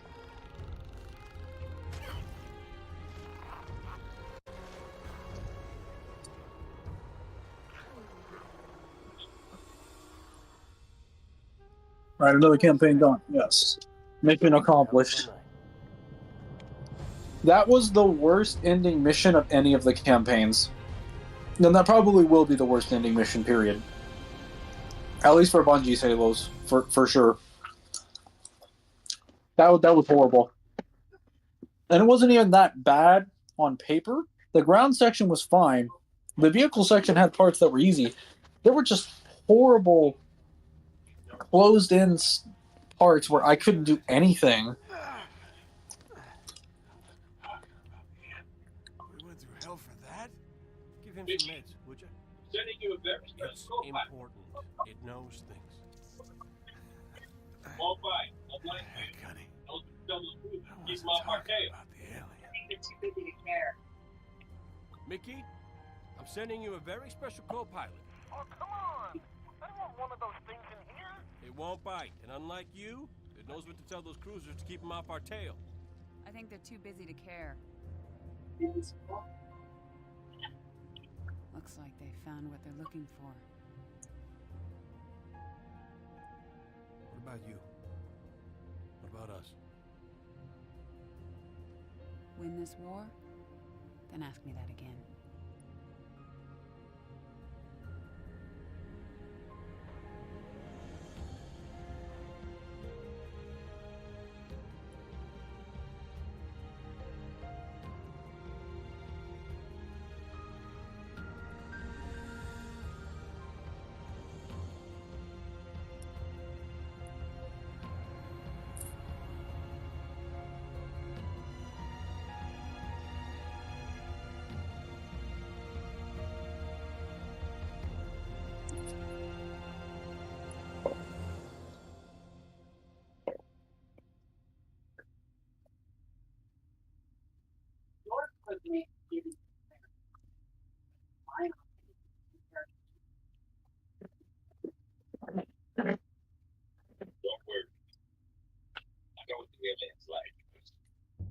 Lord Hood may have given you clearance, but it was my op and it's my interrogation. We only captured one. It's very delicate. Don't worry. I know what the alien's like. Stand down! Stand down! It has access. It's a lighter. It's not like you're going. Limited, but yes. I'll Not hit you. entirely sure how it Fire. manages a remote connection to the. What? Whoa, stand down! Stand down! Sergeant Major, please. It's extremely flammable. So the entire point of this scene is supposed to set up the reason why they're digging the hole in Halo 3.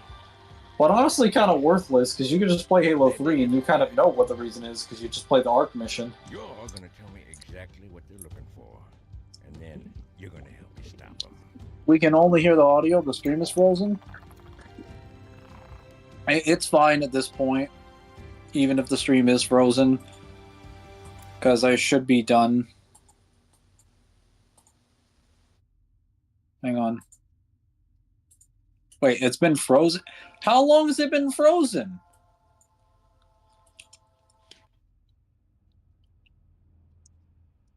Are you just now telling me this?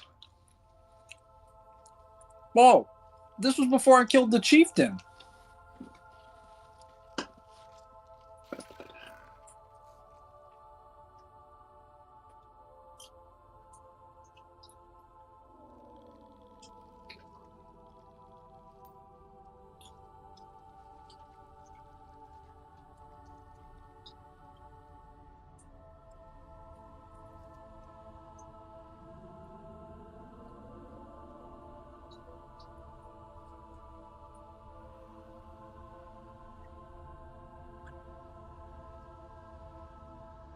By Persona 3, right?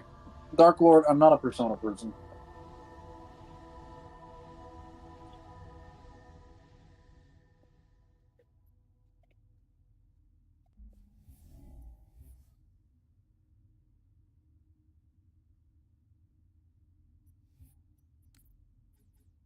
Huh? Are you back at the main menu? I am back at the main menu.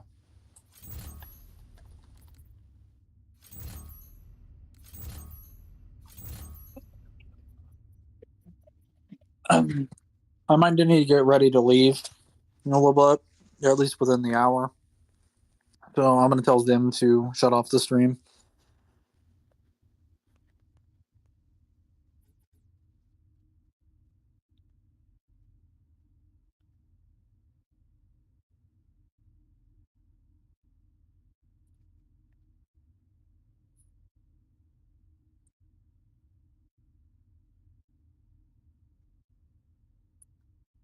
Godzilla versus Kratos. Most versions of Godzilla. At least the ones that are above island level.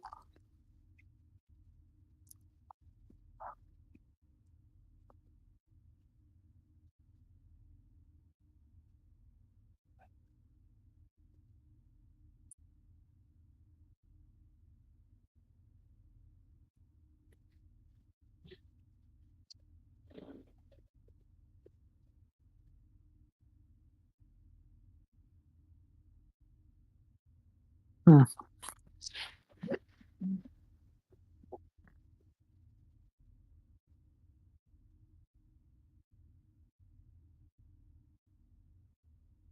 Actually, hang on. Let me see if I can.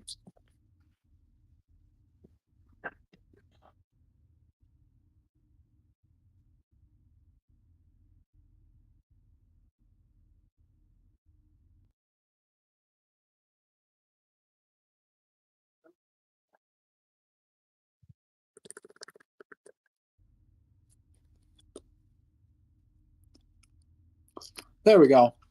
Should be back. I unfroze it by starting and restarting my stream because apparently I can just do that. Really solid. Now we're done at the moment, but I can't stop the stream, so I'm just gonna be here until Zen gets back.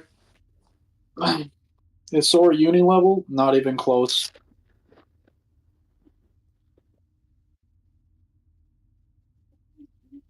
Sora most consistently is in the planetary to like star level range.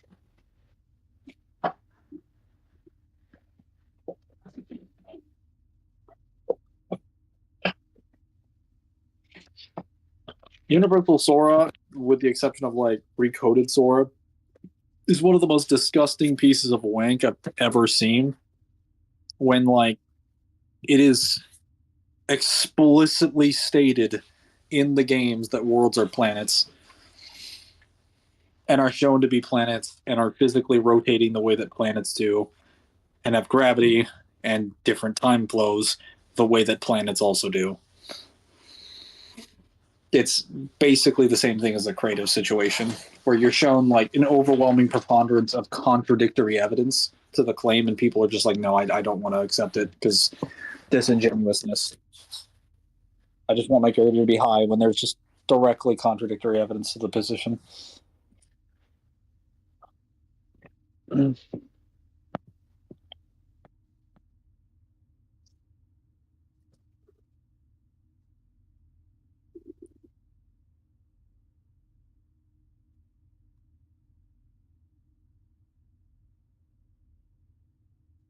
Mm. Well, in other words, how are you guys? How are you guys feeling about the mythic streams thus far? Do you enjoy them? Do you bother? Do you like them? Are they bothersome? Do you think the mythic streams need a little more spice? Maybe a little more. Well, I would say a little more challenge, but this isn't technically like a challenge run. Is Sora massively FTL? Technically, yes. But like a lot of the reasons he's massively FTL have more so to do with feats in like I say like Cage 2 and Cage 3 at like the end game rather than most of the reasons people claim he's FTL, which is just that he can react to spaceships moving across like the realm of light and firing at him. Like that's not really a great argument.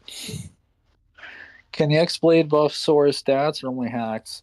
The X-Blade could, or more accurately, the X-Blade doesn't buff your. Okay, the X-Blade does have the potential to do so, but it doesn't passively buff your stats or anything like that. It's just a blade that scales to Kingdom Hearts. Or actually, that's not accurate either.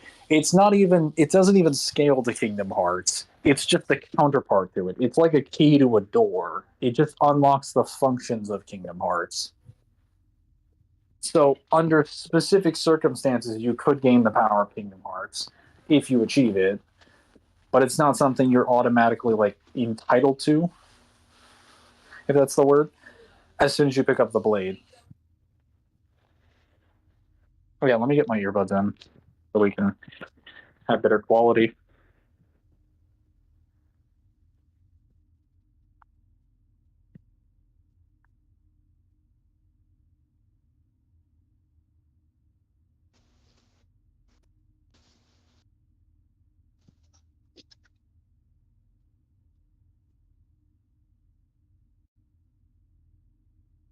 Okay, should be better now.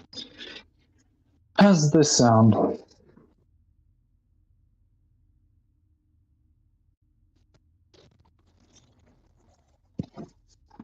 Can characters scale to the full Kingdom Hearts or no? Yeah. I mean, if you get the X-Blade and then you demand all of its power, then Kingdom Hearts will be forced to give it to you. Because Kingdom Hearts only listens and communicates with the person who holds the X-Blade. As the game makes explicitly clear.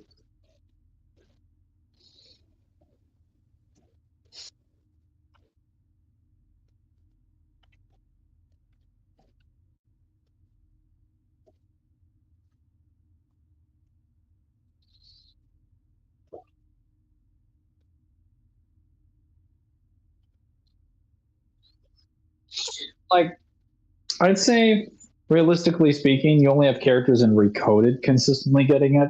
Any other character that scales to that would probably be an outlier, considering the most consistent feats are just scaling to the worlds, which are just planets. The X-Blade, though, that's a little bit more fair. But the way that Saurus, quote unquote, scales to the X-Blade is that it shoots a beam of light at him. He tries to clash with it, and it one-shots him instantly.